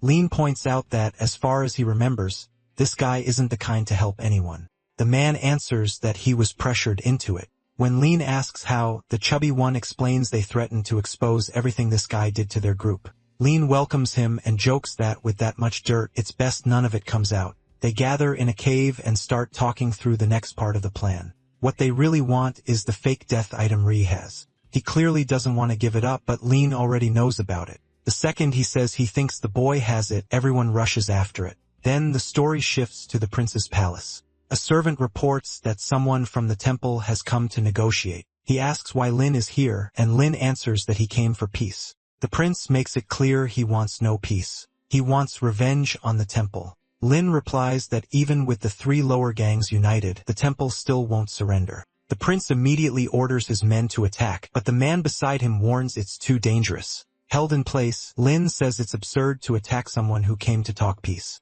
Of course, Irene won't take that well. She gathers the goblins to take down Prince Seclero, saying they have to rescue Lin Hao. Of course, part of her reason is that she wants to keep every other woman away from him. Back in the palace, Seclero says he'll find out how hard it is to break Lin's bones when someone rushes in to report that temple guards are attacking. He laughs and says the boy must matter a lot if they responded this fast, while Lin realizes his show is finally starting. The prince orders them to bring the boy. Today, he'll pay for it. At that moment, Irene notices something. She spots Lin restrained and orders them to let him go, calling it a disgrace that they would treat him like this. But Sclero warns that if she really cares about him, she'd better stop moving. In a situation like this, he says, the one who should be shamed is her. Then the man beside him steps in and says they can't openly fight the temple. Those are the emperor's orders. Sclero refuses to let it go, saying they must repay the humiliation he suffered. Lin can see the man wavering, but he needs this war to start now. Meanwhile, Panwei and Shuyuan get ready to finish Lin off once things truly spiral. Then Seclero orders Irene to kneel and apologize. She answers that doing that would shame the temple. From where he's tied up, Lin says he's not worth the temple lowering itself for, then calls Seclero the most shameless and weakest goblin he's ever seen. At once, Shoyen shouts that he must be silenced because he's disgracing the temple and stabs him. Irene screams for him to hold on, promising she'll heal him back at the temple, but Lin dramatically declares that the temple will live forever. Everyone is shocked, and then he collapses. So Clethro is horrified. The plan was only to cut a piece off his ear, not kill him. That finally snaps Irene, and she orders her forces to attack. She and the prince clash at once, both fighting like this ends today. The prince's men jump in, and the temple side charges too. In the middle of the chaos, Lin's friends can see the plan is working. Lin is celebrating inside. The item Ryuyang got is perfect, flashy, and timed just right. He remembers getting it and the seller saying it was incredibly rare, which made it perfect for this plan. The Guardian's heart leaves the user on the edge of death as long as they hold it. Once it's removed, they recover. But there was a catch. While holding it, he would still feel all the pain of dying. Lin wonders where Ryuyang is since he was supposed to stir up even more chaos here. One temple member looks around and realizes things are about to get much worse now that she started a war with the prince. He tries to calm everyone down and stop this from growing even worse, but someone is already coming to ruin that idea. The poor guy wonders why nobody is listening, then Ryuyang appears behind him. With the man already down, Ryuyang says the only person here who still had any sense is now dead. Then he suddenly feels an incredibly powerful aura coming closer. The emperor arrives and sees bodies scattered on the ground. Hiding nearby, Ryuyang realizes he would have died if he'd been found. The emperor orders everyone to stop fighting.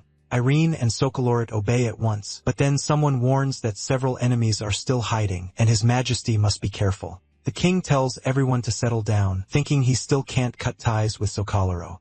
Yet Sokoloro suddenly says this is the perfect chance to wipe out the royal guard and seize the throne. The knights object, saying it's too risky because they're outnumbered. He snaps that they're all useless and demands to know where those revolutionaries from before are. Of course, the goblins and Lin's friends are just hiding. Irene tells everyone to show respect for the great shaman's arrival and stop this stupid fight, but Sokoloro snaps back that she doesn't control him. He's taking this to the end. Then the king shows up and orders everyone to calm down. The temple shaman can already tell this mess can't be controlled anymore. What feels odd is how fast the king arrived, as if someone tipped him off. He asks what happened and why there's a battle in front of the palace. The others also notice he looks much healthier, so the healer was likely helping him. The shaman claims it's all just a dispute between Irene and Sokoloro.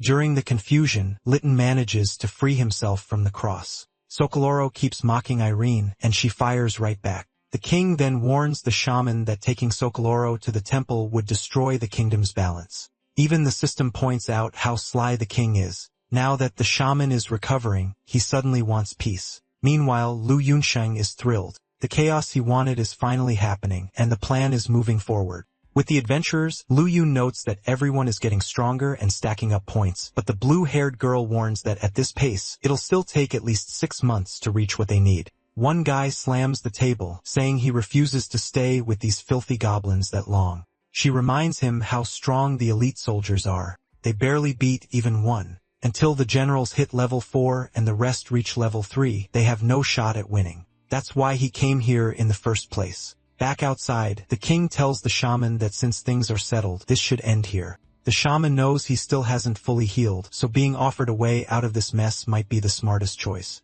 But Irene shouts that they can't let the divine doctor's death mean nothing. That makes the shaman freeze. Did the boy really die?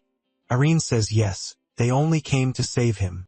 The shaman can't believe an idiot like Sokoloro would plan to kill the very person healing him, so he starts wondering if the king arranged it to stop his recovery. The king quickly realizes the dead boy must have been the shaman's healer since hearing it shook him so badly. He bows and asks if the boy who died was the one treating his wound. As an apology, he offers the sacred elixir. He admits he was foolish before, but now understands the empire can't afford to lose someone like the shaman. The king has already figured out that someone in the shadows is setting this all up, and he doesn't want to play along. Lin is impressed that with only a few clues, the king already guessed outsiders were behind the trouble, but Sakuro cuts in, saying he won't let them hand over a sacred relic to that man. The shaman responds by raising a hand and firing an attack at him. Sakuro knows he can't dodge and takes it head-on. It almost looks like he gets erased midair, and the king steps in saying he'll handle this. Panway says causing chaos was clearly the best move if they couldn't beat these monsters directly. Su Ying agrees. If they had challenged the king or the shaman themselves, they'd all be dead. Then the king says killing Sokoloro would spark a war that could destroy everything, so he really did survive after all. The king respectfully asks the shaman to step back and let the matter pass. The two of them worry the plan is falling apart now that the king is calming everyone down, but Len appears and tells them not to worry. He already expected this. He knew the king would choose peace and protect the balance of power. That's why he prepared one more big surprise. Meanwhile, the cave goblins are tearing through the nobles' district. Apparently, they believed the sacred spider gave them a sign that now was the time to invade. Just then, a soldier rushes over to the king and the shaman, reporting that the noble quarter is under attack by people from the lower city. The whole district is in chaos. At the same time, Sai Raiyang listens in on the guards talking about the invasion. He's holding a detonator and thinking this mission has been pretty dull lately. What he doesn't get is how they earned enough points to buy so many bombs. Back with the shaman, everyone is now wondering what to do while the city gets swallowed by the uprising. The shaman asks why they're panicking and whether these people really can't handle it, while Sokoloro says this is the perfect time to kill them all. He tries to leave, but Irene says she won't go anywhere until the divine healer's death is settled. The king tries to calm everyone, saying it's probably just a small revolt until one of the castles explodes. Around then, someone rushes to tell Luke that a revolution may have started in the Goblin Kingdom. They head outside, see the smoke, and realize this might be the chance they were waiting for.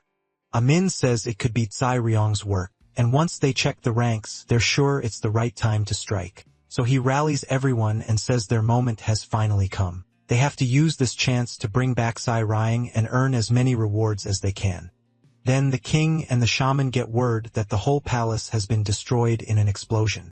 At once, Sakura orders everyone to head back and kill every last person there, calling on anyone loyal to the kingdom to follow him. The temple people point out that the prince is moving to defend the castle while they're still standing around. And, of course, Lin's group also heads toward the attack. Irene suddenly runs off and the others wonder if they should follow. The city is in total chaos, and soldiers are rushing home to check on their families. Then Sokoloro launches an attack, vowing to wipe everyone out, but another strike nearly hits him first. It's Irene. She says the healer's death won't go unpunished. Fed up with her, Sokoloro says he'll finish this now. Their battle starts again while explosions keep rocking the city. Both Sokoloro and Irene are wearing down. Then Panwi slips in and kills Irene the moment she loses focus. So Karo thanks him and promises a reward, only to get stabbed in the back by Suchong. The two of them leave both victims behind in agony. Outside the city, the adventurers use the goblins' weakness to start taking over the outer area. They pick off high-ranking goblins trying to flee with their families and wipe them out all at once. Then everyone gets a notice that the mission has been completed. There is a group called Furry with 665,000 points, and nobody knows who they are. Luke is stunned. He organized all the attacks so no one outside his side should even be here. Still, the adventurer's mission bar has hit 100. People celebrate, but Luca's team wants to know who beat them. Of course, Leon's group celebrates even harder because they already know they won. The system confirms their team caused everything in the lower district and was behind Prince Sokiro's death. For that, they get a purple chest and more than 6,000 points. The chubby guy is thrilled, saying he's finally about to get something good and begs to open the chest, since that's all he's ever wanted. Lean tells him to go ahead, but if the reward is trash, he'll pay for it for a month. The chubby guy boasts that he's lucky and his charm never fails. But the chest only gives him a basic level 2 power potion. Lin says it's a letdown and immediately gives it to Shoyun so she can get stronger. She thanks him, admitting it's been really hard to improve lately. Then she decides to open her own chest too. Inside is a potion that makes someone giant for 10 minutes. Lin thinks it's perfect for her fighting style, but she says even if it fits, becoming a giant woman doesn't sound very fun to her. Then they open the last chest, and Lin is begging for something useful. This one contains a book with the blessing of wind. It boosts speed, lightens the body, and lets the user move more quietly. Lin knows right away it's perfect for Panway and would make his assassin skills even better. So he hands it over, saying it suits him best. Ziobe gets a little embarrassed, saying he's the only one who got nothing, but Leon says that's fine. It's all luck, and what matters is making the whole team stronger. Even so, inside he's dying, thinking these gods keep doing everything they can to stop him from handling things on his own. He tells Yona to drink the potion now and says he'll buy another from the assistant so she can reach level 3. She takes a sip and starts glowing, saying she can feel her strength rising. The system congratulates her and tells the protagonist to always keep someone that's strong and fiery by his side. Lin thinks having her around really does make him feel stronger. Then another notice appears, and they wonder if it's a new mission. It is. The mission changes to collecting the heads of the Goblin King and the Shaman King. The reward is a mythical red chest. It's the rarest reward they've ever seen, and everyone is stunned. But the chubby guy says the mission is impossible after the pressure he felt when those monsters showed up. Lean starts wondering if the gap at level 5 is really that huge. Then Siyun says she has something to tell them about Sitkin and Irene. They watched the battle for a long time, waiting for the right moment to jump in. She warned that if the three of them had rushed in earlier, they would have died. Then someone asked if they were seriously planning to run away. It was Endura, saying Lin didn't look like the guy she knew, the one who never quits. Lin thought again that this girl was the most dangerous one there. He knew the second she hit level 4, she'd break their contract without hesitation. Even the system noted that once she was 2 levels above him, the bond would snap. Endura told him not to give up and to go after the king and the shaman. But in her head, she was already planning to absorb both of them, break the contract, and kill Li Hao. Xiaoyun says she might be right, and if Endura reaches level 4, they may have a chance. The chubby guy shuts that down, saying the monster is too dumb to be enough on her own. All of a sudden, a golden light rose from the middle of the city. Xiaoyun tells everyone to look and asks what it is. Panway says the energy is huge, nothing like anything he's felt in this place. Endura says it has to be the ancestral power the king and shaman mentioned. She heard in the goblin cave that the king can call on the ancestors' power and become insanely strong for a short time. Lin Hao wonders why he'd need even more power when nobody should be able to beat a level 5 king. Then another aura rises behind Panway, and Xiaoyun says this new energy feels a lot like the king's, and Dura says she's sure that one comes from the temple shaman's faith. Lin starts to understand during this chaos, they've decided only one voice can rule the kingdom. They're trying to wipe each other out before either gets stabbed in the back during the bigger fight. The chubby guy blurts out his amazing discovery that the king and the shaman are enemies. Lin tells him to stay careful because even if one of them wins, they still won't be able to beat that survivor trying to push him into action. Endura says the taller the tree, the sweeter the fruit. She can feel her evolution coming and doesn't want to miss this chance. Then she's shocked when Chirp's magic suddenly activates. Lean says Chirp should still be inside the cocoon and wonders if she's finally ready. Through their contract, he feels part of her mind and realizes she's moving on instinct, hunting for something to feed on. What she wants is the energy pouring out from those two. Lean knows the mission can wait a little since that guy's wound will kill him sooner or later. Right now, the bigger threat is Andura leveling up and breaking free from him. The problem is that by the time he reaches level 3, that troublemaker will already be level 4 and still ahead of him. If he wants to survive, the spider has to become stronger than Andura, which means making her evolve. Andura acts innocent, saying she's a peaceful girl who'd never hurt her master. Ignoring that, he tells the other two they're joining the altar battle. That way, if Andura tries to break the contract, the spider can protect him. Hanwei says it's too risky, but Xiaobei says she trusts Lin's call. He explains that the goal isn't clearing the mission. It's helping the spider evolve. Then Andura grabs him from behind and says she'll use this chance to level up and maybe even find a way to heal everyone. Since Lin is going in disguise, the two friends back off and say they'll wait outside the city. He turns to Andura and says it's time. They already have a plan. She smiles and says that's great to hear. Lin thinks that even if she wants to escape, their connection won't disappear. Meanwhile, Andura is secretly thrilled, saying she can't wait to break free and taste real freedom. Outside, the others are upset. They barely managed to kill the enemies out there. So how are they supposed to take down the shaman and the king? The guy with glasses tells them not to doubt the god's missions. If it were truly impossible, they wouldn't have been given it. Another guy snaps back, telling him to explain that genius plan already and quit acting so smug. Luke tells everyone to calm down. This isn't the time to panic. It's time to think. Yumi says they should head back to the city and spread the news since staying here does nothing. Even Luke thinks the team that earned all those points still can't beat 2 level 5 bosses. Meanwhile, at the altar, the two leaders face off. The shaman tells the king the scale of what's happening proves someone has invaded, and maybe they should settle down first. The system says he only failed to reach level 6 because of his injuries, even though he carries the faith of many generations. But the king answers that in a time like this, everyone must be united under one voice. The system says the king is at the height of his strength and fury, desperate to fight. Meanwhile, up in the mountains, Lin Hao and Andura watch everything. He's using binoculars from the shop. From what he sees, this mission was never meant to be won in a straight fight. Andura, meanwhile, only cares that there's enough energy here for her to level up. Leon keeps thinking.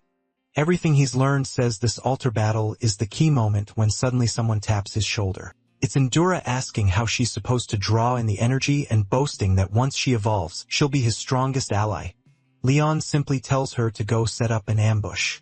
She points out that if she gets close and is spotted, she's dead. From far away, they watch blasts going off one after another. Lin tells her to hang back, wait until both sides are worn out, then steal some of the energy. Their contract makes it possible, and he'll keep the perfect distance from her. If she's ever in danger, he can move away and pull her closer at once. That impresses her, and she admits the plan actually sounds possible. So she says she'll prepare the trap and tells him to be ready to save her at the right time. In the middle of the fight, the king says the first great king built the kingdom and gave power to the royal line.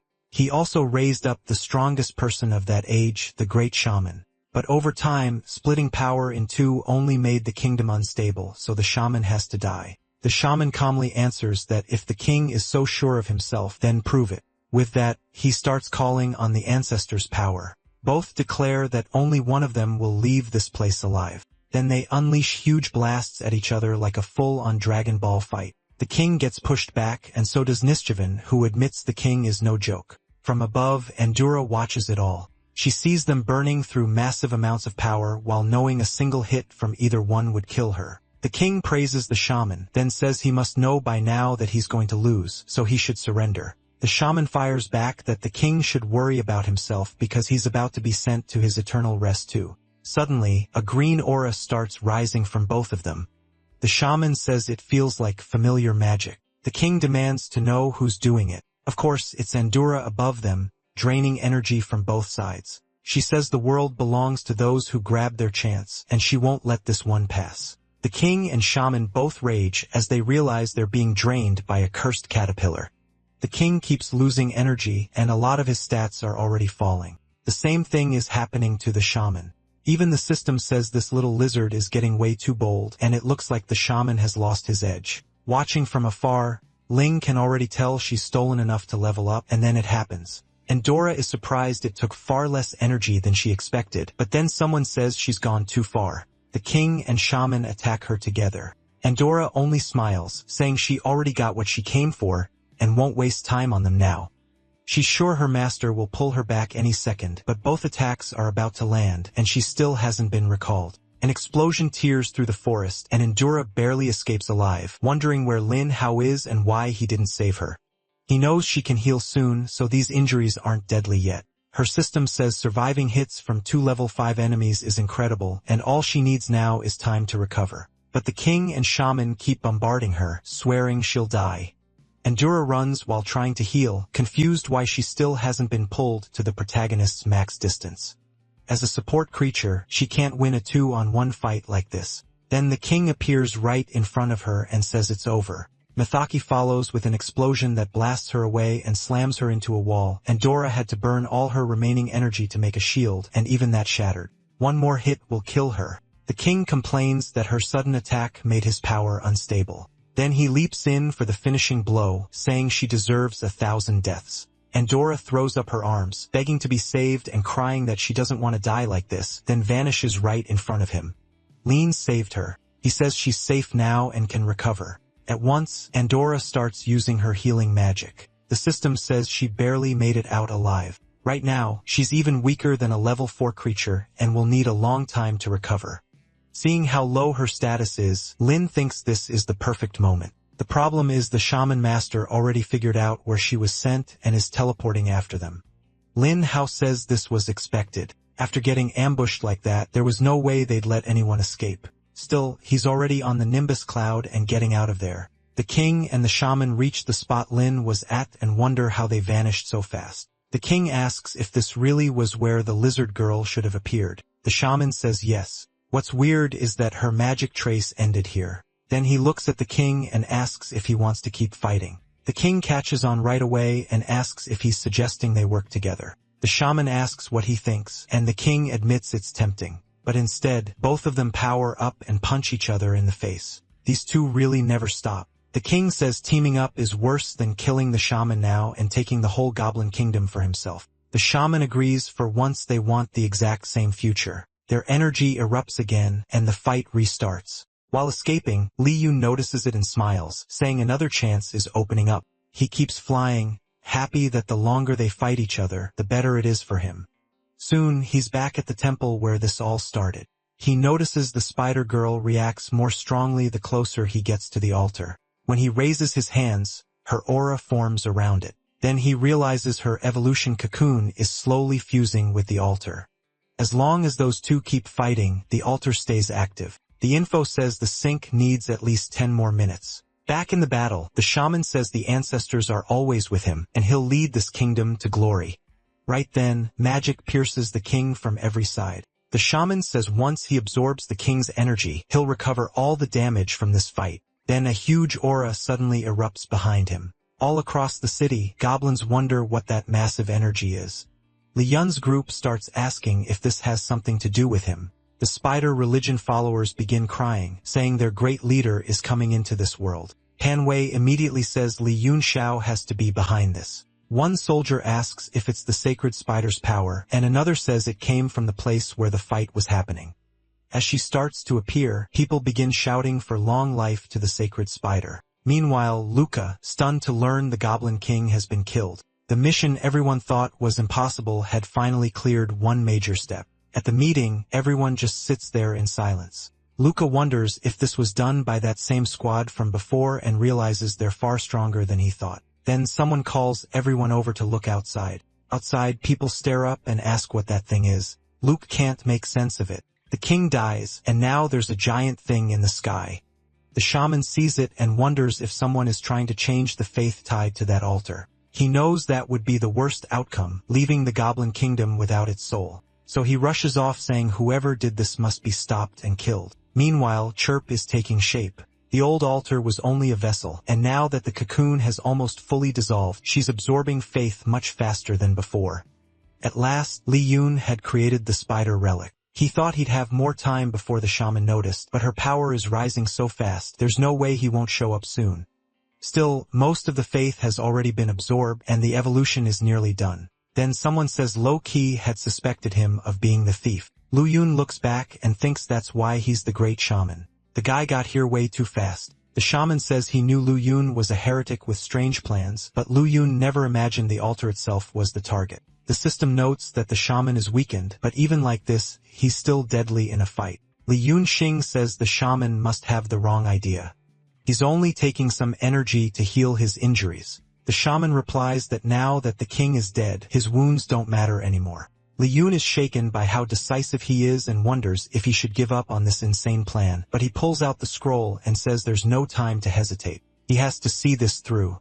Then a shield appears and right after that, a dagger. Li Yun asks what the two of them are doing here. Tinyan says all this chaos had to be his fault, and luckily Panwei told them. They excitedly say the only way to win now is to finish the spider's evolution.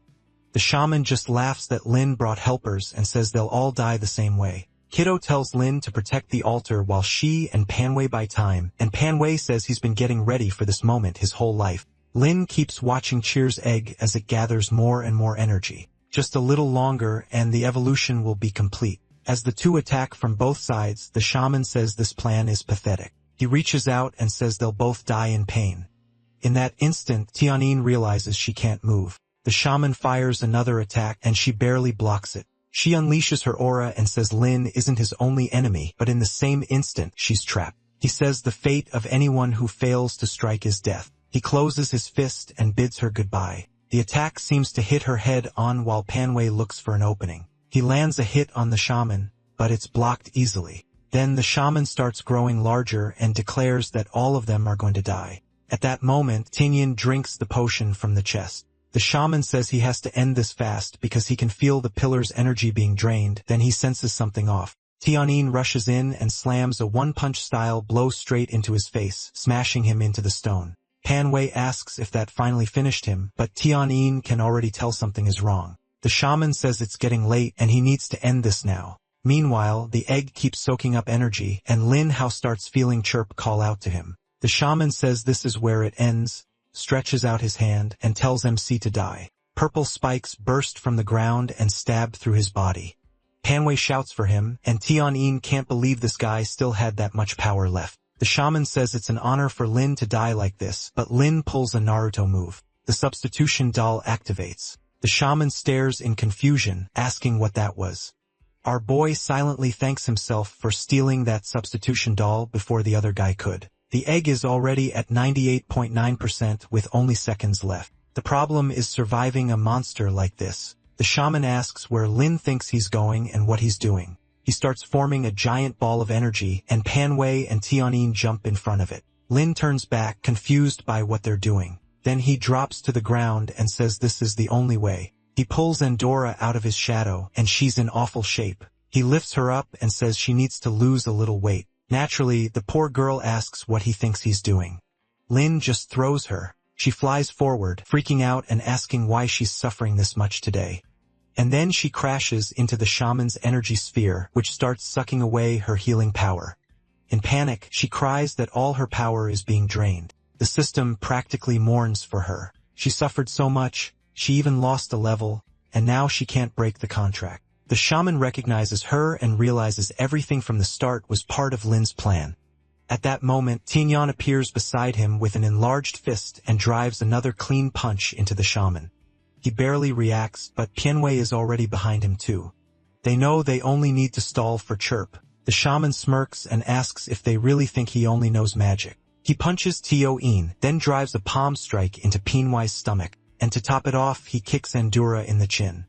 Then he leaps high saying his end has come and dives in with a punch, admitting he underestimated the goblins. Then the egg explodes. In the next instant, a slash tears through and sends the shaman flying back. Li Yun shouts out to Chirp. She's stronger than ever, now wearing celestial armor. The system announces that by gathering the faith of countless people, she reached level 4 and is now ready to face the shaman. Before Lin can say anything, she already launches at him with even more power than before. The blow lands hard enough that the shaman has to raise a barrier. He asks if an angry bug is the only backup Lin could get. Lin realizes Chirp is out of control because the shaman tried to kill him. He looks at his friends and sees they're completely spent. They can't help anymore. Endura complains that he worries about everyone except her. Meanwhile, Chirp and the shaman keep trading blows. The shaman keeps backing away, but his shield is almost broken. On top of that, Chirp gained a sacred trait that lets her pierce any evil defense. Lin sees their odds have gone up, but he still thinks it might be smart to get some teleport scrolls ready. Then the shaman's shield finally shatters. He still looked calm, but the blast slammed him into a wall. Chirp raised her staff and cast another spell. A huge golden spear appeared overhead, then a massive image formed in the air. She pointed at the shaman and told him to die. The strike hit dead on, and he knew he couldn't dodge it. The whole mountain blew apart. Chirp was raging, but she had already burned through most of her power. The system warns that she's only barely holding on. If the shaman attacks again, she'll die for real. That finally scares Lin enough to realize he should never push things this far again. Still, he now has a new leadership skill that deals sacred area damage, though he can only use it twice a day. Then everyone is stunned. The shaman is still alive. He shows up and coldly says he expected more from them. The teleport starts counting down from 10 seconds, while the shaman mocks Chirp as just a tougher bug. The system warns he's recovering his stats, and if they stay, they'll die. But teleport still needs 9 more seconds. Manhwa says that was the strongest attack he's ever seen, and it only ripped the guy's clothes. Lin tells Endura and Chirp to hang on until the teleport activates. Just then, a web lands on Endura's back. Chirp grabs her and holds on. Now the group just has to survive the last 5 seconds. The shaman snaps his fingers and asks if they're really trying to run.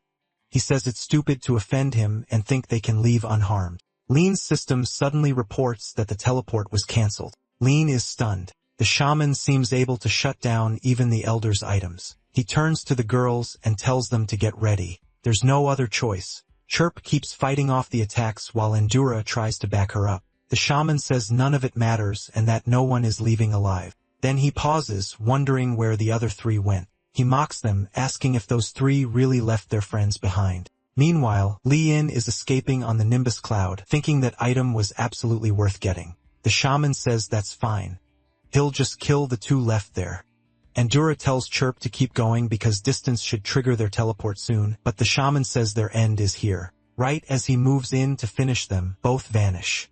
Endura appears furious, saying this is the 3rd time today they almost died. Leon just cheers because everyone got out alive. He says he'll use another teleport scroll now and wants to see how the shaman tracks them this time. When the shaman reaches the spot, he wonders why their magic trace suddenly disappeared. Then he raises a hand and swears that since they stole an altar, he'll hunt them to the ends of the world. His magic spreads through the whole forest. While healing Xiablan, Andra thinks that if Xiao Bei hadn't evolved, she'd kill Lian Ho right now. Manhwa asks what they do next. Lien says they rest, recover, then come back and finish this, but then a strange mark appears on his face. The same mark shows up on everyone else too, and they all ask what it is. Manhwa curses the shaman, saying he's set on killing them, and now they're just waiting to die. Lien tells him to relax. The shaman is still far away. By then, Xiao Bei should recover, and they can buy new items from the shop. Manhwa says that's sadly their only move, so they open the shop and decide to spend all their points because there's no time to train, and dying with points left would be stupid. Sometime later, Xiao Bei recovers and finally wakes up, but after a full day passes, they're just staring at each other. The shaman still hasn't shown up. Manhwa asks if maybe the mark failed. They ask Endura, and she says she's already given in. So what else does he want? Leon ignores that and asks if the shaman can really track them as long as the mark stays. She says obviously and tells him to stop asking dumb questions. The spell linked them to the shaman with a chain. As long as that chain exists, he should know where they are. What confuses her is why he still hasn't found them. Maybe something is slowing him down. Far away, the shaman is stuck in the middle of nowhere trying to get his bearings. He realizes they're so far away that his magic is getting muddled. That only makes him angrier, and he starts thinking stronger magic may be blocking his search. Endura says there are too many possible reasons to know for sure. Leon guesses it's because they're in the beginner area, which could be messing with the spell. If the magic had been erased, Endura wouldn't still see the chains. Since she can, the shaman is probably just confused. Lien thinks the gods who made this game put some kind of barrier here to keep the place from being attacked. Meanwhile, the shaman keeps searching and is running out of patience. Kajoin agrees, even someone as strong as that shaman would still be trapped by the gods' rules. Panwei says that's probably true. No matter how arrogant someone is, they can't beat those gods. The gods want the game to stay fun, so they need safe zones where players won't die right away. Then the chubby guy drops to the ground and reminds everyone the gods said they can only stay in this city for 48 hours. Lin says he knows, and maybe they can use the gods' own power as a trap. Panwei asks why the gods would help when they never interfere. Lin says they'll die if they stay and die if they leave, so they might as well try. Panwei nods.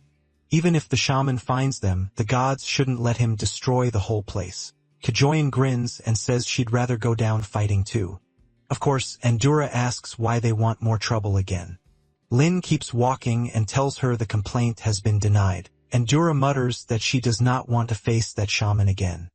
As they move through the city, Lin notices how busy it is after the last quest ended. Panwei says Andura never liked coming here, so they should be careful not to start anything. Still, for now, she isn't a problem because she's under control. Soon, they reach the barrier at the exit of the base. Lin says Panwei has the sharpest senses, so he'll test it. With no better option, Panwei steps forward. Qijuan wishes him luck and says she hopes he doesn't die. He tries to calm himself, saying if the shaman really knew where they were, they'd already be dead, and he doesn't want to let his friends down. At that same moment, the shaman picks up one of their traces and takes off at once. Sure they won't escape this time. The chubby guy says he can already feel the shaman getting closer. He wants to run back to camp because he's not ready to face that monster. Lin says the feeling must be so strong because of his antenna. The chubby guy says maybe, but now it seems calmer.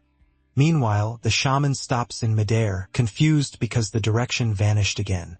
Lin figures out the tracking magic can guide the shaman, but not well enough to pinpoint them exactly. He says they won't get much time to rest. They need more tests. Meanwhile, the others are walking around, worn out by this whole game. When they reach the base, they spot 3 weirdos jumping in and out of the barrier and wonder if they'll end up like that too. One asks if they should try it, but they decide to leave those guys alone. Panwei says Lin was right. Each time he crosses the barrier, he feels the shaman drawing near. Lin gets excited. Now all they have to do is let the shaman come to them. Up in the sky, the shaman wonders why their traces keep appearing and disappearing. Then the signal shows up again, and he decides this time he'll find them for sure. As the group moves through the forest, someone asks why they don't just buy everything from the virtual shop. The guy with glasses says it's too costly and should only be used in emergencies. Then everybody suddenly stops and asks what's happening. Lucas has found Lin's group and is shocked that Panwei is still alive. Sai Riang sees them acting crazy by the barrier and is sure something bad happened. Then someone asks why they're standing at the entrance. It's the muscular guy from Lucas' team, and he says Panwei must be up to something again. Lucas tells him to show some respect because everyone there is a fighter for the elder gods. The guy snaps back that Panwei is a liar and deserves none. He walks up to Lin and demands to know what they're doing there. Lin thinks that if the shaman weren't coming, he'd deal with this idiot himself. Instead, he says he's gathering people at the base because the one coming is the great shaman. That makes the guy freeze and ask if he's serious. Then he bursts out laughing, asking if Leon really thinks the great shaman would come all this way for him. Leon calmly says the shaman is absolutely on the way. The guy mocks him for saying such nonsense, but then he stops and wonders why the sky got so dark. Everyone looks up, stunned. The great shaman has arrived, smiling as he says he finally found where they were hiding. People start running, screaming about why that monster is here. The muscular guy pulls out his spear, saying, "Perfect, they can kill that thing together." But Ryu Yang warns him to be careful because that monster is far stronger than he thinks. Yumin says even her power reading item is showing over 8,000. An instant later, something hits it and the item shatters in her face. Locke immediately orders his whole team to run and take shelter inside the base. From above, the shaman looks down and says, "This must be where those 2-legged beasts were hiding." Still, Loki gets a bad feeling and orders everyone to run. Lien thinks that caution is exactly what he expected from him. The shaman is thrown off, wondering why those 3 still aren't moving. Earlier, Lien told Panwei they had to gather everyone at the base, or they'd all die anyway. Pan agreed and said he could handle his part. From behind the trees, the others wonder why they aren't running and if they really have a plan for the shaman. Then Manhwa starts openly mocking the shaman, hurling insult after insult. Everyone nearby is stunned. The big guy hiding in the trees says they better know what they're doing or everyone's dead. Rui Yang believes they do have a plan. He's just scared to see what crazy thing they'll try now. The shaman's patience starts to crack under Manhwa's taunts. Manhwa turns to Lien and asks if this guy has any pride at all. He's been roasting him for half an hour and the shaman still hasn't reacted. The system notes that even while getting mad, he's still thinking carefully. Lien sees words alone won't push him over the edge, so he needs another way to make him snap. He opens the system to look for an item that might help. Then Su Jing says she knows how to make the shaman enter the base. The shaman knows the temple's faith changed hands, and this may be his best chance to take it back. Still, he's uneasy. They were hiding before, and now they're suddenly standing out in the open. Chewing slams one fist into the other and sends out a shockwave, daring the shaman to come fight them. That finally gets under his skin. He knows it's a cheap provocation, but he still starts moving closer. Manhwa says it actually worked, though now Shuang is the one getting nervous. Then the shaman suddenly stops. Manhwa asks why he won't come any closer. The shaman raises an arm, purple energy gathering around it, and wipes away the pressure Shuang created. He mocks her for trying so hard when she never had a chance. Li Hao and Manhwa move to support her, but she admits she can't keep it up much longer. The shaman finds it odd. These three aren't strong, yet they've kept causing him trouble all day. He knows something is hidden behind that barrier, but he can't tell what it is. Now he hesitates. This may be his only shot at reclaiming the altar's power, and Lin is impressed that he still won't lose his cool. Right then, Lin's bracelet says the selection is complete. An item pops up, and he looks confused for a second. He tells Manhwa to stay with the girl because he has something to handle. Leaving Suing with him, Lin heads upstairs. He figures the shaman is too careful to just rush in from the air, but from this angle, the item should work perfectly. He meant to save it for Yoon, yet now he has to bet everything on this move. It's an enchantment charm that can double a spell's power, but only for simple spells. Lin doesn't care if it breaks. He says he already has a better way to solve this and starts setting up his plan. Then a beam shoots down from the building. It isn't magic at all, but Lin's talent boosted over and over. The people below stare in confusion. Suin asks if this is his plan, and the chubby guy says that thing must have cost a fortune. Dripping wet, the shaman asks what kind of water magic this is. What bothers him most is that he can't sense any mana from it. Then he gets it. Lin used a talisman to multiply his talent many times and dump the whole attack on him. Now the shaman finally loses his temper and roars at Lin. He throws up his arms and gathers energy into the clouds while Manhwa and Suing run, saying the plan worked. The shaman vows to burn the whole place down. That was exactly what Lin wanted, and the blast lands right where he had been. Thinking he won, the shaman sneers that the boy talked big but died easily.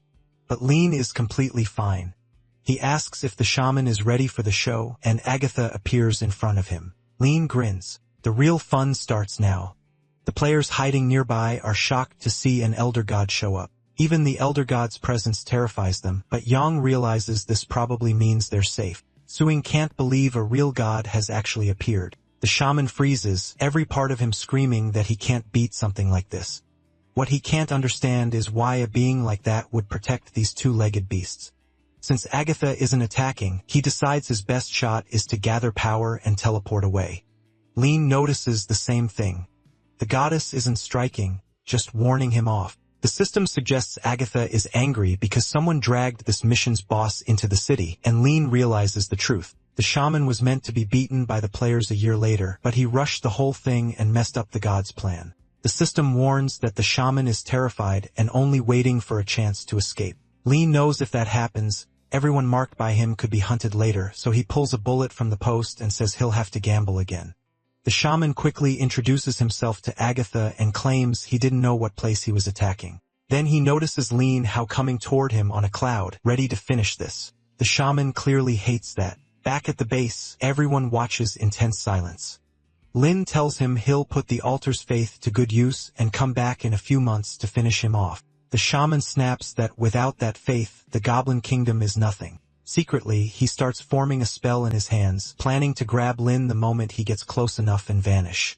As Lin closes in, the shaman suddenly lunges. He demands his altar back, but then everything goes still, and in a blink, the shaman is cut into countless pieces. Lin can only watch in shock as those pieces fall from the sky. He didn't even see the attack coming, let alone how the shaman was killed. No wonder they call that being a god. Meanwhile, outside the city, some players are talking about when they'll finally be strong enough to kill the Shaman King. One says it won't happen until everyone reaches level 5, then a notification appears for everyone. The mission to kill the Goblin King and the Shaman had already been cleared. Nobody knows who could have done it, and worse, no one got any points. Luca's group in the city hears it too.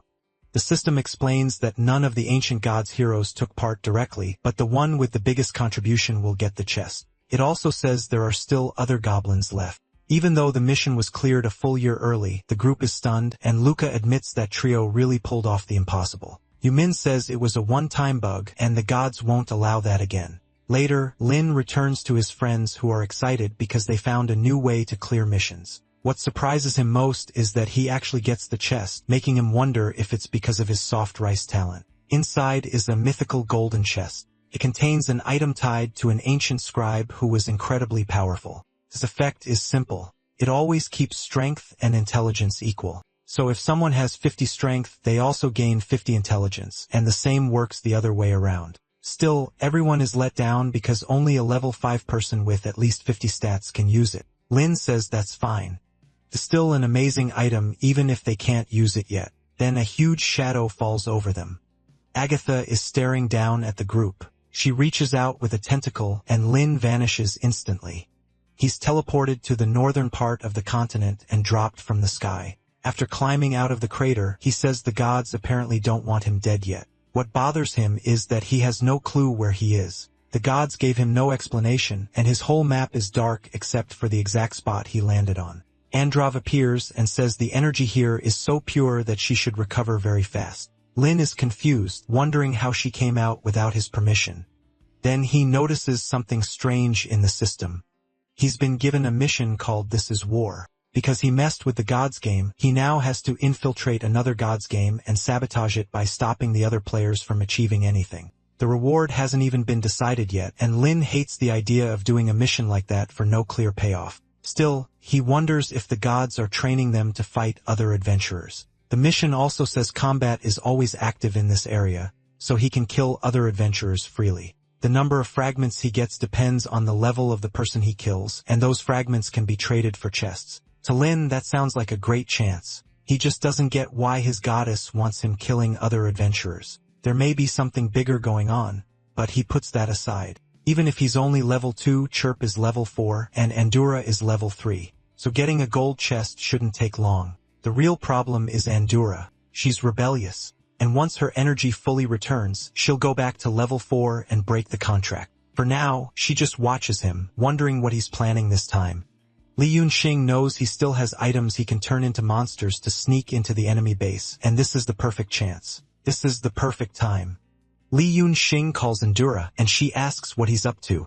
He says they're on a new continent and asks if she noticed. She did. The life energy here is much stronger, so she asks what the issue is. Lu knows she wants to leave, but asks if splitting up on an unknown continent is really smart. He reminds her she's his support, and with this place being so dangerous, staying with him is probably safest. Andura agrees and promises to stay until they get out of here. That lets Lin relax. Now he can fight without worrying she'll run off. To stay safe on this continent, he keeps both of them summoned at all times. The only real problem is how huge this place is. Then Chirp suddenly stops, and Lin asks if she sent someone. They search the area, but Lin finds it strange that they still can't find anything. If the enemy is using camouflage, he'll only notice them at point-blank range, and that's dangerous. Then his phone lights up. The system says entering a new continent gave him a new talent. Lin didn't know that was possible, but he's not about to complain. He wants power fast, so he spins the roulette right away. His stats go up, and he gets a strange skill. While asleep, he can leave his body and scout the world. It's weird, but at least it's useful for gathering info. That same night, he tries it out. From high up, he spots centaurs moving below and a group of men watching them. Lin is thrilled. He finally found ancient warriors. What shocks him is their levels. Most are only level 1 or 2. That makes no sense to him. Though one thing does stand out, there's a single level 3 among them. Even stranger, that guy's strength is almost on Chirp's level. Then the human army attacks the centaurs. The fight starts, and even though the centaurs have more numbers and higher levels, the humans are winning thanks to their items. Their leader is especially sneaky, only jumping in when he can finish someone off. Proves this world is like Lukic's group. Some people keep growing stronger while others stay stuck at level 1. With Chirp's power, Lean might be able to kill that leader, but only if he plays it smart. So he decides to shadow them until they attack another centaur tribe, then strike at the best moment. There's no rush. They just need patience. Later, they find another battle. Arrows fly, but the leader blocks them and declares it's time to wipe out another group. That's when Lean notices the same centaur from before and wonders why she's here. The squad leader announces that whoever kills the most centaurs today will be promoted. Lin decides he can't let that centaur die.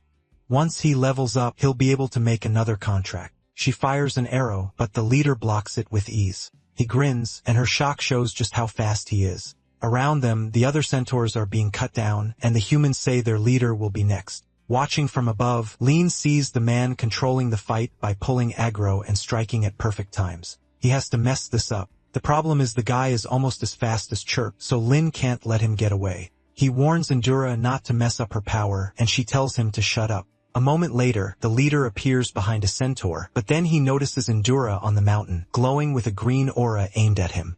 Right then, everyone on this continent gets a mission: kill the protagonist for a mythical red chest. At the same time, Lin gets his own mission to kill the people here and earn points he can trade for chests. The soldier is stunned when he realizes Lin is an adventurer from another world. Everyone is confused about why the mission popped up now, but a mythical red chest is too big to ignore. Maya recognizes Lin at once and says it looks like he came to save her. The leader judges him as only level 2 with support creatures around him and decides he should be easy prey. Then he uses a teleport talisman and appears right above Lin, ready to kill. Lin barely gets his barrier up in time.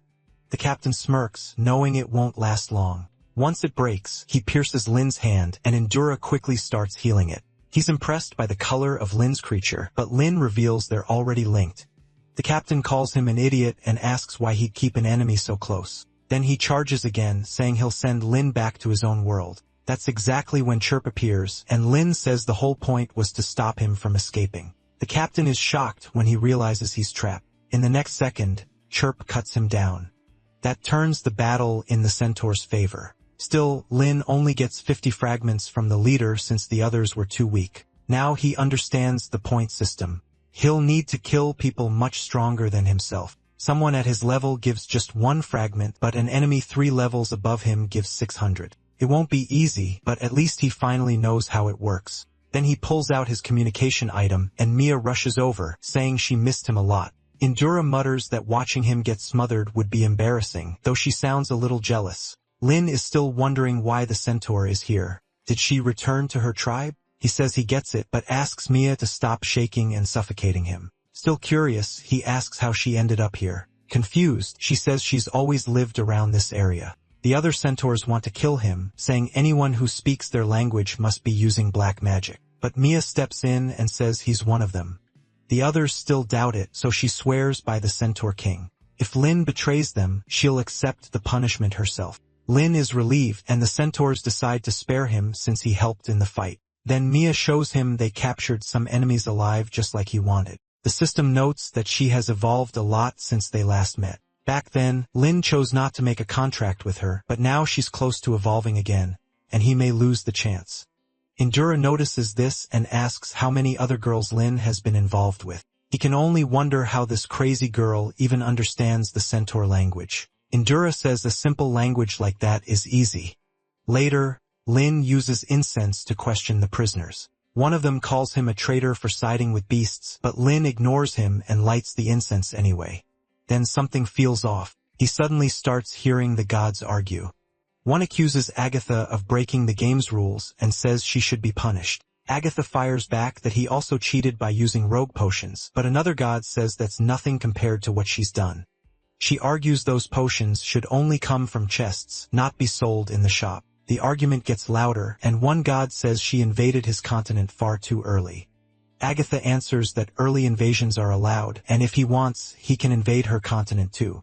Hogg says it's pointless because his soldiers will kill the boys she sent. Agatha calmly says she trusts them. Suddenly, Lean wakes up. He sees everyone staring and realizes he blacked out for a second. Mia asks if anyone else felt something, but everyone looks confused. Lehigh is as sure something changed in this world, yet no system message appears. Mia points out that the prisoners are reacting to the incense and suggests taking them to prison. Lin thinks they won't learn much more, so it's better to stick to the original plan. So the captured men are moved elsewhere. They ask Lin what he plans to do with them. He answers by snapping another incense stick and they breathe it in. Then he tells Andura to turn them into puppets. At once, one prisoner faces Lin and says he'll obey any order. The man walks off with a thread-like web attached to his arm. Lin tells Mia that now he's on this continent. He'll help her wipe out those creatures. She says she trusts him and will gather the tribe and send a signal. Lin tells her to stay careful and promises to do his part. Excited, she tells him to be careful too. After that, he says goodbye to the center group and goes back to his plan. First, he needs to see whether the puppet can find the old squad. It does and reports that a human is helping the Semters in their lair. He also reminds the leader that no soldier is allowed to return alive without his captain. In their ranks, only the strong rise and the weak get thrown away. Lean realizes their whole organization is basically a gang, then the system warns him to be extremely careful. If this region's leader is already level 4, there must be people even Chirp can't kill. Lean knows that even if Lo-K had hoarded every resource, he still wouldn't be this strong. That means this world's god may be cheating. The messenger excitedly says he only came back to deliver this news. He describes Lin and mentions the lizard girl who can heal him. The leader says that with information this useful, he'll spare him for now. Then he orders everyone to gather. They're going to hunt and claim the mythical chest. Seeing how strong they are, Lin can only hope the centaur girl brings reinforcements. Just then, someone announces that they've arrived, but the scene shifts to another group of adventurers moving through the forest in search.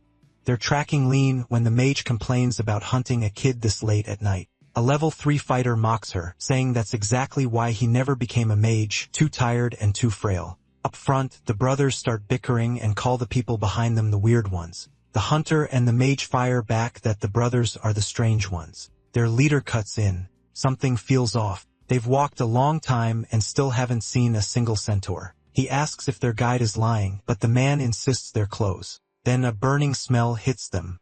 The hunter warns everyone and activates his vision skill to scout ahead. His sight sweeps through the forest. What first looks like stars between the trees turns out to be a storm of arrows. The group scrambles to block them, but the front line gets hit first. The guy with pink lipstick rushes in, yelling that he'll protect his friends. One brother links shields with the other, and together, they raise a heart-shaped barrier to cover the group. At the same time, the mage lifts her staff, calls down lightning, and blasts the incoming arrows. The strike lands, and a scream follows.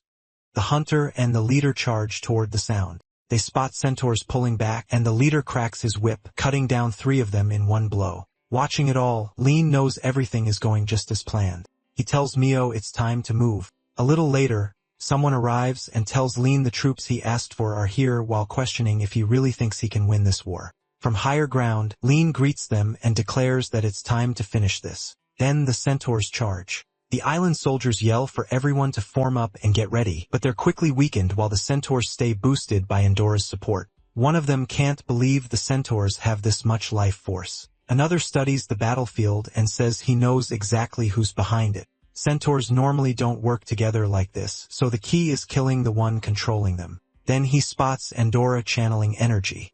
Andora tells Mio to use the opening and wipe out the mages while their side has the upper hand, but suddenly a man appears beside her and says it's over.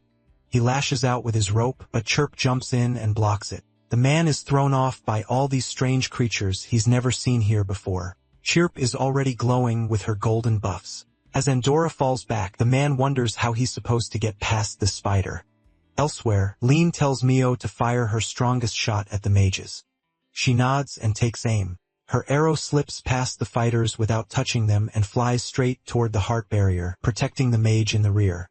Right then, someone lands on Lean's back and tells him he's not going anywhere. Lean turns around. The leader steps in and promises the human traitor dies today. The system warns Lean that this level 4 enemy is way too strong. Like, these people are cheating. Chirp moves in to fight him, but the hunter snags her with his rope from behind. He tells her she's staying right there until she finishes her fight with him. From a distance, Mio sees the captain rushing Lin Hao, but a bolt of lightning nearly hits her first. The mage makes it clear Mio won't interfere. At the same time, the leader orders the traitor to die. His attack slams into Lin's chest and blows the body apart. But Lin's scarecrow skill is off cooldown, so the substitute takes the hit instead. Leading reveals the leader walked straight into his trap. The ancient centaurs he prepared are all level 4, and he says the leader can rest now. A barrage of attacks crashes down on him. A second later, the leader is dead on the ground. His whole group freezes in shock, unable to understand what just happened.